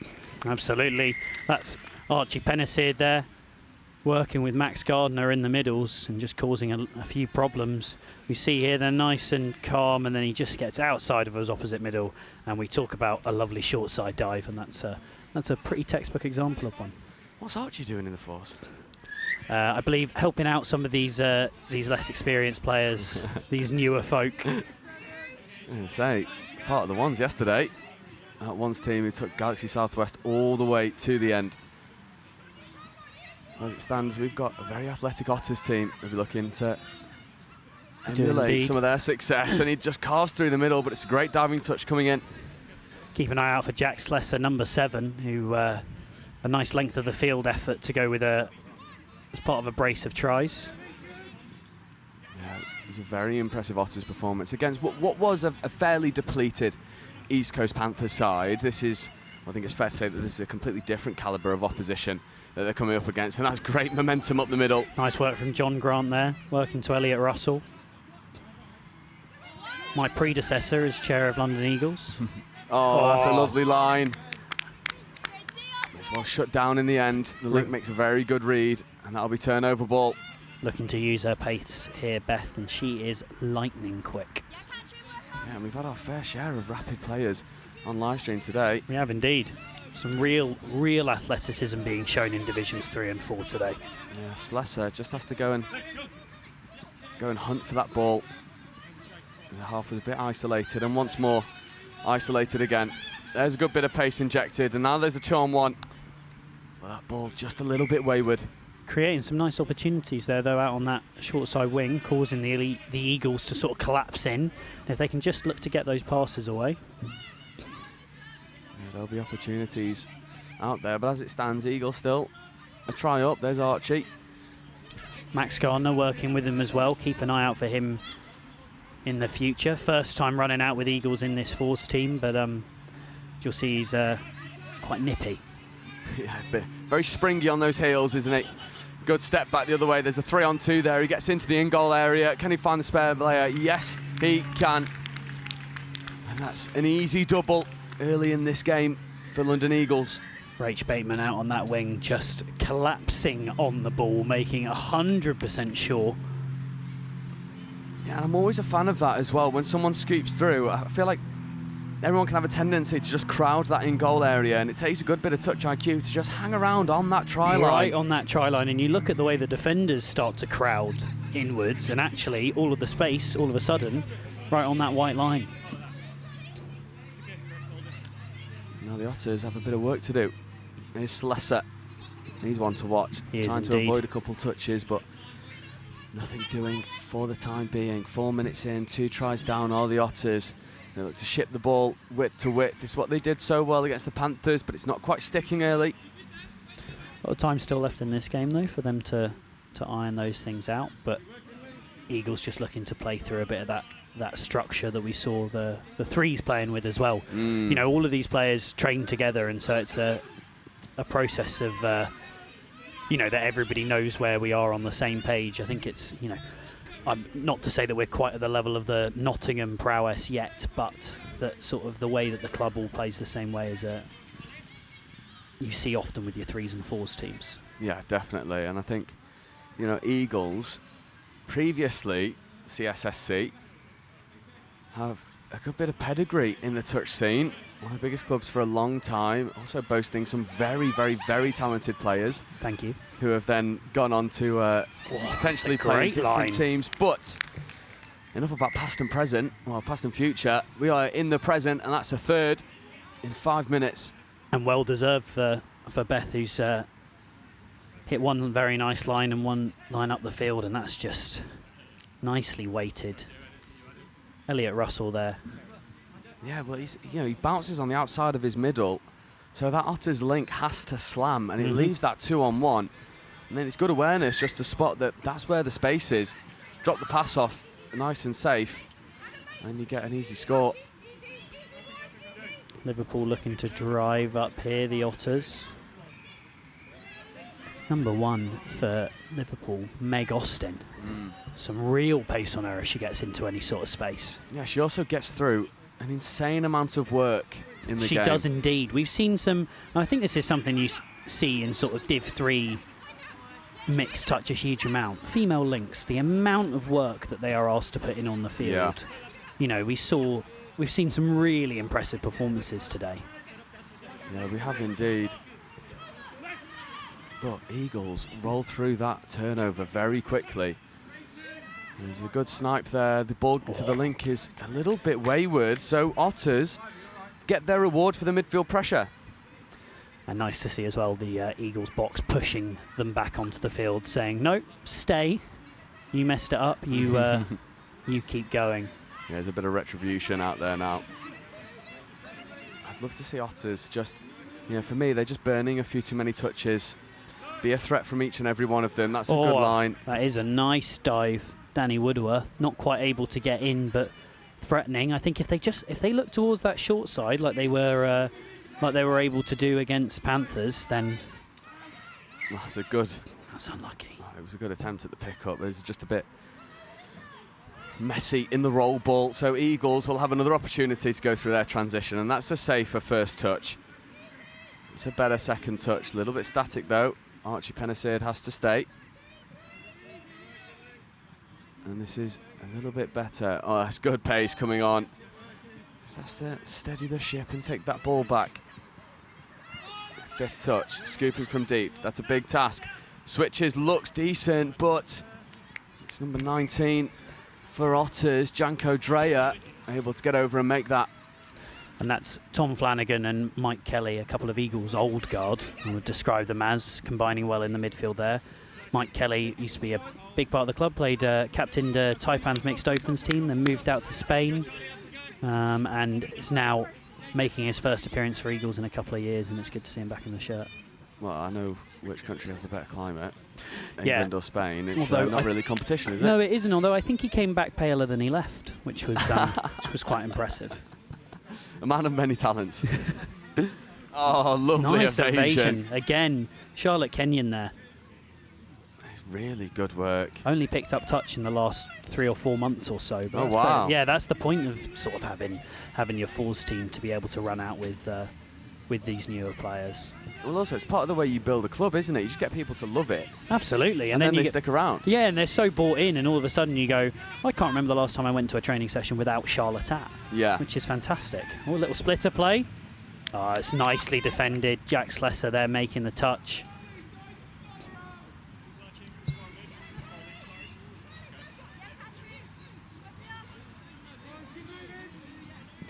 Creating some space out on this near side, Otters. They just need to look to run into it. Yeah, I think that's one of the things with Otters. It's all a bit lateral initially, and then they straighten. I'd love to see that get flipped on its head a little bit. Absolutely that. Straighten and then look laterally, because this is nice. There we go. They straighten there. Oh, I think the refs were happy. Yeah, and they just finally made the touch there. That was nice play from the Otters in a very small area of the pitch. A couple of metres of width. Oh, nice option. And looks to just go around the outside, but there is a cover defender. Pop back on the inside. Just drops a little bit short, going for the hero play, but turns over the ball. I can imagine a fine incoming for Charlie there for that. Charlie. You do fines at Eagles, yeah? We do.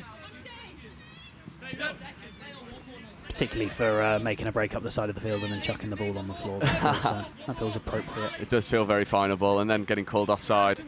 Indeed. No, not his best 15 seconds, but they'll be looking to rectify as the Otters find a bit more momentum. Oh, the wing has subbed. Oh, but it doesn't matter. Oh, that's fantastic. But it's going to be forward, and unfortunately the wing had subbed. There was loads of space out here on this left-hand edge, but that subset coming at a really unfortunate time for the Otters. It did indeed, because that was a really nice line through the middle there. Nice meters from Beth Chaplin-Dewey. And now there's an opportunity just to put a bit of pace on and take the yards up the middle. There's Archie Pennicid doing exactly that. Here is Pennicid, couple steps, trying to get round the outside, avoiding touches.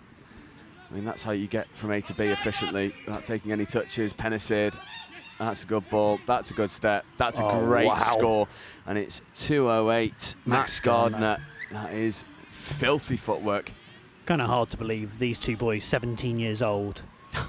Yeah, I know.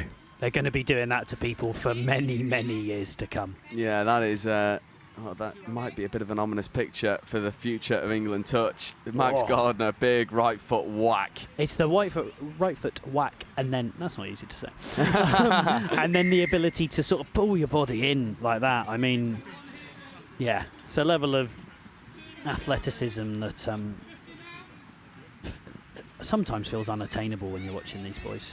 Yeah, well, my knees hurt just watching them. Yeah. And that shows, you know, the pressure. And I do say right foot whack because it is a whack on the floor. You can hear it from here. Oh, absolutely. Oh, that's a nice ball. A nice identification of space, just doesn't quite go to hand. Yeah, Slesser trying to make things happen in the midfield. And I'm just using some observation, looking round. I'm going to leave a bit of commentary up to you for a moment whilst I check this schedule, because there's two teams warming up. Or it looks like possibly a little injury there. Charlie Foreman making his debut for Eagles. I think he might have actually copped a shot to a potentially sensitive area. That hurts. That does indeed. No, as nice as it is to be one of those 17-year-olds with a big step, they did arrive here yesterday and turned to me and went, "So, how do you think we should get home?" And I went, "Oh no. What do you mean you haven't planned that?" And they went, "No, we just we got to train up here, but are there like trains home tomorrow?" Which is, you know, so yeah. And sometimes I am thankful to be a functioning adult. Yeah, and also speaking from, well, I know this. A lot of it is rail replacement bus. Is it? Down to London. So, good luck. Yeah. Oh, great. Oh, that's nice. That's a nice pickup from number 19. He's looking dangerous out there for the Otters. Janko Dreyer. I think we're just looking in preparation for this next game. I believe it is Southampton Stormers against Bedford Eagles. That's a semi-final after Bedford Eagles beat Wigan in the quarter-final. The implications of that are basically now the Division 3 title is resting entirely upon who finishes higher out of Eagles and Southampton Stormers. It is indeed, and both semi-finals will be going on at the same time at 3 o'clock. And it does make for very interesting reading because London Eagles 3s are playing the Nomads, and that's not going to be an easy task. It will not be with the two Phoenixes. The two Phoenixes, the Hall sisters, and Theo Edwards knocking about as well. And Charlie. Oh, that's that's so terrible of me. What? Oh, I know exactly who you're talking about as well. I think it is quite hot here. Joe and I have a bit of a brain fade in the commentary box. You'll have to forgive us. I mean, we'll know their names when they step onto the field in the next game at we'll see at them. 3 o'clock. We'll see them. We'll know exactly who they are. In fact, I'm going to take advantage and just have a bit of a gander. Perfect as Eagles make some nice meters up here. Just guilty a little bit of overrunning that mark and sort of remove Charlie Samble. Charlie Samble. Wasn't he electric in that? Yeah, game this morning. Honestly, I know I've been singing his praises all weekend, but just go back and watch the Cambridge Hornets game on live stream, and look at the way he dives in between the mid-link hole off a Matt Maynard long ball like a salmon. Receives the ball in flight, and then manages to dot it down before he hits the end of the goal area. It is stunning athleticism. And he comes running over to in front of me in the commentary box as we see Slesser stick on some wheels and then just go full length. He did it before, he's done it again. That's and tell you what, that's not just pace, that's some real stepping and athleticism as well. He's probably going to suffer for that for the rest of the game, but that was brilliant. That's an amazing job. Look at where he starts here. Just weaving, beating one. It's just a slalom. And then, proper reaching dive by John Grant, and yet nowhere near him. Thank you very much. That is a great finish from Slesser. That's a good surname. Got a nice sound to it. It's not quite Badger though, is it? It's not quite Badger. Oh, hold on a minute. Bill Badger.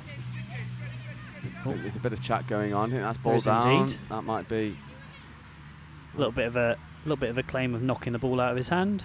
Oh, a really nice bit of honesty from the Liverpool player there, and that we're just going to call that a touch. Yeah, I think rightfully so. Absolutely. Looking for the 32 platform. There's the short wraparound play is on. They go back over to that short side. That's ball down, unfortunately. And it is indeed. I mean, loss of control, ball down. Yeah, when the player is splayed out on the floor after it, it's probably a good indicator. Yeah, on the replay, you see that ball unfortunately does just leave the grasp. Charlie Newton not necessarily covering himself in glory today, or at least in this game, but Liverpool working nicely up the field here. And this is once more good momentum from the Otters, and they really have started to straighten up in their transition. That ball goes to the wing, but it's just left behind. But it's better from the Otters. Unfortunately, there's only 3 minutes left to go and 3 tries of the deficit, so it feels like Eagles will be home and dry in this semi-final. And that takes them into a Div 4 final, does it not? It does indeed. Just a few little errors creeping in, though. I think if whoever they are looking to face in the final will maybe see a little bit of promise. Yeah, well, at the moment, I believe it'll be the winner of who plays on pitch 2, which is Chester Cheetahs 3, and I know that they've got Celeste Torino. Oh, and that's and Cambridge Bees. Cambridge Bees, as in B-E-E-S, not the B team. Oh, bit of a tall dive, trying to get Danny in between Archie Pennicid. Danny Woodworth there. No touches now, so they'll look to run on the outside. Oh, that's a nice ball over the top, but it's a good idea. Is indeed. I think they're identifying where the space is really nicely. Liverpool. It's just in the heat, a little bit tired, maybe struggling a little bit to actually then put the ball in that place. Yeah, I wonder if. Oh, wonderful feet, wonderful pace. Max Gardner, length of the field effort there. That feels pretty straightforward there for Gardner. Almost looking at Jack Slesser and saying, well, I see your full length, here's one more. Anything you can do, I can do better. Yeah, from the tap here. Just finds the space, show and go, fixes the middle, coming across. Oh. Contorts his body just enough. Here we go. Let's see if Slesser has any sort of response. Oh, that's quite clearly forward. I think it's just a little bit tired now. And the Otters evading a couple touches are the Eagles. Tom Flanagan rolling up here. Mike Kelly, Adam Robson working in tandem. Speedster Beth Chaplin Dewey out at link.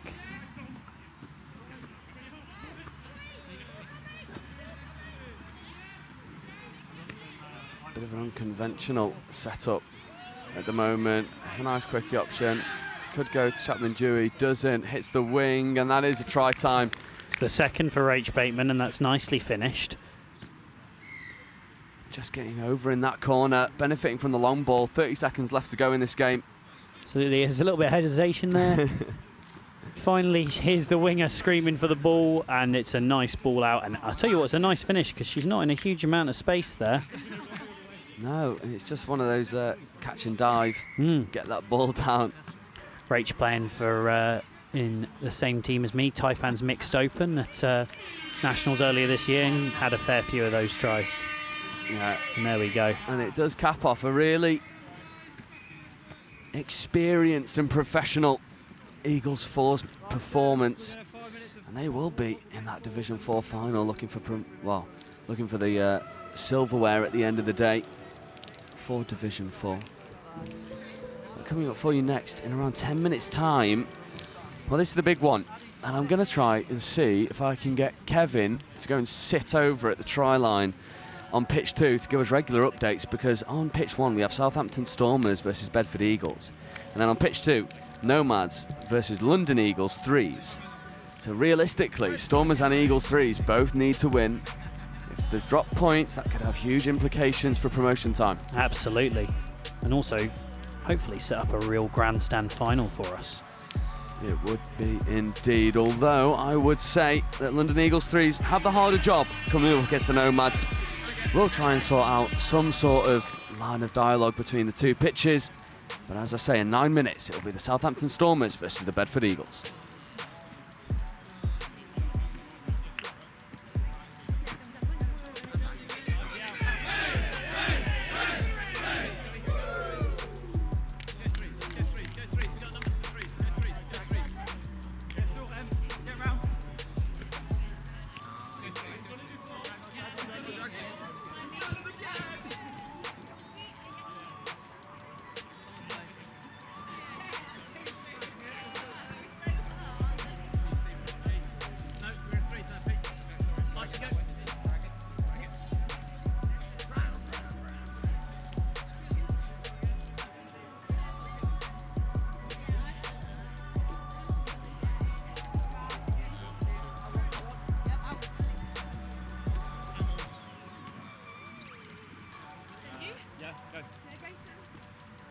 Yes, please, then flat.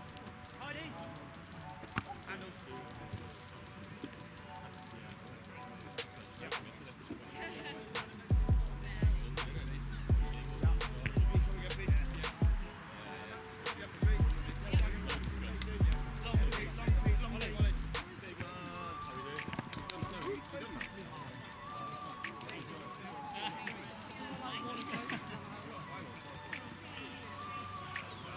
Big up the chat and the energy now, guys.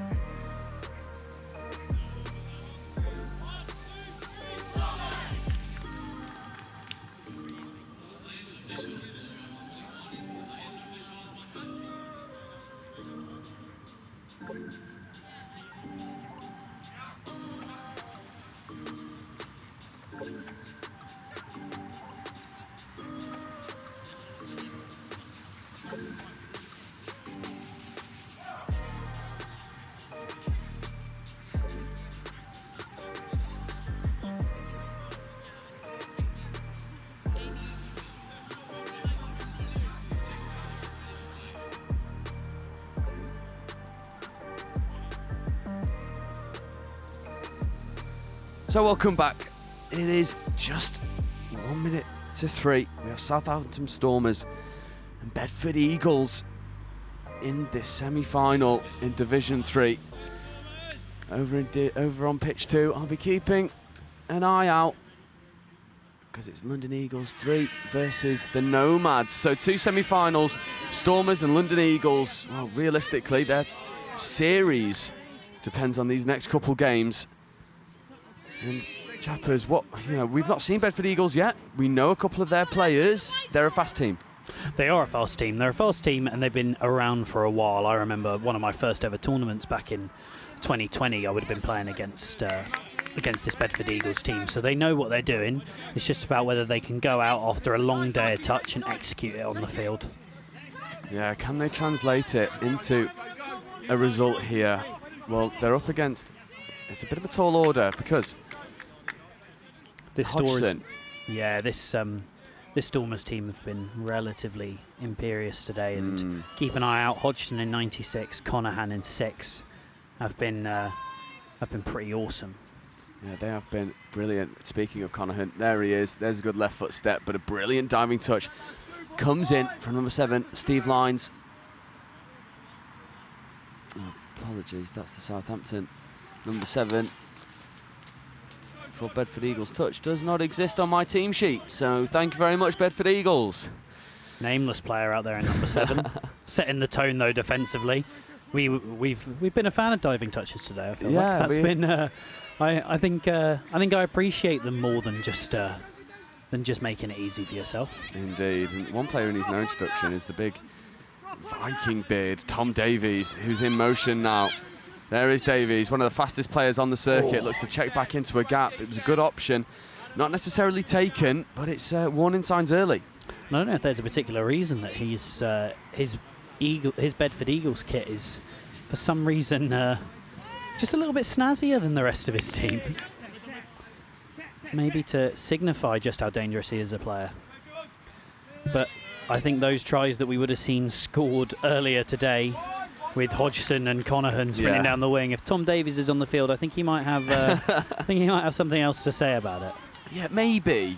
Definitely. Possibly the fastest player I've seen on a touch pitch in terms of straight line speed. Absolutely. But Conahan,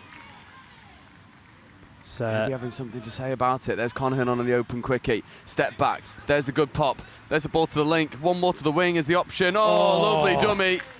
Just a little bit of miscommunication between the wing and the link, because I thought they had that really covered. We've seen that Conahan short side quickie, step back, pass to Bricknell. We've seen that so often.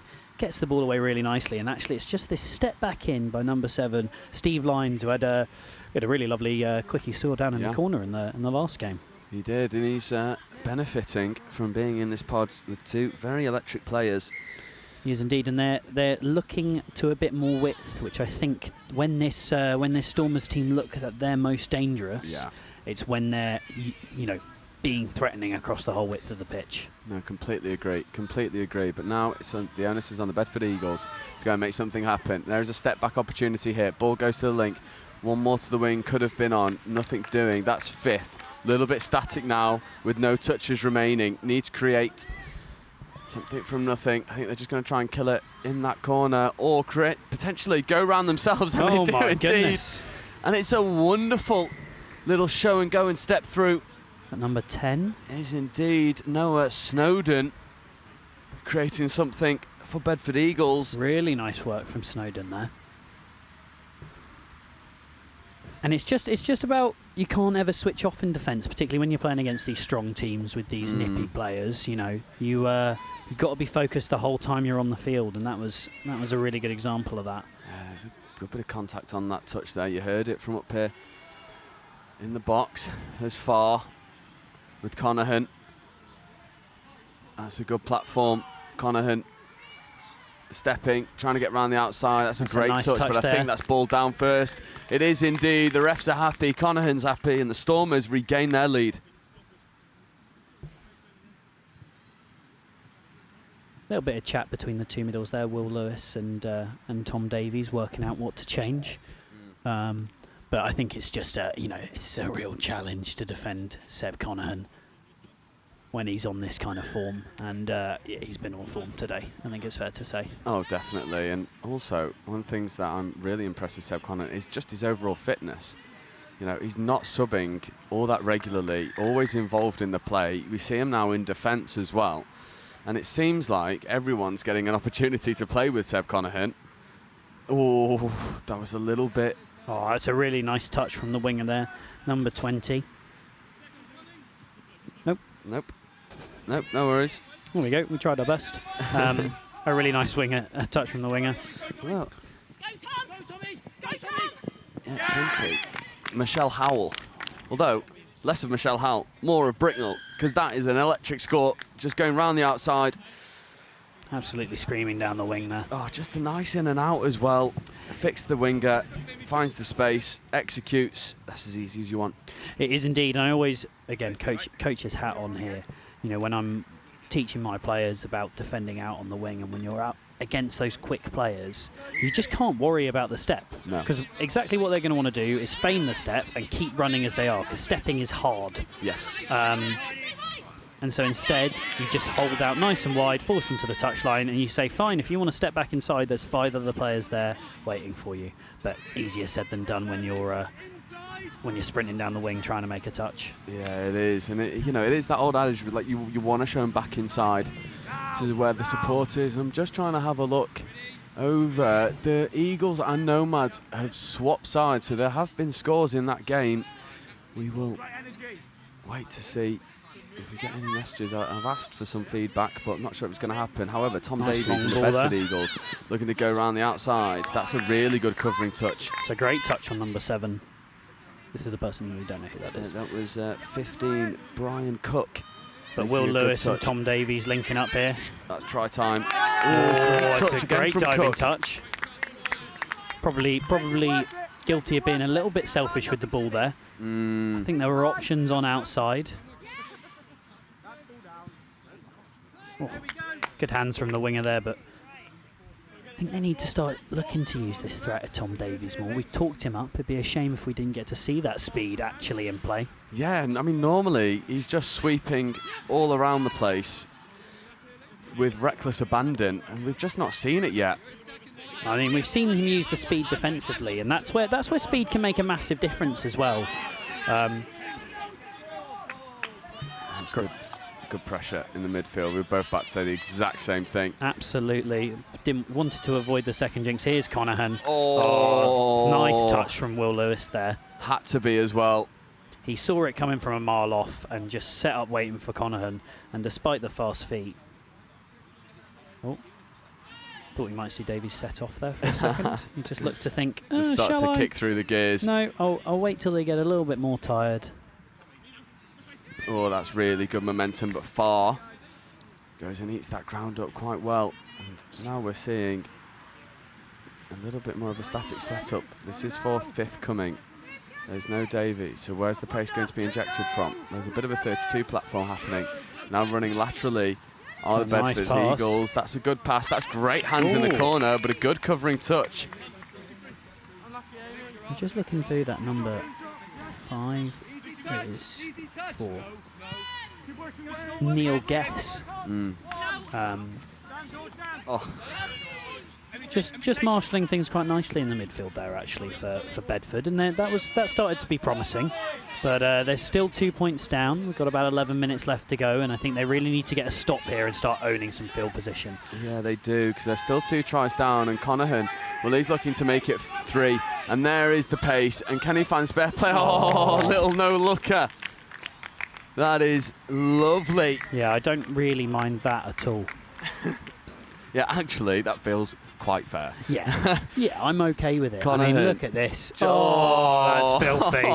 We spoke about somebody, Chris mentioned somebody playing a bit like Finn Russell earlier, but the no-look passes right out of that locker.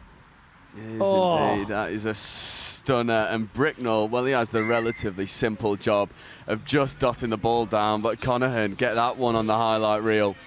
Yeah, I think Lovely. I'd be dining out on that for. Oh, yeah. Yeah.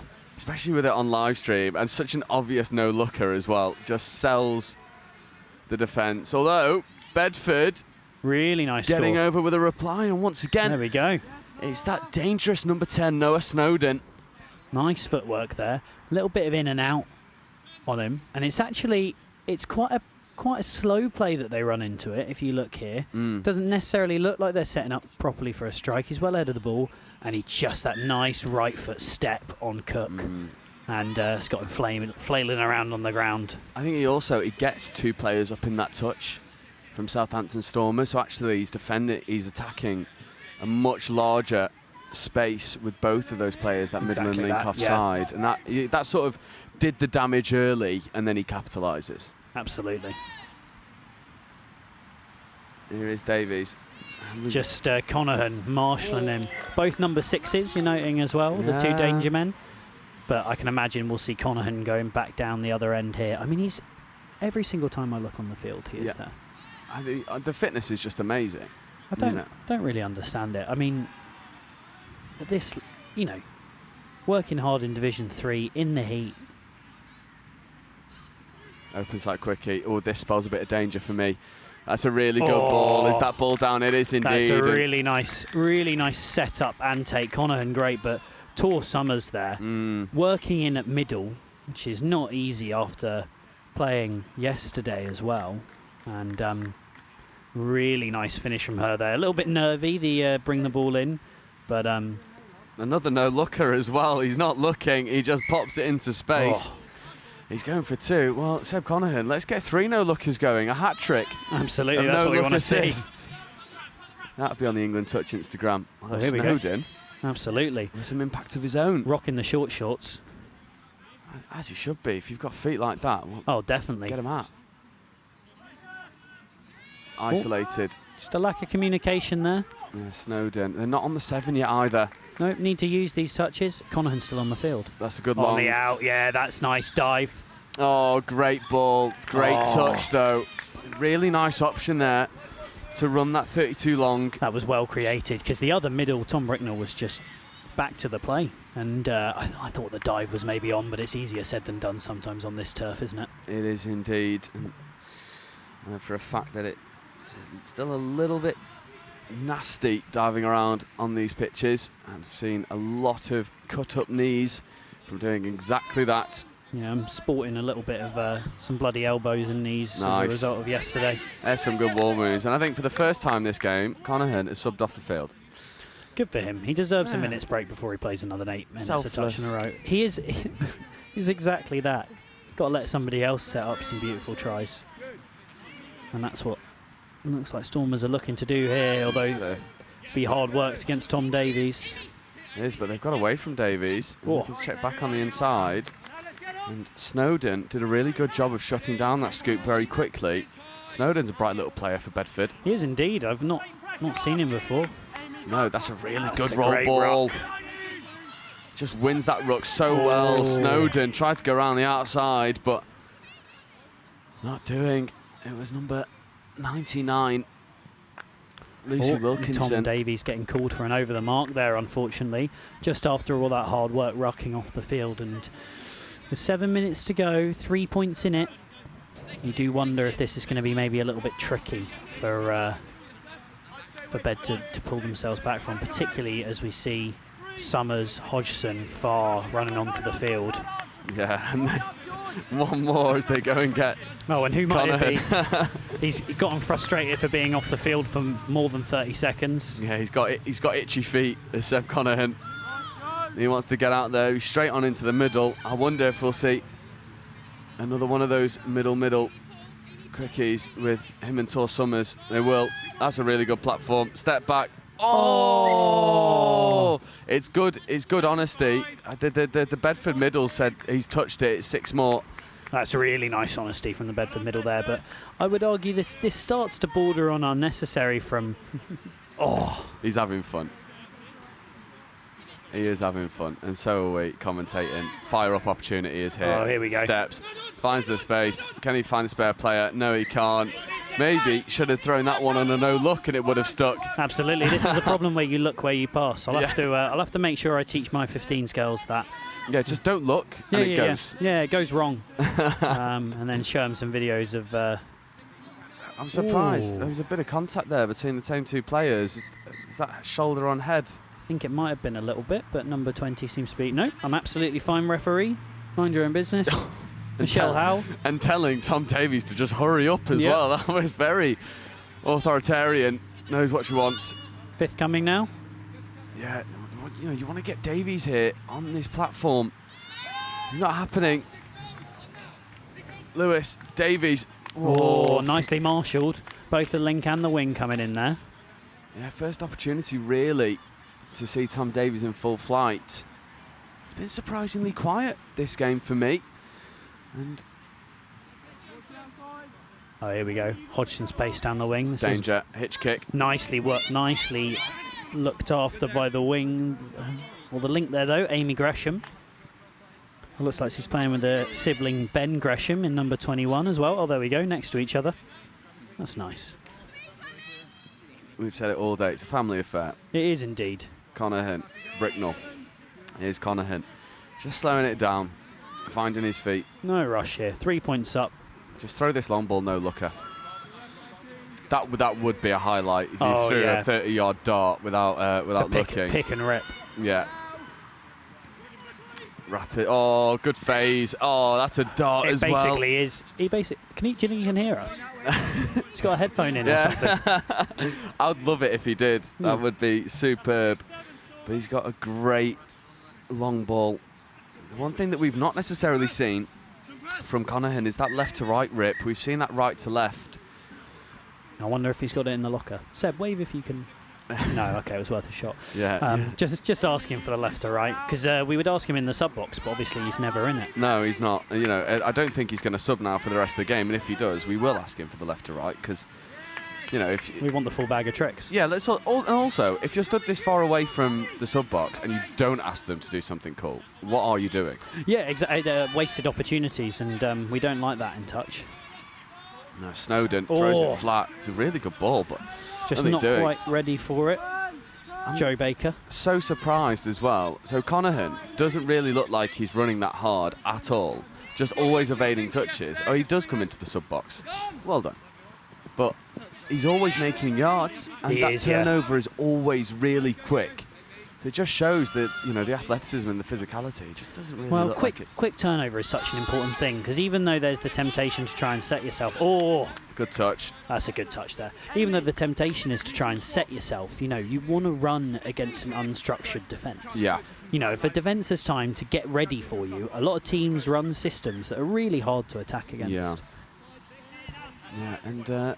there's been more touchdown turnaround on that pitch too. It looks like that's a score from Nomads. Yeah. So I've got no idea of the score, but it's doesn't look, just based purely on that, it doesn't look hugely promising. Yeah, but we'll see. Bedford though, looking to come and create a bit more try scoring opportunities. 2 minutes left to go. It's 5-2 to the Stormers. Just very much coasting through this game now are the Stormers. That's a nice idea. It is, yeah, and if you've got the player running into the space, but it's a tricky one.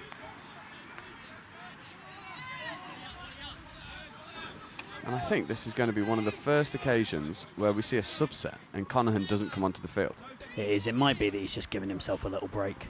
I think in Hodgson... Although you've got Farr, Hodgson and Bricknell. That's not bad, and Tor Summers. Yeah, exactly, to tell them what to do. I mean, it's... I don't think they'll manage. Here we go. Tor will set the platform for Bricknell to scoop here. Offside, no. No, I think he had himself well set. That's a good defensive line there. I'm just having a look over pitch 2. There's a couple bit of line attack going on.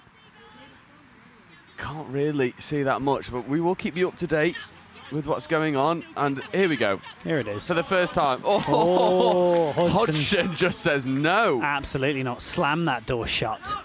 Wow, that was... Nice try, Tom. Yeah. Oh, that could have been intercept opportunity as well. Farr was ball hunting in the midfield. Was indeed, but Bricknell was on hand to shut that down. Yeah, it feels a bit bad, right? I'll make an observation. We've spoken so much about Seb Connaughton, But actually, the work of Bricknell, Farr, and there's Tom Davies doing what Tom Davies does best, carving lines off the ball. That's fantastic. And there's a bit of bit of wrestling in midfield, but it feels like it has a loving tone to it. It definitely does. That was that was one player going, oh, I can't believe you've got me on that switch. Absolutely, that's nice. You like to see that. I agree. I think we've seen a lot of strong teams today with very, very strong individuals. I think you could call Bedford one of those teams. You know, they've got Snowden and Tom Davies, but it's Seb Conahan and his supporting cast. Yeah. You can't do what he does without the people around him. No, absolutely not. And this is, you know, that point of having threats all over the field, and that's why they're going to be playing in this final. And it looks like as well. Yeah. What does the body language look like over there? Now there's a tap penalty, and it seems like the Nomads are going to try and score. Luke Phoenix almost does it. There's a drop off over on pitch 2. There is indeed. Are we? Is there cameramen? Can we get pitch 2 from this angle? I think I've seen them. I think I've seen them point towards pitch 2. Let's have a look. Hold on. We'll be right back with you.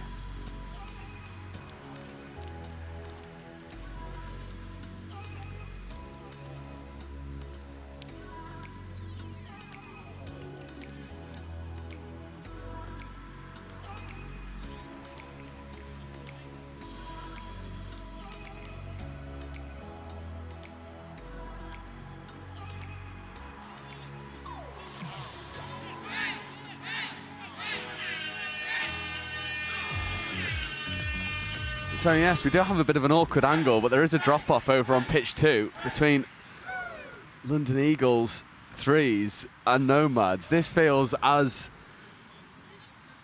make-to-amend as we could possibly get, but it is an important moment because if London Eagles lose, well, that could have huge consequences, and we're battling gazebos, but Aston Brett is trying to find the outside edge. There's another quick one. Is that ball in the corner? Brett looks like happy. It's a score.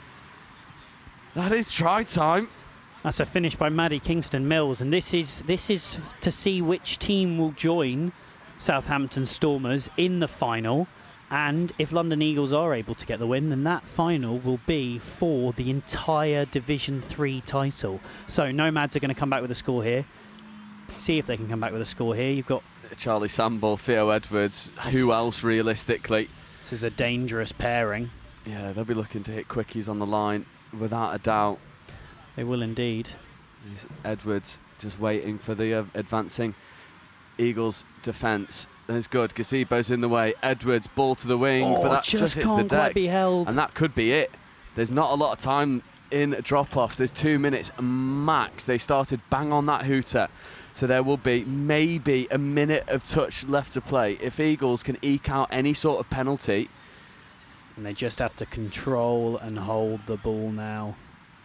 Yeah, or they go down the outside with Lewis Hazeldine. Oh. Theo Edwards, just a bit of a nudge and then an apologetic hand. There we go. Pullers on the ball. Yeah, Bibby pulls. That's good. Oh, okay. So it looks like Nomads will have an opportunity. Eagles just need to slow the game down as much as possible. That was 5 on the pitch. That's not something you often see. It isn't. And where's the other... Oh, there we go. Yeah, but this is no touches now. So no touches remaining. Theo Edwards has to create something from nothing. Gets on the outside, hits the wing. That is not ball down, and that is London Eagles' victory. Cameramen, thank you very much. But it does look like we'll have London Eagles, Southampton Stormers final for the overall division title. And for today's title as well. I mean, that's the grandstand finish we want. The 2 best teams in this division over the 3 weeks, or over the 3 weekends. And I mean, this final is going to mean a huge amount. Eagles pushing through in that drop-off. So you wonder if maybe they've had to work that little bit harder and bodies might be a little bit more tired. Indeed, they might be a little bit more tired. But speaking of finals, we've got one coming up for you now. At 3:30, we have the bowl final of Division 3. It is Nottingham Sheriffs versus Surrey Bisons.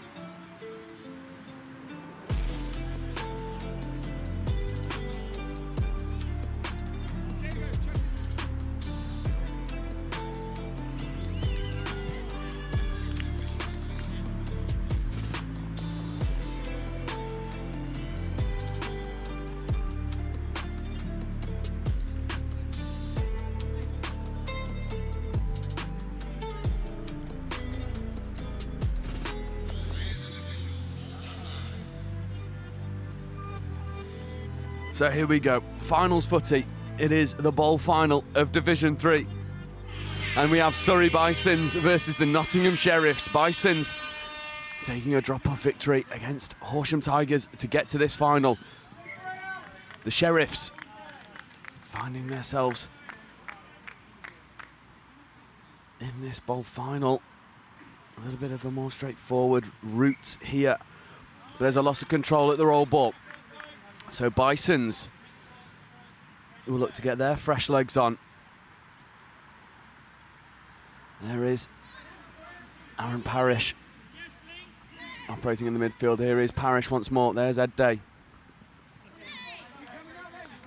Parrish just carrying hard. There is Eric Androuge.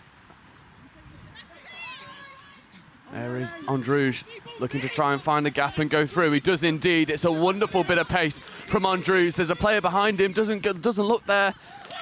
Does eventually find the support. And it looks like number 20, Scott Gray. It is indeed Gray, so it's Androuge to Gray, and that is the opening score in this bowl final. Bisons carving through the Sheriffs. Yeah, the first time of asking. So the Sheriffs now with line attack trying to make something happen. But it's been a fast start for the Bisons. Eric Andrews to Gray. Early scoop, early score. Sheriffs need to reply. Yeah, they do indeed. And Phoebe Simons is the person to do it. Gosh, there we go. Lovely little scoop. A sweep coming round. Gets through the middle. That feels relatively straightforward and exactly what the Sheriffs needed. Attacking that offside defender very well. Yeah, Phoebe's going to be really used to doing that. And what's the opposite of commentator's curse? Commentator's blessing or something like that. So they need to reply. Phoebe's going to do it, and then she does, strolling in really nicely. And here we say... I'll tell you what it is called. It's called being good at your job. Oh, there we go. I'll take that, actually. I quite like that. And earning the penalty there off referee Will Gaines for a little foot in the ruck, and this gives Surrey a real chance. Yeah, it's Aaron Parrish and Ed Day operating in this midfield with number 8, Katie Harmon. Here is Ed Day, Parrish in at half. Day, Parrish, back to Day. This is danger, diving at the line, that's ball down. He's lost some control. And that's what we've talked about all day, isn't it? This floor is grippy, and Ed loves a slide dive out there. And actually, just needs to take a little bit more time and just pop that ball down over the line instead. But I think he'll have a few more opportunities in these 20 minutes. Yeah, but it's a good warning shot, isn't it? From the Bisons. They've got over once through Eric Androuge scooping through and finding space, and then Ed Day threatening from a quite static setup, just losing control before the line. So the Sheriffs have a bit of problem solving. They have the ability, but now it's about getting down the other end. It looks like Bisons are playing with a male winger on that far side as well. They are indeed. It's a specialist winger. That's a good little pop. It's gone forward, unfortunately. Tell you what, that's nicely chased down by the number 5 for Surrey Bisons, which is Freya Solomon.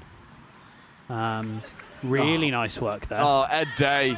Ed Day. It's an easy foot race, and he's just going to go and pop the ball down. He's not going to make any errors getting it over the line this time. Yep. Why would you do it with a dive when you could? There's the replay of the try that went begging earlier, and he knows instantly, but decides, well, actually, I'm just going to burn down the wing and create an opportunity for themselves. And a little blow with a kiss. Thank you very much, Ed Day. We appreciate that a lot. And now Nottingham with Phoebe working in the midfields alongside Castra Powles.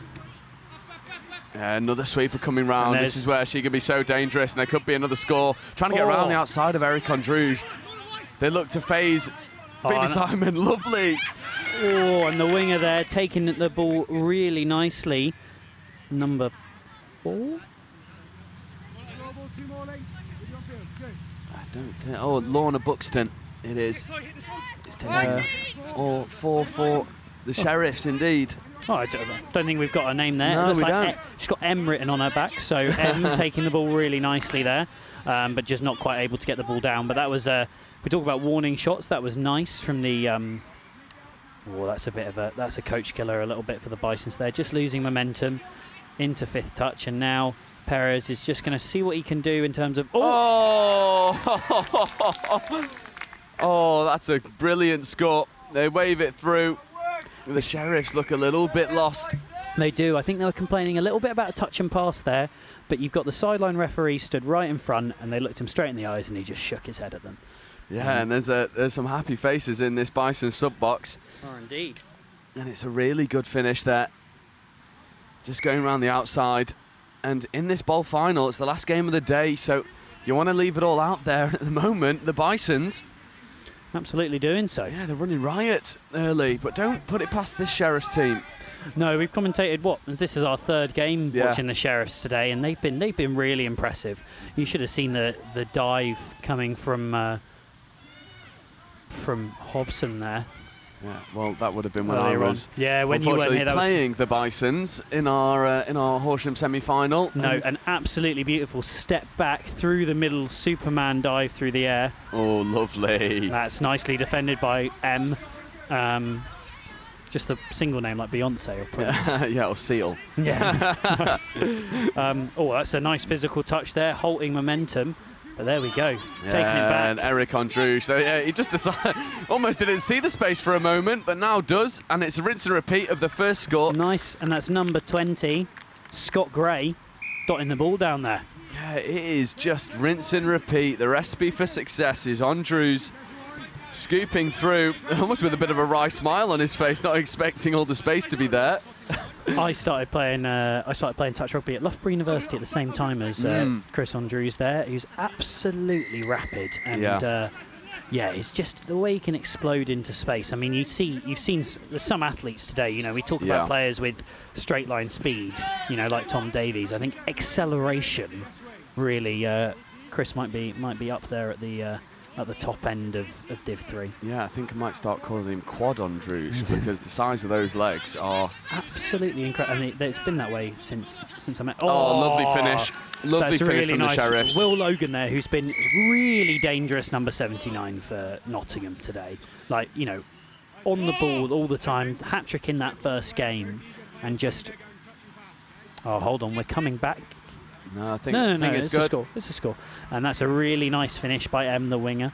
Yeah, I'm going to say that M is Emma Adams on the Sheriff's team sheet. Down as number 36, potentially number 4. I'm going to call that until I see a number 36 for I think that's the a Sheriffs. safe bet. Emma Adams working really nicely out on this wing here. Yeah, I think so. And I did get a message from Chris Simon yesterday saying thank you very much for you know, all the shouts out for the Nottingham connection. He appreciated it. It's no worries at all, Chris. I'm sure he'll be watching this, going and celebrating rather than being here. Told me he's got a little bit of FOMO, but it's your responsibility to get these team sheets correct, Chris. We're not quite there yet. As the Sheriffs run the wraparound, it's on. That was really nice. That was so nearly through that middle hole. And Phoebe just not quite able to reach out, but it's Powell there. Just not able to get that ball down. But yeah, no, Chris has got some work to do on his admin, and that's all right. It's a process for all of us, I feel. Sorry, Bison's flooding on here. Oh, that could have been off the mark, but Andrews doesn't mind. Throws a lovely long ball. Oh, hands. Really nice, and that's that specialist winger out there, number 23. We've not got a 23. Also, we've not got a 23, and we've not got a score. Bit calling the pass forward, if I'm not mistaken. Indeed. But you know, we're going to see it on the replay here. Well, that's off the mark there. The first touch is off the mark. Ollie out on the far wing out there. Yeah. Cool. We are. Well, I'll tell you what. That is sports journalism to the max. It reminds me of that clip of the basketball journalists where they're asking if someone's going to play, and he just turns around and asks them. Well, we just ask Ed Day. There we go. What's your far winger called? Dan. Well done. Take the hat off. Daniel Marwaha might be the player out there who very nearly screamed down that far touchline if it wasn't for the forward pass. Yeah, great name as well. I tell you Yes, what. indeed. We've had some belters today. I think my vote goes still to Bill Badger. Bill Badger, yeah. Bill Badger's top tier. Oh, trying to go through the gap. Will Logan saying absolutely not, no thank you. Yeah, that was a good effort. It was indeed. It's a bit of disdain on his face, if I'm honest. Which I don't always hate seeing. I don't mind when players lock in a little bit, but here's Ed Day on the field to try and make something happen. He'll Aaron get a scoop in Parrish. here. Dumping well, Ed Day. Ooh, that's a good touch. Well set on the line. Ed Day might feel a little bit hard done by. Could have been a little bit short of that 7. Doesn't matter in the end. And I think just lacking a little bit of that momentum in their setup. That means it's a bit too easy for the defence to just sort of to get back on side exactly to that 7, you know, whereas if you're already a little bit all over the place, maybe they've gotten in behind you, so you're having to get back 8 or 9 metres. But here's the here fly we go. play. Really nicely defended, though, by this winger. And that's 5th. So no touches remaining. I think they might try and take this platform. That's good hands to the wing. Well, out to the link, and then coming back around. That one's gone forward, so that'll be easy turnover in the end. And we're still a 3-score game now. Surrey over Nottingham Sheriffs. Yeah, which I suppose really does just show how well fought the semi-final was between Bisons and Horsham Tigers, because that went to drop-off. And what we're seeing at the moment is the Sheriffs are being a little bit sort of blown out the water Just to an by the extent. pace of Andrews, that'll be touch and pass, unfortunately, because it's almost a wonderful finish from that winger. Number 4. Little Birdie told me that in that drop-off, a certain player threw a long ball to absolutely nowhere. I don't know where you've heard that from. Yeah, no. No, propaganda at its best, I think. There's a reason why I commentate, that's all I'll say. There's a reason why I commentate. Although in the game earlier, I did score 2 and assist another 2, so there we go. that's not too bad. I've set you up for that. That's my fault, actually. I apologise to all the listeners for allowing that to happen. It's a good job I'm not on live stream. And my job is to add colour to what we see here. There we go, and this is again Nottingham. I think it's that we spoke about it earlier in the day. When you're chasing a game, you try and force stuff on every single touch. Oh, that's good. Oh, that's really good. Unfortunately, for Simon, Andrews just comes flying round to shut the door, but she'd evaded too relatively easily. She had indeed, making it look easy out there. But yeah, I think that's that situation where you feel like you have to win the game in every single touch. Every single touch has to be a step or run through for a score. And in fact, I think what Nottingham have done so well today in the games that we've seen is ground teams down. Yeah. Because they all know what they're doing, and they're running this really nice structure that allows them to play off it. It's efficient. It is efficient, and actually, now that they're chasing a game, and it's the third time we've seen them chasing the game today, actually that's where they're starting to struggle maybe a little bit with maintaining that. Yeah, and 7 minutes left, 3 tries in it. You know, it's not insurmountable by any means. No, absolutely. But it does feel like there's just an area of the Nottingham transition that's causing them a bit of harm in terms of their ability to then go and strike down the other end. Absolutely. It's something about the way they come in on 4th. They're coming into 4th here. They're not up to the halfway yet, and then it's just a bit of a slow roll into 5th. And what they're letting Surrey do is send up a player. Oh, that's 6 more. That's good honesty from the number. Just trying to work out who that far link is. Raphael Baby.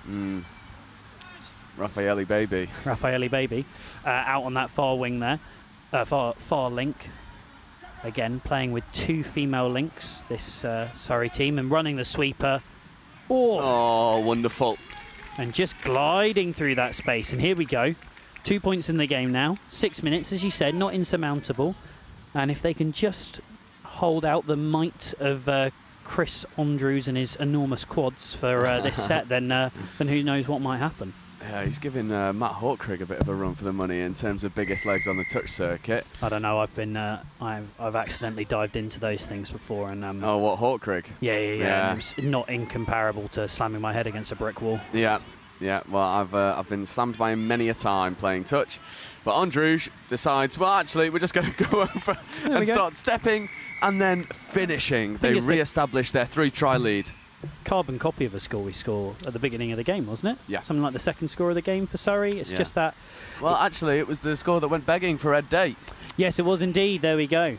And actually, Ed, you're not letting that one lie. Nope. And Chris just stays on his feet and gets that ball down nicely. They just need, I think, to get that little bit more connection between their middles on the line. This Nottingham team. And let's see what Phoebe can create. Yeah, it's a good platform here, but they're not on the 7, and this is what I think is harming this. Oh, look at that injection of pace. Yeah, he's offside. Yeah, thought so. It was a really good decision. Yeah, there was a bit of almost like playing habits creeping in there. Yeah. There's another good sweeper. Step back option, puts the player down on the floor. That's Ed Day. But springing back up. Half's a little bit slow, so just need to take the settler for Simon. There's Phoebe Simon trying to run that 32. Ed Day, physical touch, disrupting the roll ball extremely well. Simon checking away. That's a really good pick up there. Options to go to the wing. They do, and that's try time. Fantastic. And once more, we're back to a 2-try game. But the Sheriffs, they need to do the other half just as well as they are now. Yeah, you're absolutely right, because they're getting this line attack, and Emma Adams with a really nice finish in that corner out there, created by Phoebe Simon working with number 13, Aaron Parrish. And yeah, just need to do the next job now. But no, on referees, as something that was said to me by the said to everybody by the head of the England referees going to Limerick, the number of decisions that have been changed by players or coaches shouting at the referee. 0. Yep, still remains at 0. Yeah, absolutely no doubt. Aaron Parrish, though, looks to get over. Aaron Parrish, I think Casarapals was the one who set up that score earlier. Sorry, these. It's been a long day, mate. It's been a long day. It has been a long day. It's been a great day. Yeah, Great day of touch out here. Yeah, Raffaele Baby feeding the middle, but that is 6 touch and turnover, killing the ball in a good area. But now the onus is on the defensive press for the Surrey Bisons. The Sheriffs do defend that line attack set. A try here in transition would really throw the cat amongst the pigeons. With 3 minutes left to go, it's still a 2-try game. Would indeed. And we've seen some long-range efforts from Will Logan before, but he's going off the field. And who are they bringing on? Let's see if this pod can get a strike dump and see. That's good. That's 5th. They need to create something. There is an opportunity to hit this fly here. There's good momentum. Back on the inside is good, but Raffaele Baby says no, thank you. Absolutely not. Coming in from the middle there and just shutting that one down completely. And I'll tell you what, that could be big. I mean, in the context of the way this momentum has swung over the past 5 minutes, that touch from Baby feels like it could really re-establish the lead here. Absolutely, and Max Perez and Chris Andrews. Yeah, this is the one that's going to feel a bit of a stinger. That's a loss of control at the roll ball, not picked up there from the referees. That's a really good diving touch there. Yeah, that's some real athleticism against a couple of pretty well-muscled middles for the Surrey Bisons team. And well checked away as well. Nice. And now there's momentum up the box. That's a good platform. Half is isolated and that ball hits the deck, and that subset just fell apart at the crucial moment where it felt like they were in behind the Bisons. And now you give Andrews another set at the line, just evades one. Phoebe Simons hunting him down though. I'll tell you what, I'd shout out to the 22 who's been playing for Nottingham today with that deft little touch over the top, Adam Broadwater. He's been really impressive on the ball today with a few little check rounds and stuff to keep defences guessing. Andrews, this spells danger. Into the link hole. Tell you what, those muscles sometimes can be too powerful. Firing that ball into the shoulder of number 8, Katie Harmon, and she's just not quite able to hold on, but still, that's a set finish down on their line, and now we're asking Nottingham with 1 minute to go and 2 scores down to work off their line. Yeah, and it feels like a bit of a tall task right now to go and get 2. Stranger things have happened, but to go and get 2 feels a bit difficult. That's a good platform. The wing is out of position, and this left side wing is in acres of space. That's a bit of a bobble, and if the Bisons secure possession for the remainder of this 30 seconds, that will be all she wrote. Nice and slow now if I were the Bisons. Working the ball across, take the ball in. Andrews just taking the settler.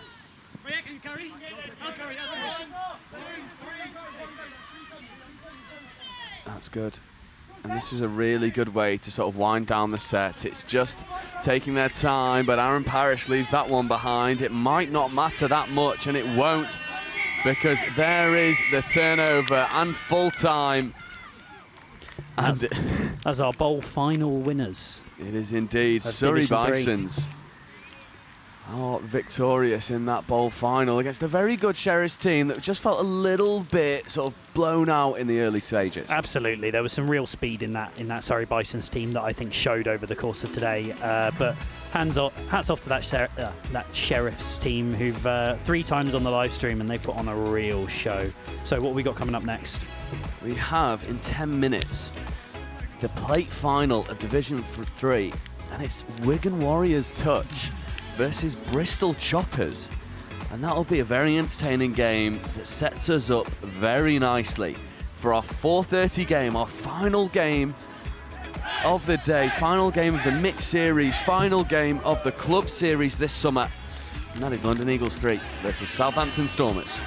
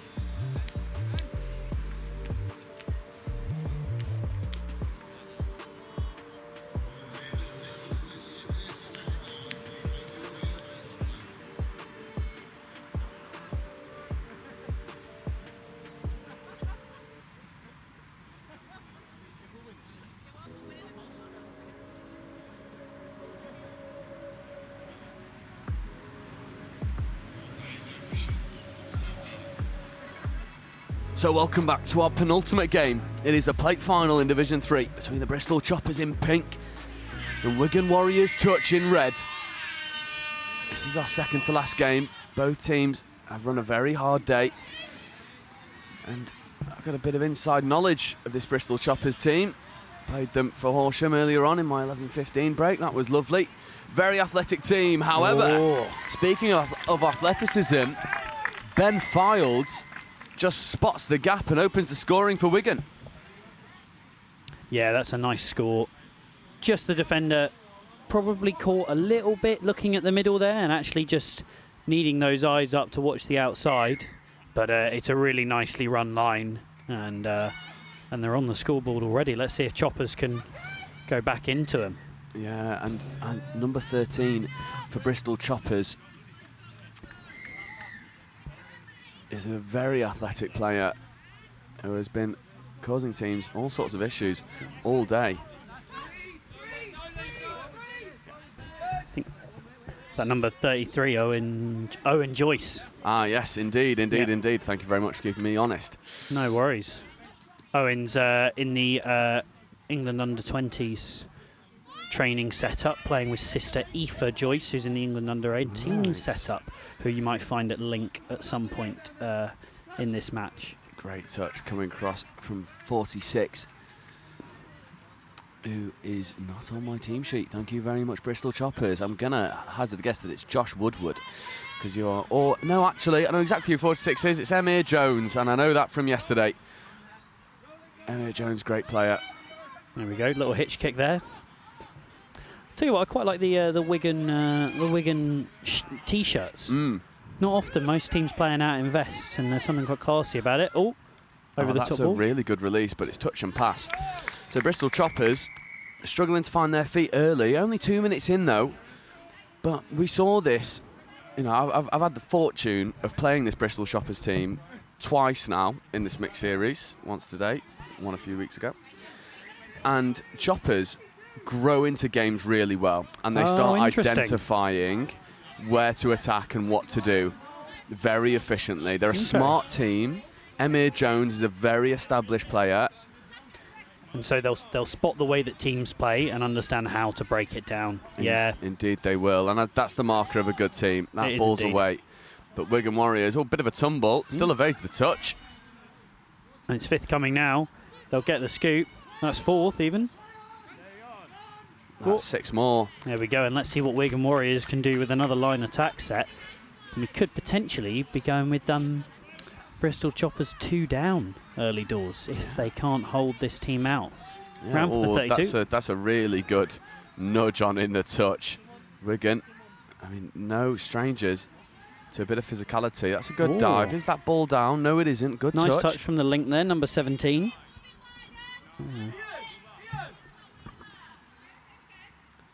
Anthea Newton.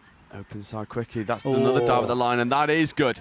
And that's a wonderful dive and score from number 8, Ben Wilcock. He doubles Wigan's lead. That's really nice. Let's have another look at that here. In not a huge amount of space, just getting over that ball, and yeah, really diving in from quite a way out like a landing jet, just straight into that try line. Yeah, it's a great dive. And it's that combination of Wilcock and Ryan Jones that have cultivated one more score here for Wigan, doubling their lead 4 minutes in. And that's frustrating there for Bristol. Just a little bit of miscommunication. Wigan taking a while to get players on. They're looking for space, but unfortunately that's ball down. And now that's a really good drive, but very good shoot and shut down there from this winger. Yeah, number 13. I'm still trying to find the 13 on the team sheet. Getsumetsi. Oh, that's a nice dive there, but that's still a touch. That's Aoife that I was talking about earlier within the girls 18 setup for England. Oh, that's off the mark. It is indeed, and it's well spotted from the refs. So Wigan, I mean, they're turning the screw early on. They are indeed, and they're putting pressure on, and they are punishing mistakes, and that's. I think we talked a little bit earlier today about being ruthless, and at this level you do have to be ruthless because you don't know how many chances you're going to get. No, you don't. That's a good 32 setup. Danger.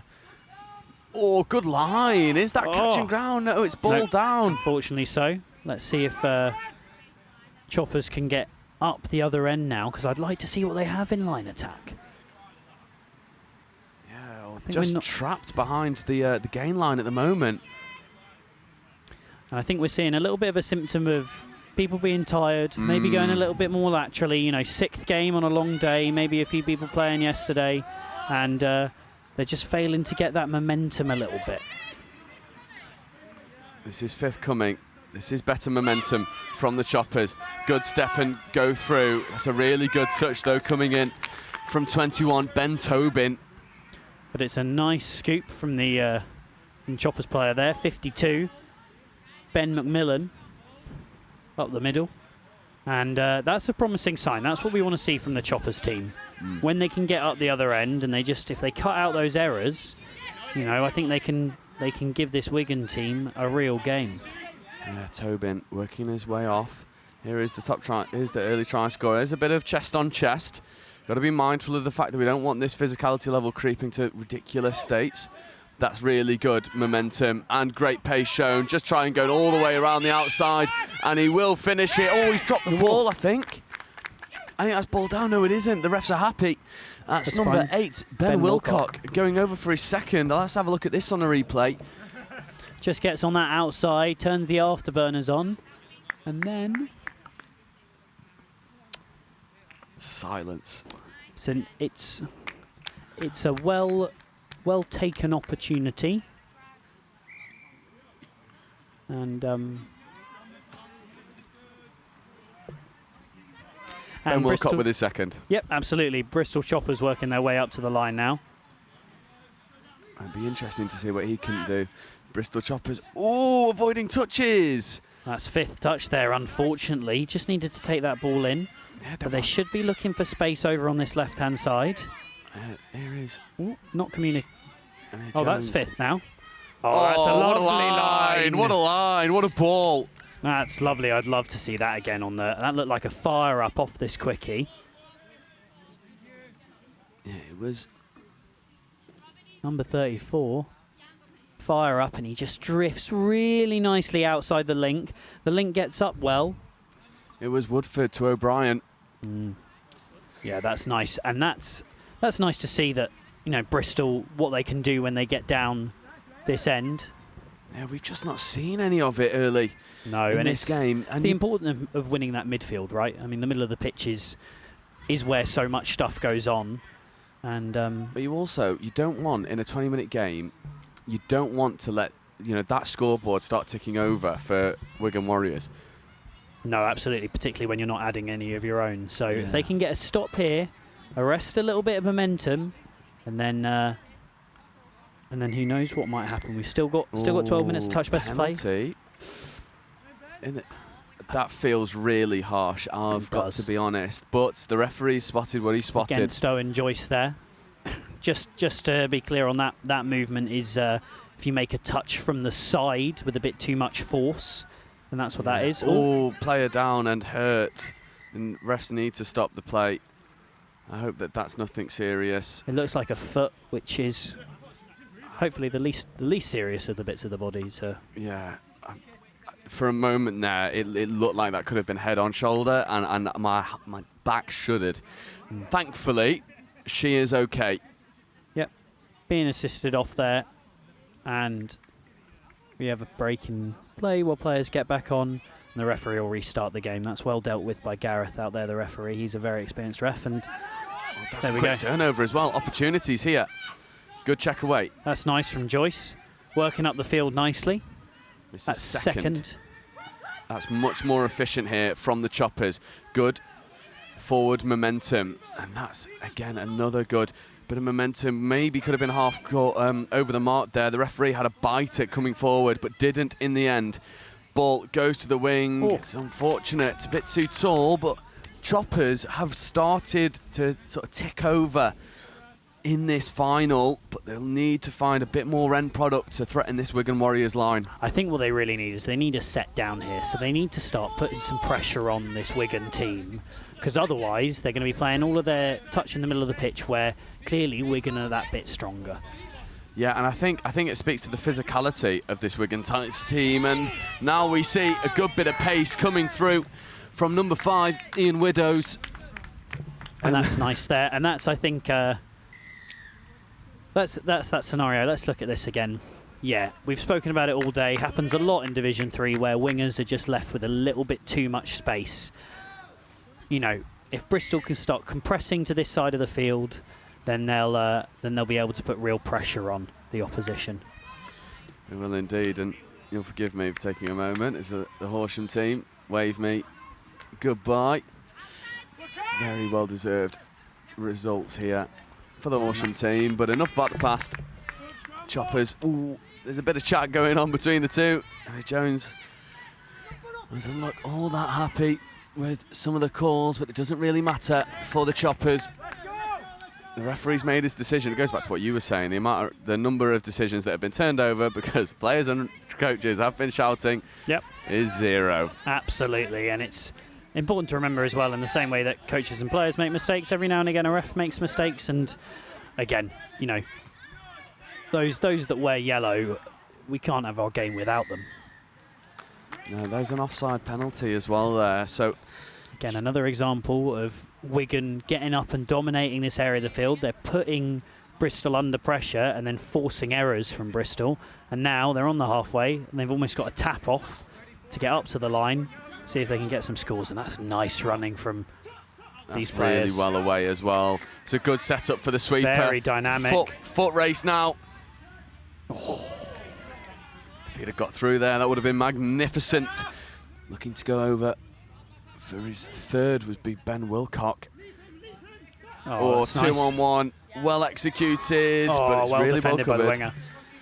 Yeah, and that is Ketsumetsi over on this near wing for the Choppers. They will have one more touch. This is 5th. That's a great pickup, and now there's a good bit of pace, and now that should be ball down and score, and that's a hat-trick and a final for Ben Wilcock. And that's really nicely worked, and it's their lateral movement that was really impressive there. You know, we talked today about how some teams get to the line and then they lose all of their momentum, and it becomes quite easy for teams to set themselves. And in fact, what we're seeing there is they're getting up to the line and they're still working the ball around the whole width of the pitch, and it makes it really hard for defences to get set. Yeah, and then it's that pace to then go and execute that Ben Wilcock is what he possesses. 5-1. 6-7 minutes left to go. Feels a bit difficult, but Choppers have created a good overlap, and that's a really good score. And they'll need much more of that in the final 7 minutes to make a game of this final. Absolutely, and that's a really nice. I was going to say that's because it was Joyce there. I've combined those two. Nice from Joyce, getting the ball down on the outside and just using a little bit of his own pace and going. You know, Bristol aren't a slow team either. And it's a very good throw back onto the field from the Wigan Warriors team manager, whilst also throwing her notepad onto the field. We've all been there, and then claims it's a wonderful pass. Don't worry about it. It definitely wasn't caught on live stream. Wigan Warriors, though, back with possession, will look to re-establish their 4-try lead. And Choppers. This is better from Choppers in terms of getting up and pushing them off the 7. You know, it's so much harder to strike the line if you're 8 or 9 metres out and you don't have to get back 7 metres. It's a really good ball. It's just unfortunate it's dropped short. Great identification of space out there. The wing is wide open and it's just about getting a ball that lofts enough. But I don't think, if you're Wigan, I don't think you're too unhappy with that. You're seeing the space there, and they probably back their midfield now to hold Choppers in a little bit. Yeah, I imagine they would be pretty happy with how this game has gone so far. Nice meters from Aoife there, coming into 3rd touch. That's on the halfway. Rolling through now with the latch. And let's see. That's a good 5th platform, but half is slow to the play. There's 6 more. Ooh, referee's given ball down, which... Interesting. I suppose there's an argument there that actually that Wigan player is allowed to be up at the channel, and it seems like it potentially hit them on the chest. Yeah, it just might feel a little bit unfortunate for the Choppers. That's a good touch coming in. This is nicely worked by Wigan, and they're getting this momentum really well. Great transfer. That's Ben 5th. Wilcock. This is aggressive now. This is really good from the Warriors. Can they find the spare player? Struggling, and there's a really good touch. That's nice. And they're just not quite able to make space in the midfield there, or behind the line there. And so now Bristol are working back up off their line. These are nice meters coming down all the way down the wing. Is she going to go all the way? Nope, she's just reeled in, but that's all right. There's Joyce now. Oh, evading touches. Well, this is fantastic, and it was just a run from the winger there that just kept going and going and going. She looked surprised herself almost. Yeah, I think they were looking for a sweeper there, but they've gone for the link. Oh, step back is good.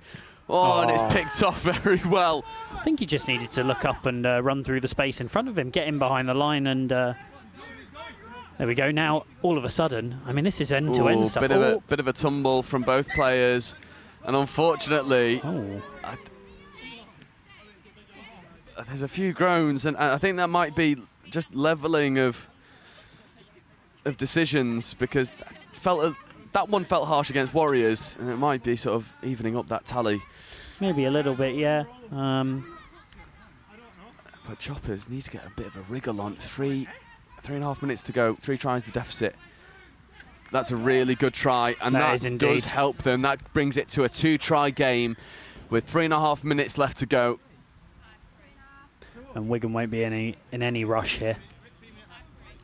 I mean, look at them strolling back. Yeah, I mean, well, Choppers are set and ready, and well, there's only 2 players visible on the camera from Wigan. But there is that rule as well, isn't there? If you delay the restart of the game intentionally, it'll be turned over. So there is some impetus. We saw that yesterday before a game where a team's tap-off was taken from them for not being on the field at the right time. Yeah, and it happened today as well with Surrey Bisons. Oh, there we go. Late to one of their games, and I believe it was turned over. There was calls going out on the tannoy. Surrey Bisons, can you make your way over to pitch 3 as soon as you can, please? You'd wonder what else they were doing outside of playing touch, given that that's broadly what we're here for. But you never know. It can be confusing with the schedule every now and again. But that's a nice defensive set from the Choppers, and now we've got 2.5 minutes left to go, and this is going to help things in terms of getting some momentum upfield. It is indeed, and that's good momentum. And nice, again, defenders being called there. offside. That could be off the mark, not given. It's fortunate for the Choppers, but they won't mind. This is forthcoming, but they've lost a lot of momentum, just surrendering this 4th touch in the same area they took the 3rd. They need to strike and strike well. Oh, and they just lose the ball going forward, and you feel like that might be sort of nail in the coffin, really, for the Choppers final. Need to put some pressure on here to try and win this back. That's good at halting momentum. Now got to get up in faces. There's a nice switch coming round. That's a good touch and roll ball from the Warriors. And they've worked very hard for their lead early. And now it's about establishing and maintaining. That's a good bit of footwork to go and break through. Does Jones come and make the touch? He does indeed. And there we go. It seems like Bristol have really worked into this game. You said that they would, but Wigan just did enough early work to put themselves ahead. Yeah, and it doesn't feel like we've seen the best from Bristol Choppers, you know, what they can possibly offer in this game. But full credit to Wigan Warriors, who just took advantage of some of those early scores, really sort of set their intentions out early. That's another good roll ball. And I tell you what, if they do manage to score here, and that's a bit of a commentator's curse once more, with another fumble at the roll ball, it could have been a grandstand finish, but as it stands, although... Here we go. I'm just going to shut up for a minute and let this game play out as it needs to. Here we go, Bristol. Taking a little bit of time to attack the line here. They don't want to be too frantic. You know, there's an urgency, but not necessarily, no need to panic on the line. And they're going to be looking to quickie here. He's got to get over. He does indeed. And that's now a one-score game with 30 seconds left to play. Number 46. Number 46, I believe 46. I think that's Amir Jones. Is, yeah, well, potentially could be 46. Is he the big man? Yeah. Yes, 46 is Amir Jones. And that's really nice. The other one is Josh Woodward, the 2 players without. And that's the final hooter, and that will be all she wrote. That is full time, and Wigan Warriors take the victory. 5 tries to 4 over Bristol Choppers. Bristol did come back into that game, but it was just a bit too little too late. It was indeed, yeah. You said that they would work their way into the game, but Wigan did the work early, and I think what they did really well early was come out with real intensity. It's hard at the end of these days. People are tired, but they ran really hard, and Bristol all of a sudden 2-3 tries down before they can actually start reacting to it. And then they played a really nice second half of touch, but 20-minute games are quick things. Yeah, and it doesn't give you a lot of leeway if you let that scoreboard start ticking over. But for Wigan Warriors, the plate final goes to them, and they'll be very happy for it. And speaking of finals, in around 10 minutes' time, we will have our last game of the day, of the mixed series, of the club calendar for this summer. And that will be London Eagles 3s, Southampton Stormers, and a place in Division 2 on the line. Can't wait. It's not one to be missed. We'll be back with you in 10 minutes.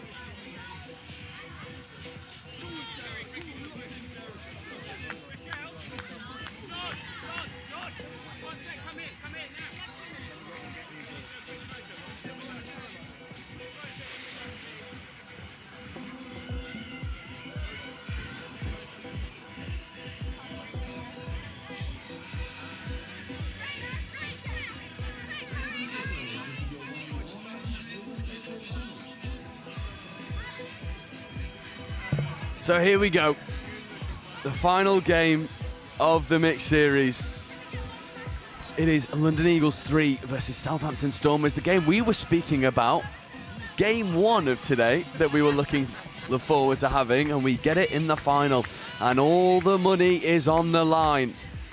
It is the championship on the line between Eagles 3s and Stormers. And I'll put you on the spot.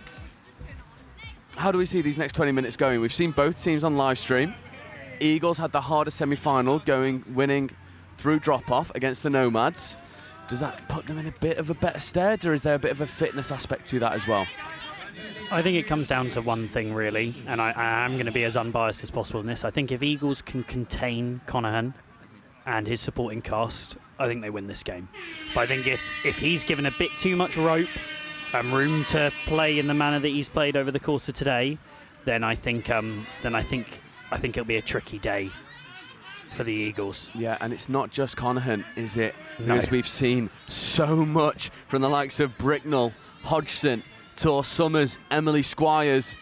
There is talent littered in this Southampton team, and there will be a bit of a job to do for the likes of Brett and Pools in this midfield. This is fifth.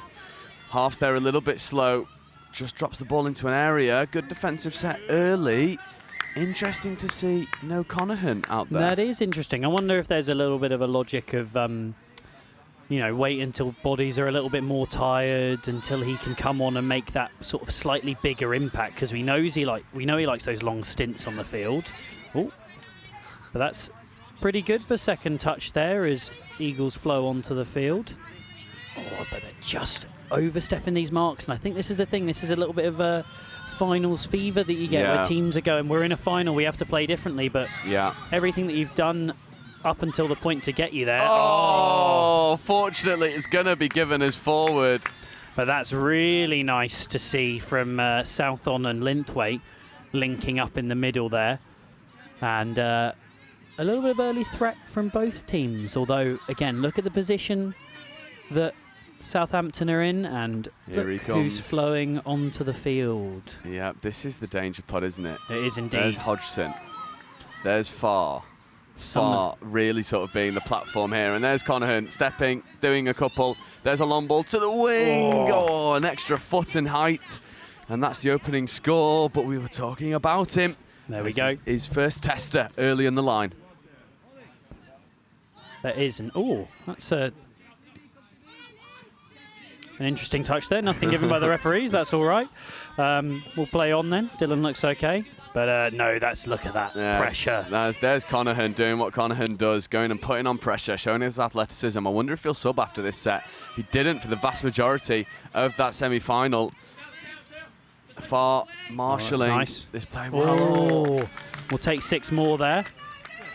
Not sure what Lewis is complaining about there. I think Seb hit a ball into the ground, which he's allowed to do.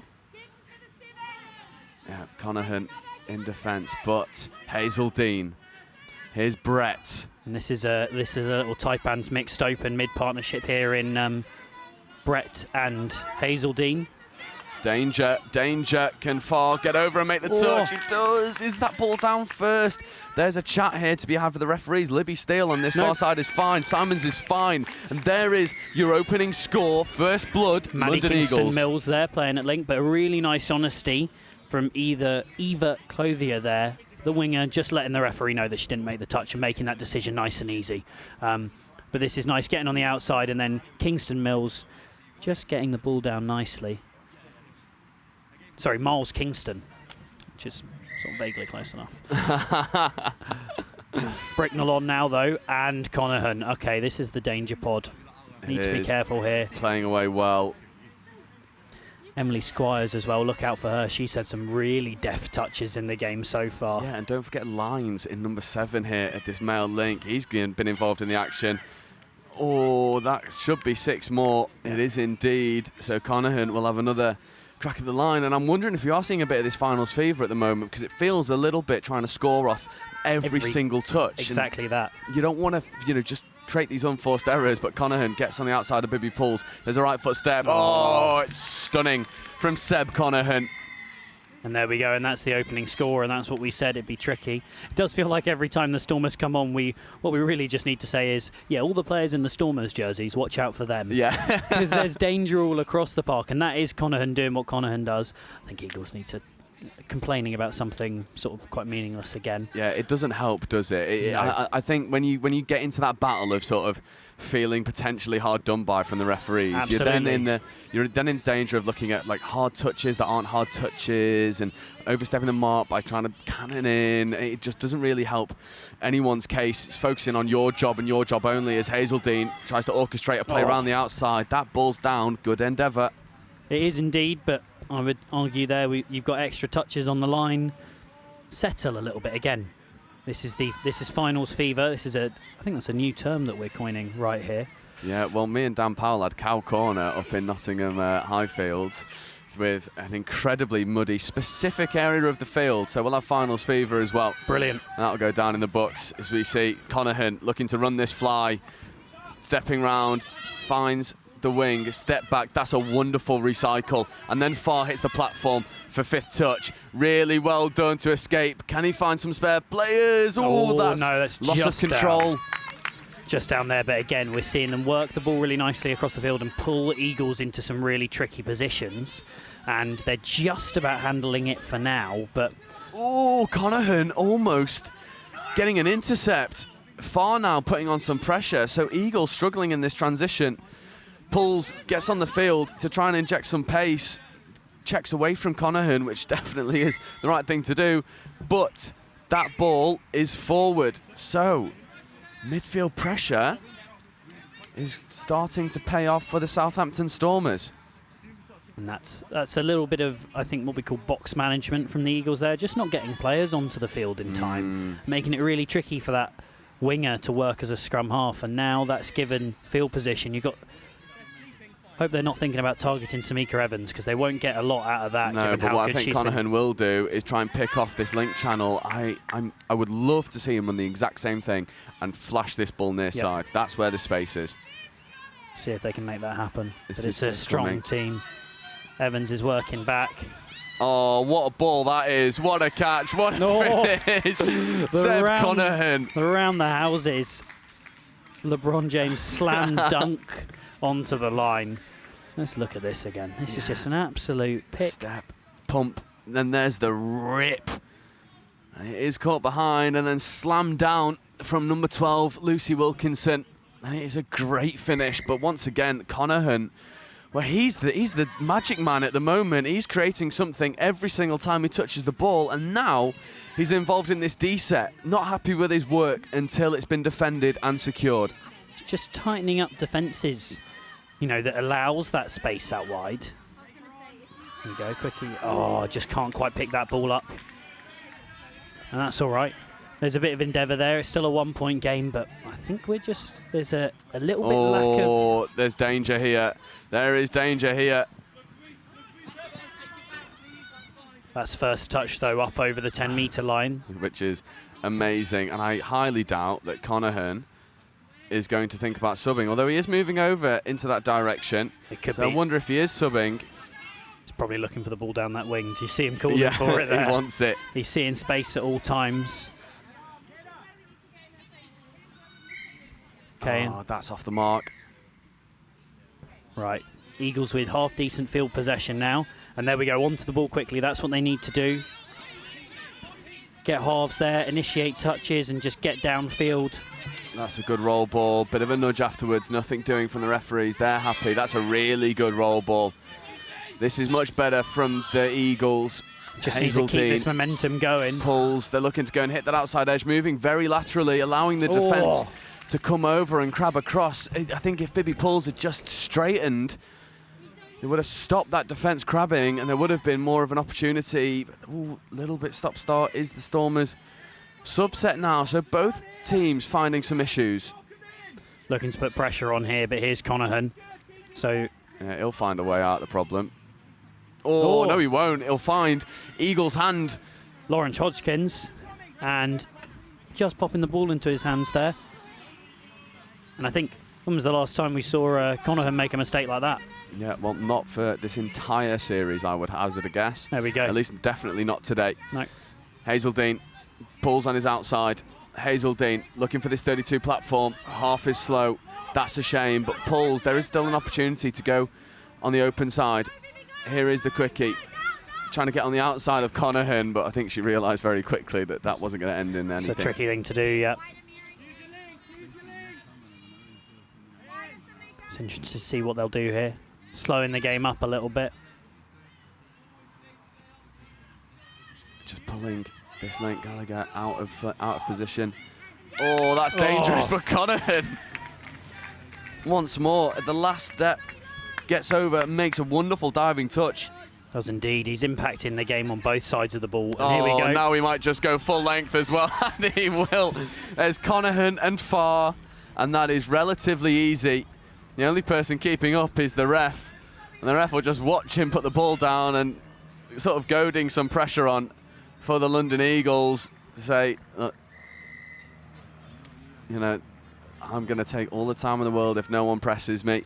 But we'll see this on replay. And he's going to be back into defend now. There we go. 1-2. And so I think what we're seeing here is what I spoke about at the beginning. You know, if you could contain him, you know, Eagles would be able to play a level game and maybe beat them with a bit of structure. But Southampton using that weapon of Connahan, but also all the players around him doing really good stuff, defending really well. You know, he isn't a one-man army. He's a weapon in a whole arsenal. It's just a very, very potent weapon. Yeah, I think there'll be offside penalty here against Lines on the line. Yeah, it is true. It is fair, and Libby Steele is very confident in her calls, so they'll get a fresh set of 6.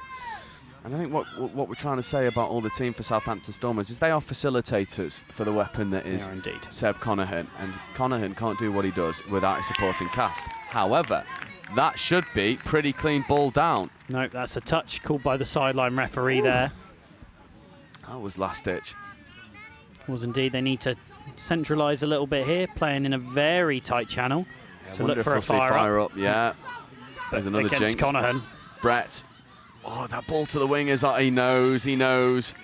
Ball to the wing was the option. Connaghan's just asking if it's ball down. The facial expressions on Connaghan are very comical, but Brett now running a very nice line, and that is ball down, nice and very clean. happy. Connaghan's not happy, Brett is, and I think that's fair. It's now once again a one-try game. It's a lovely variation. It is, and do you know what? It's using a full set of touch. Connaghan's looking at the ball there, and I think that's a great call from the referees. Actually, that's ball down. I think that is ball down as well. Connaghan will probably watch that back and go, yeah, you know what, fair enough. That's that's the one that almost went in earlier. That could have been given as well. So Eagles are threatening. There's a nice fly. Oh, but overplaying of the Stormers. Yeah, they are indeed. They're playing into the scenario a little bit too much instead of just playing their game. Yeah, and this now, is nice meters from Linthwaite there. That's second. Yeah, there's not a lot of midfield press. I think Linthwaite was looking for an in at the side there. A little bit frustrated are the Eagles, but focusing on their own job is the recipe for success. Hazeldine enacting half. Oh, there's no touch that's been made. That ball goes to the wing, but it's just a bit wayward. I think the Stormers on that far sub-box are trying to talk to the sideline ref about potentially 7 on for a moment, but I think both teams sort of falling into the trap of appealing, getting frustrated. You know, it's focusing on your job, your singular sort of identity almost as a player and a cog in this machine for each team. Exactly that. I spoke to Chris earlier about what happens. You know, do you if you're playing a new team or something like that, do you focus on what they're doing or what you're doing? And it's the same with every single game of touch. You focus. You know, you can control what you're doing, so play your game instead of getting in to their heads, and then all of a sudden you start trying to control the decisions of the referees. And Connaghan with a lovely ball out to the wing, nicely chased down by Mary Morris on the wing here. Oh, there's a calf that's gone ping.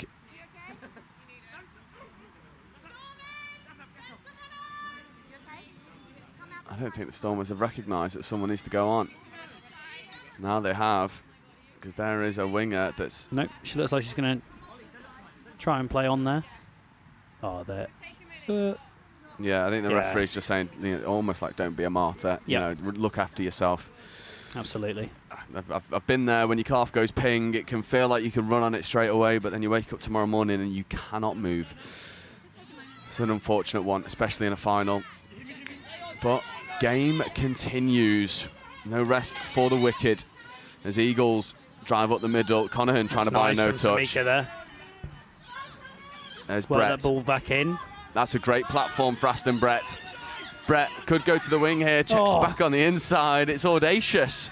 It is. Audacious is one way to describe it. When you're 1 point down, there's other words that I imagine the Eagles coach might be using right now that aren't for the live stream.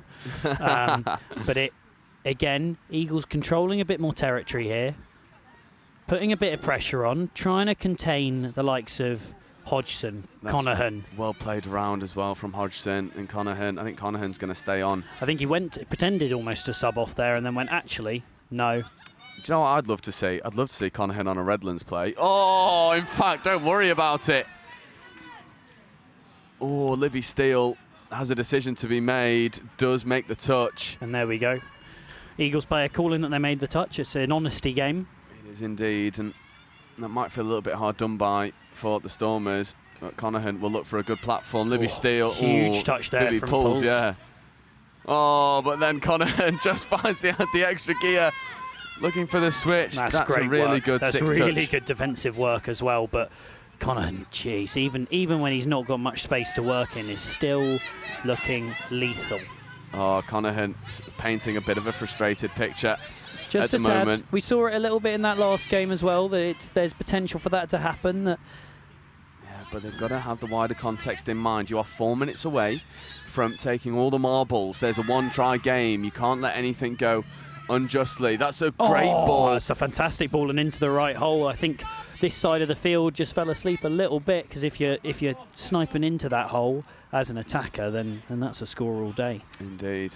Stormers still sitting 1 point up here in this really cagey final. Yeah, it does feel like, you know, both teams don't want to lose it, but now there's overplaying, and Connaughton with his head in hands, he knows. But we've seen this time and time again, and they are not afraid from going in and putting in a defensive effort, but... And that's a score. And it is a wonderful score. Getting on the outside was Tunde Adekaye. But really nice work from Hazeldine there, and then Tunde just getting that ball down nice and cleanly, and that takes us back to a level game. And look at that smile as he runs back up the field. 3 minutes left to go. 3 tries apiece. It's a set of 3s. And I wonder if there's a thought that maybe Seb Connaughton is saving himself for well, I don't want to use the word. No, there's a bit of a commentator's curse that I've noticed, that if you ask for it, it doesn't happen. I haven't asked for what. Very well played. But Very well played. That's big for Eagles to be able to hold out on that set. And now they're driving nicely up the field. Yeah, offside defenders here for Stormers. It feels like the pendulum of momentum has shifted firmly in favour of Eagles. That check back on the inside is good, and that is try time. And the screams in the sub box ring around Newark Rugby Club, because London Eagles, with a couple minutes left to go. So really nicely worked score in between Linthwaite and Brett. Just working that ball back and forth, but here's the thing, they've got to get a stop now. Yeah. And look who's on the field. Yeah, and for me, this is the pod that allows Connaughton to do what Connaughton does. Connaughton for Hodgson. These are the good facilitators for such a talented young player. And now, rather than going round, I wonder if he's just going to try and go himself. Yeah, they're happy. That's a ball down. Ooh! 90 seconds remaining. We are all square. And again, that's that thing this Eagles box was celebrating, but you can't switch off, and just catches that winger flat-footed and... Ooh. Ooh. And I think Hazeldine might have a case, but... And that's Hodgson's score there to take us level. Indeed. So, Eagles here rolling in, danger pod, with Linthwaite and Southon. Southon's going to get a strike for himself here. Oh, Doggy's trying to get around the link. Oh, bit of a wobbly roll ball. It's a great idea to the link.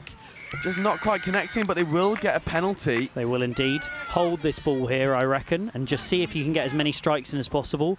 And then I think we can see a few coaches in the box here starting to think about combinations. Yes, definitely. However, that's a touch just on that trailing foot up in the air. Yeah, that's unfortunate, because they almost had the outside edge. But Eagles won't stop. That's a really good touch coming in there from Bricknell. Bricknell and Connaughton have to dig deep, getting over, almost pushing all of this support over, but the referees are happy with the pass, and there is 10 seconds left, and that might be a last gasp winner. Oh my goodness, what, we had 3 tries in the last 90 seconds? No. Oh. So it's now going to be an Eagles tap because of Stormers.